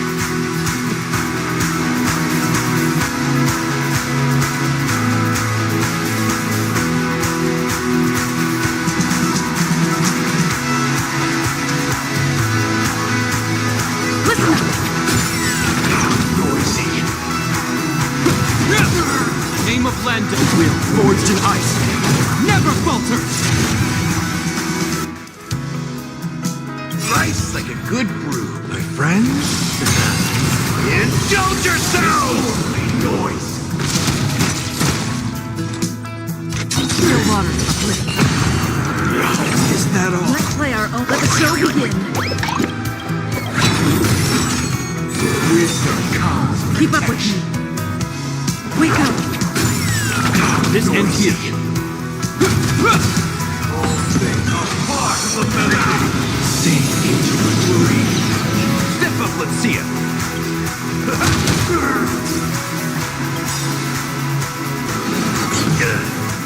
I weep for the departed. It takes us all. I'll do another journey. Even if the future is full of pain, we won't escape from it.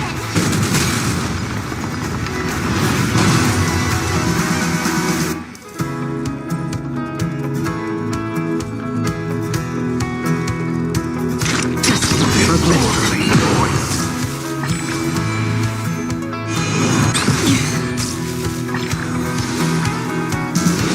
Is that all?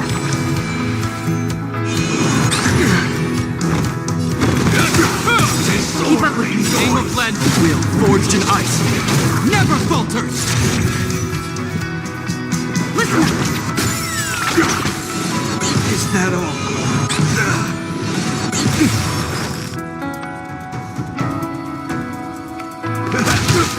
Free will, still water. Noise is fading. Eternal prey. Hope you're prepared. Disorderly noise. Still the same. Let's play our own. Let the show begin. I'll take the lead. Wake up.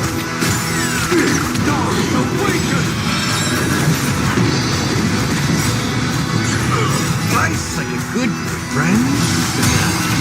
Indulge yourselves!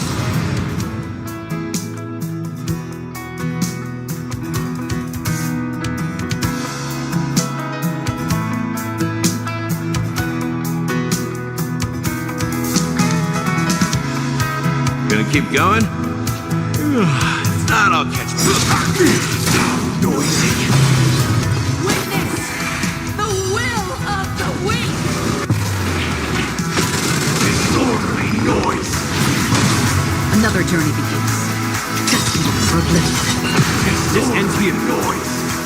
I weep for the departed. It takes us all.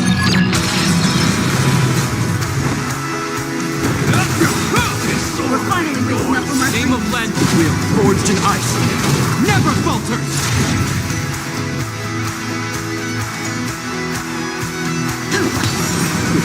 Never experienced solitude.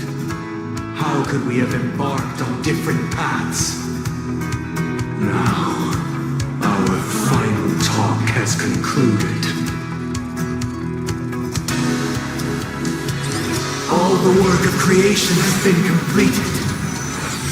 The inevitable day has arrived. The embryo of philosophy will reshape for us all of reality.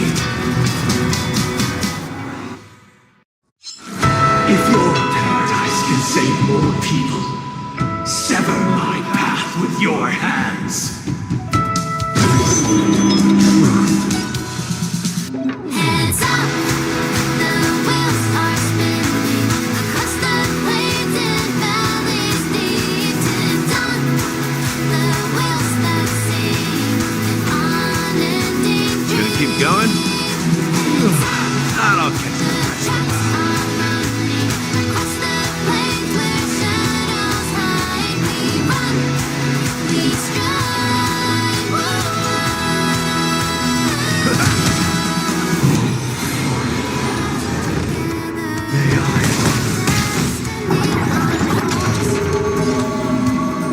still water. Insolent! I command you to heed my I have a bad feeling about this. To chase our dreams Have a noble soul! Don't be shackled by the past!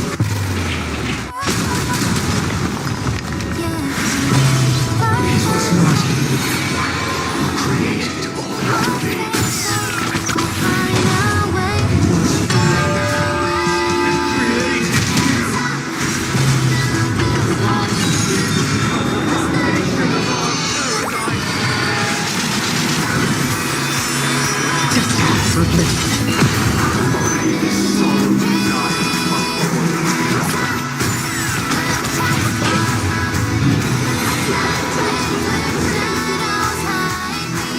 The order is not the only choice. Lion defying the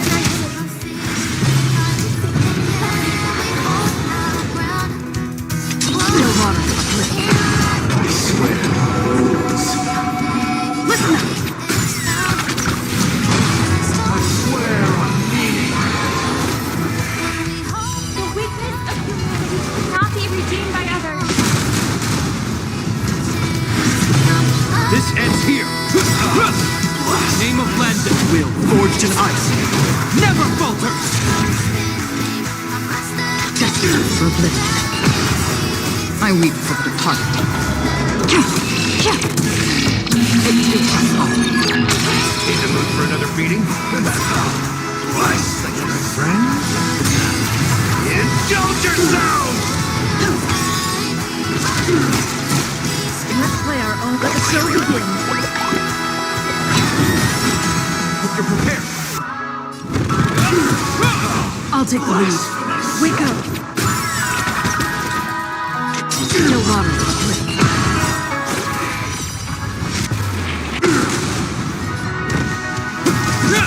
In the mood for another beat? Keep up with me. Listen. This ends here. Another journey begins. I'll take the lead.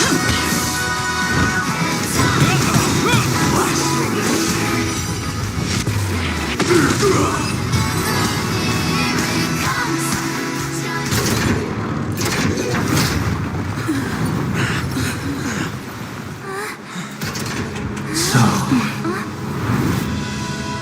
why does life slumber? Because someday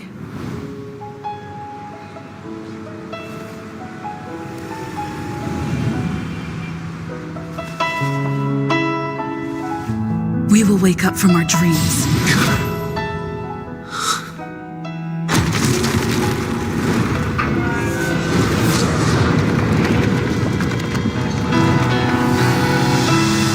The night is still too short.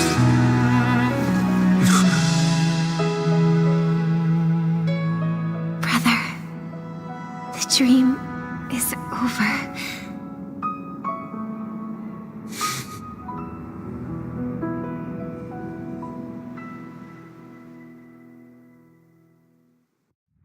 In the first year of the AE 2158, a fiery conspiracy erupted in the land of the dreams, but soon faded in chaos and destruction.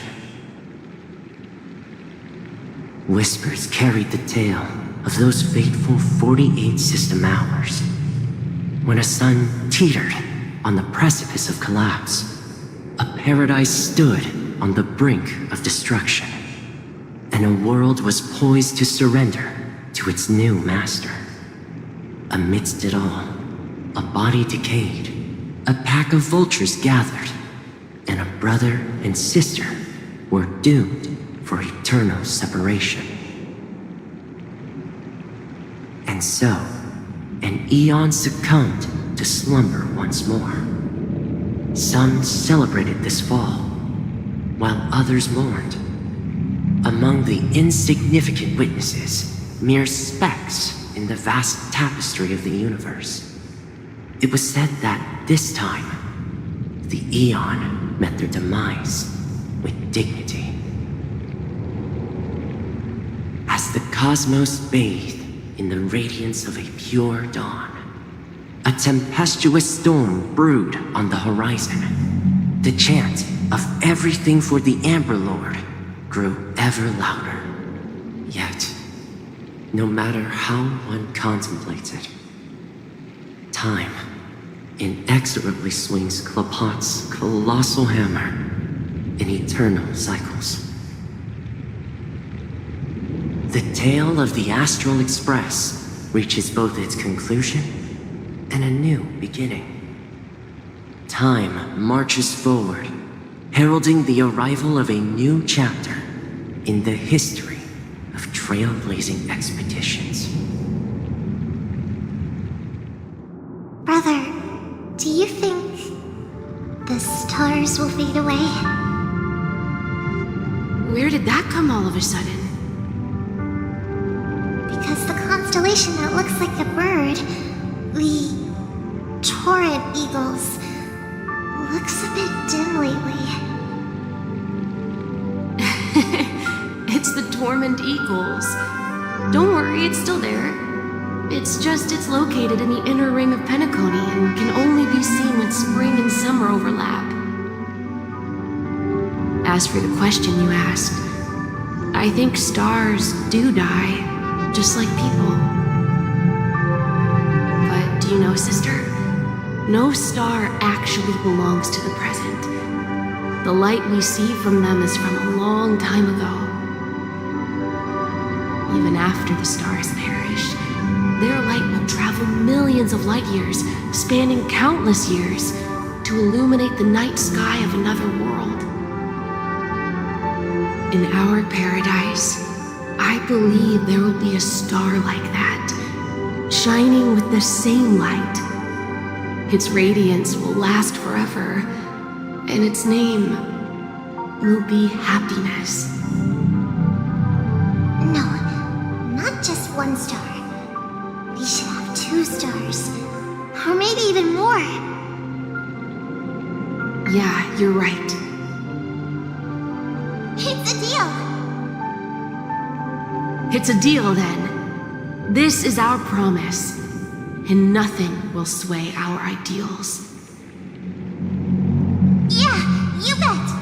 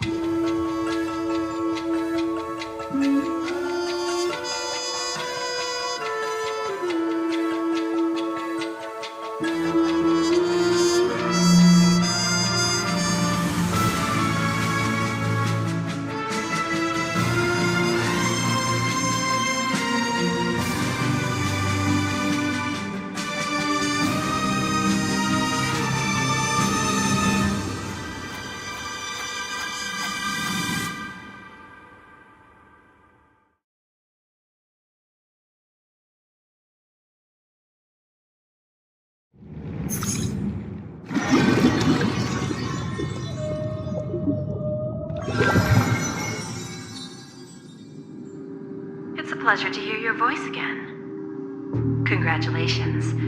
You've become the biggest winner of this festival. Are you calling just to poke fun at me? No. I'm just impressed. Not only did you venture alone into Penacony and discover the truth of Dreamflux Reef, but you also managed to escape with the help of that Knight of Beauty. Remember the recording you received from your Trailblaze friend? It's now the most valuable chip in this game. However, this came at a high cost. Losing a cornerstone is a hefty price to pay.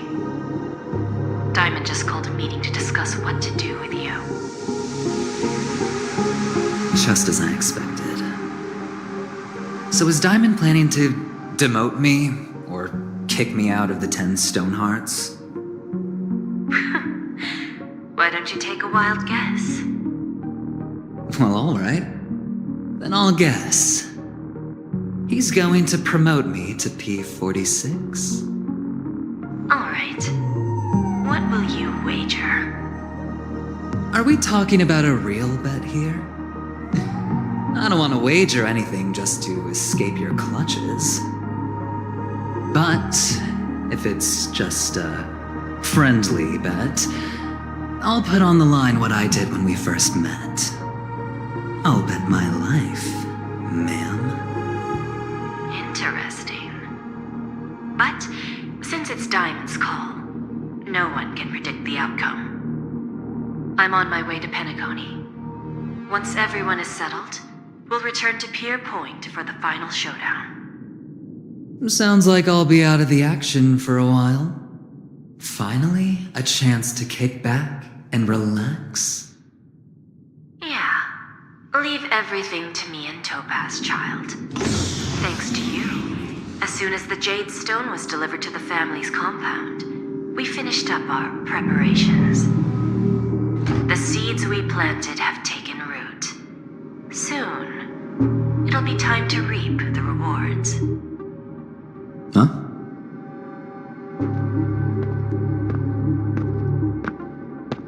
Let's wrap it up for now. Looks like I've got a visitor here.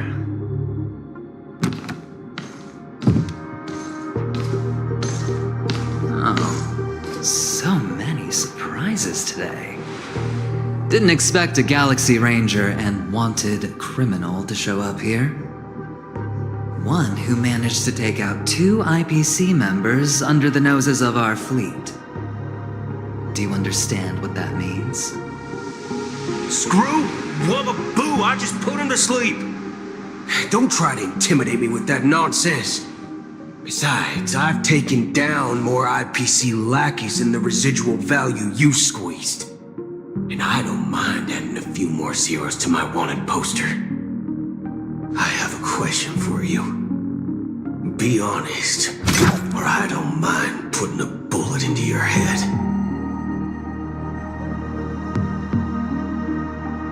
Tell me, where is Oswaldo Snyder?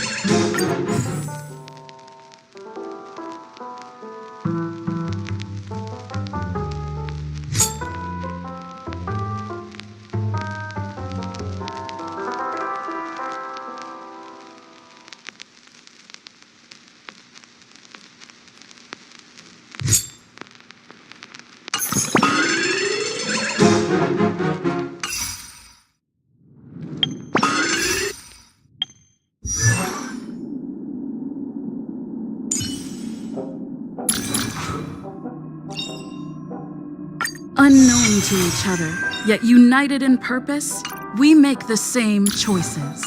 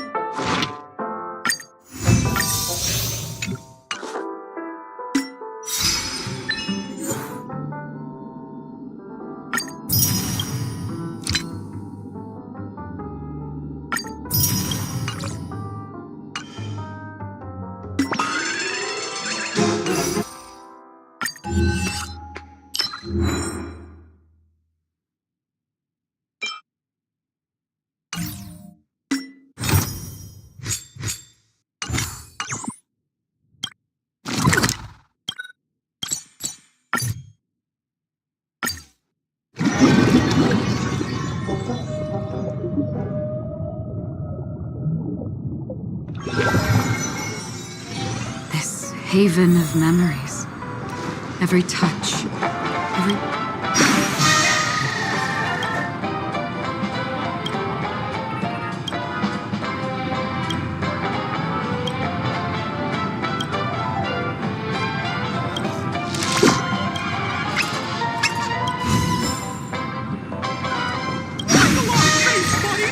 Cheer up! Oh boy! I've eaten too much this time!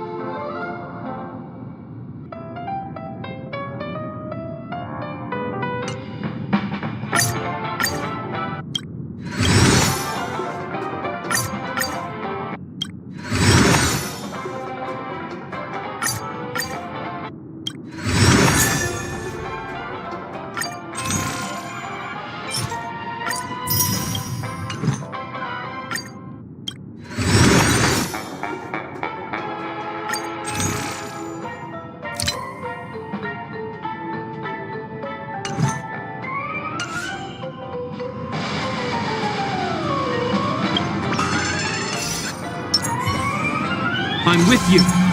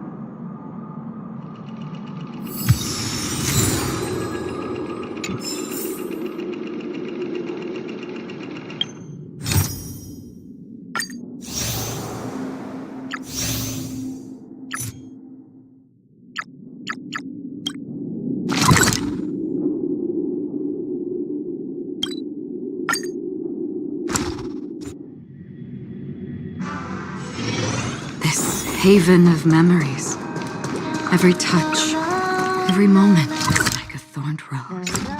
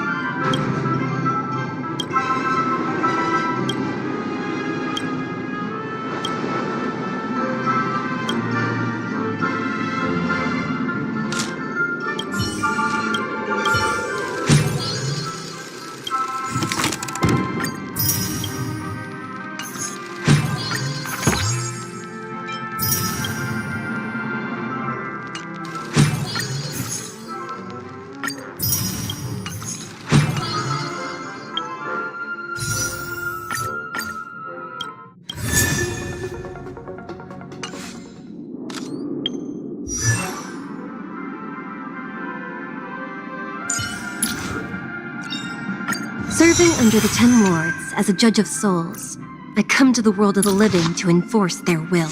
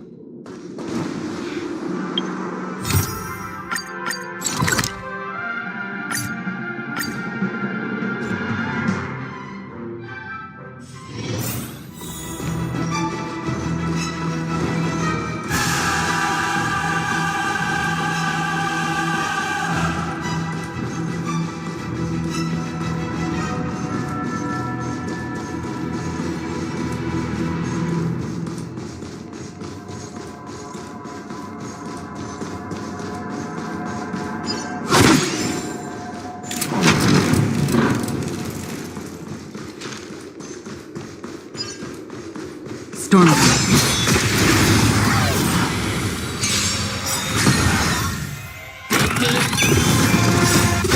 forged in ice never falters! I like the confidence.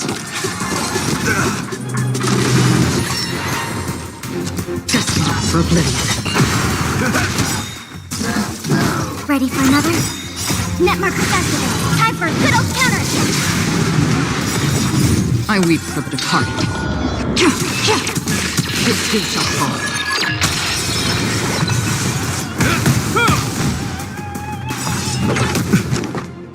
My friends?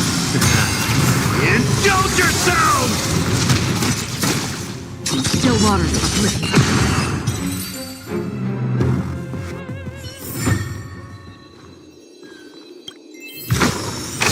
This is what exploring the cosmos is all about.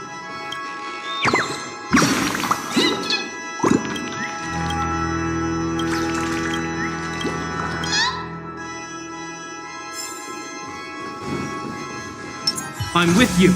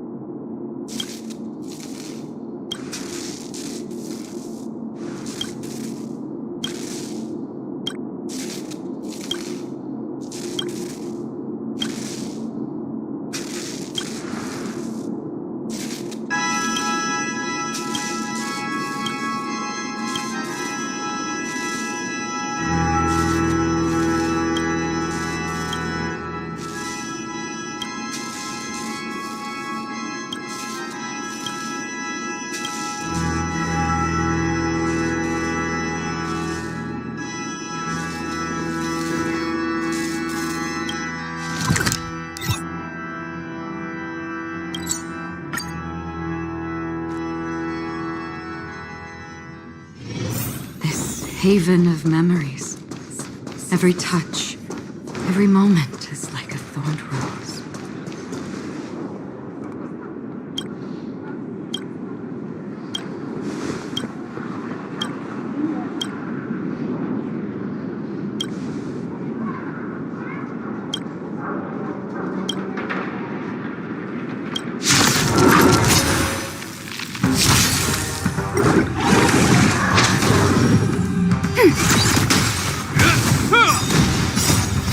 Forged in ice never falters!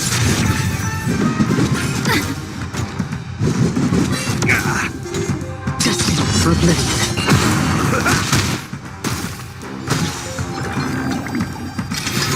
Is that all? Ready for another?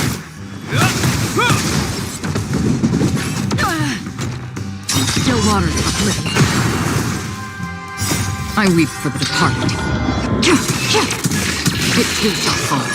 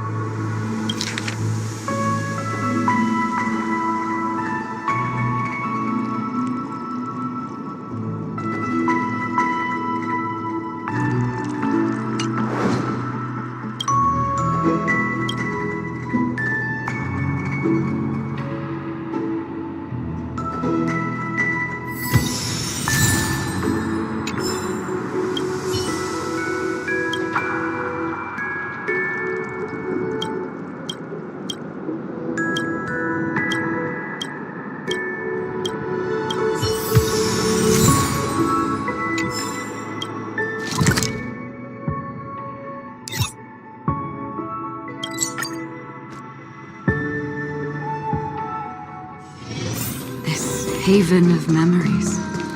Every touch, every moment is like a thorned rose.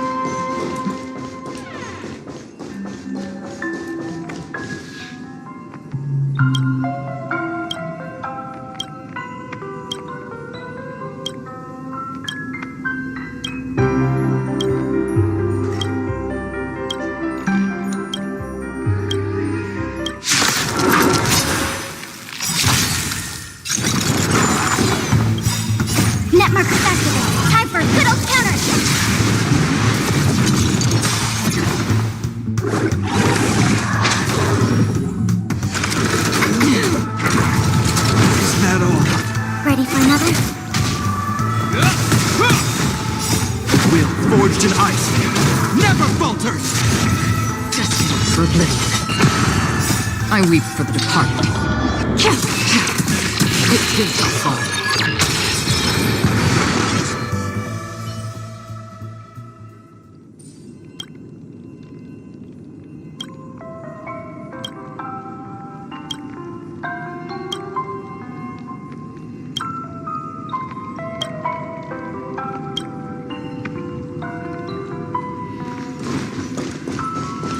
Scream forth!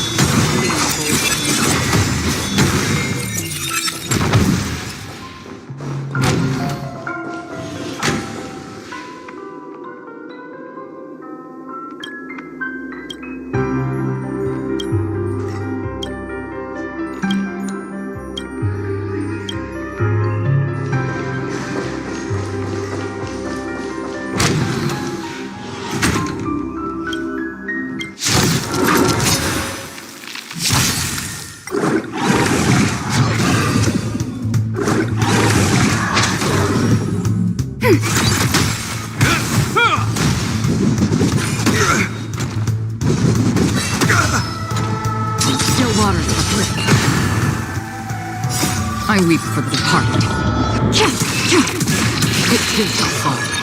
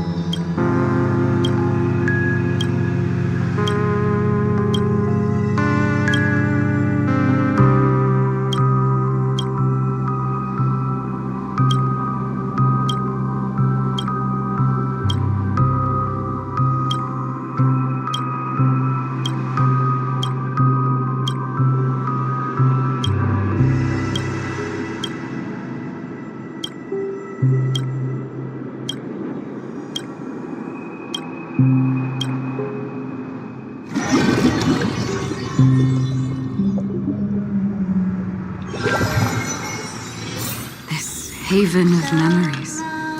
Every touch. It's like a thorned rose.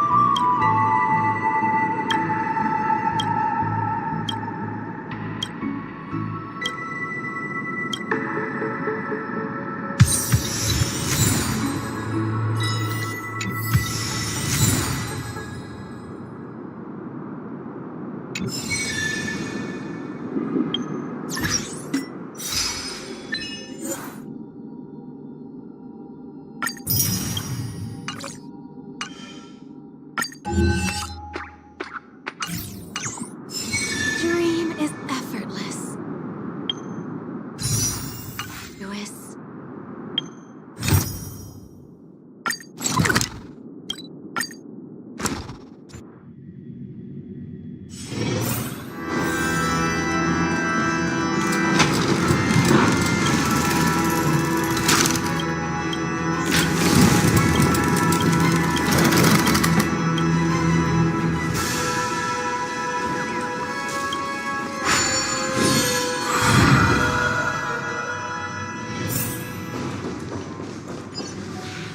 I'm with you.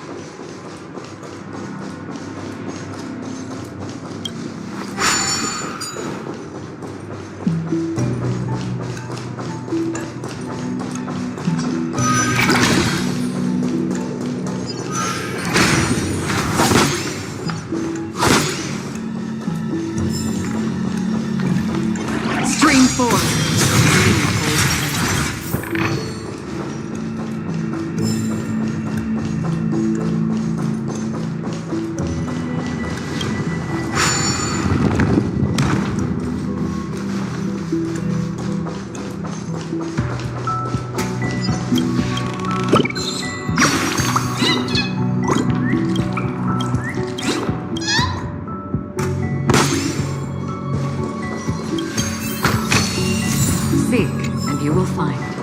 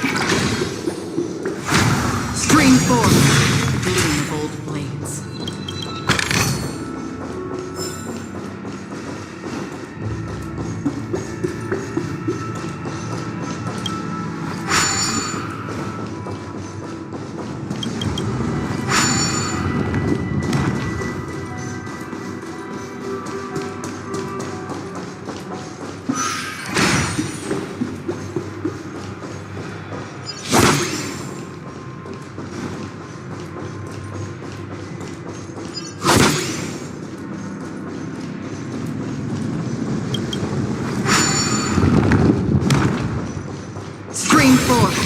Gleam of old blades.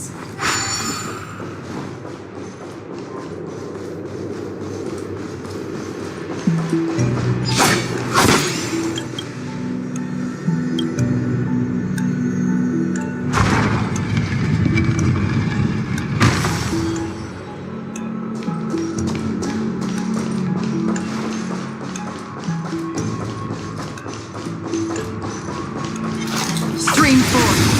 Gleam of old blades.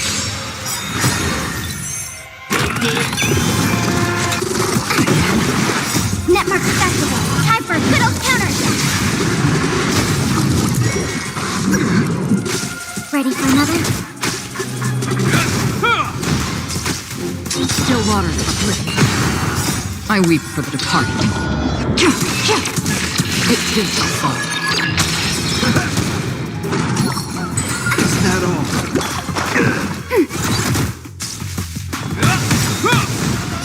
A will forged in ice never falters! Destined for oblivion. Ready for another? Still waters of oblivion. Is that all? Network festival. Time for a good old counterattack.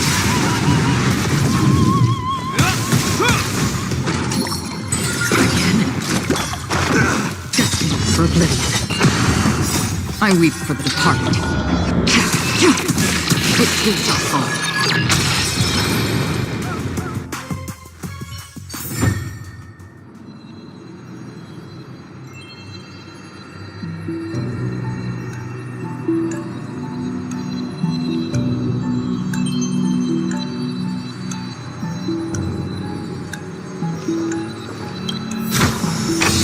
This is what exploring the cosmos is all about.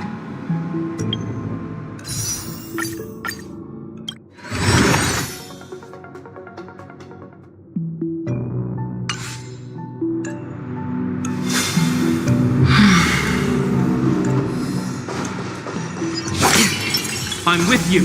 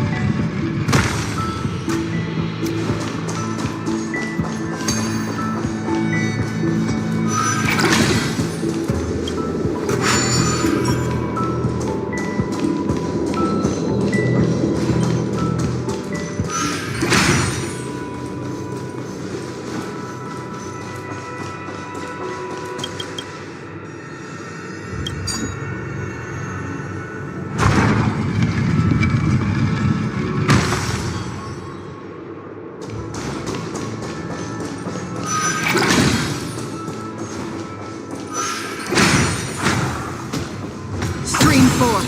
The gleam of old blades.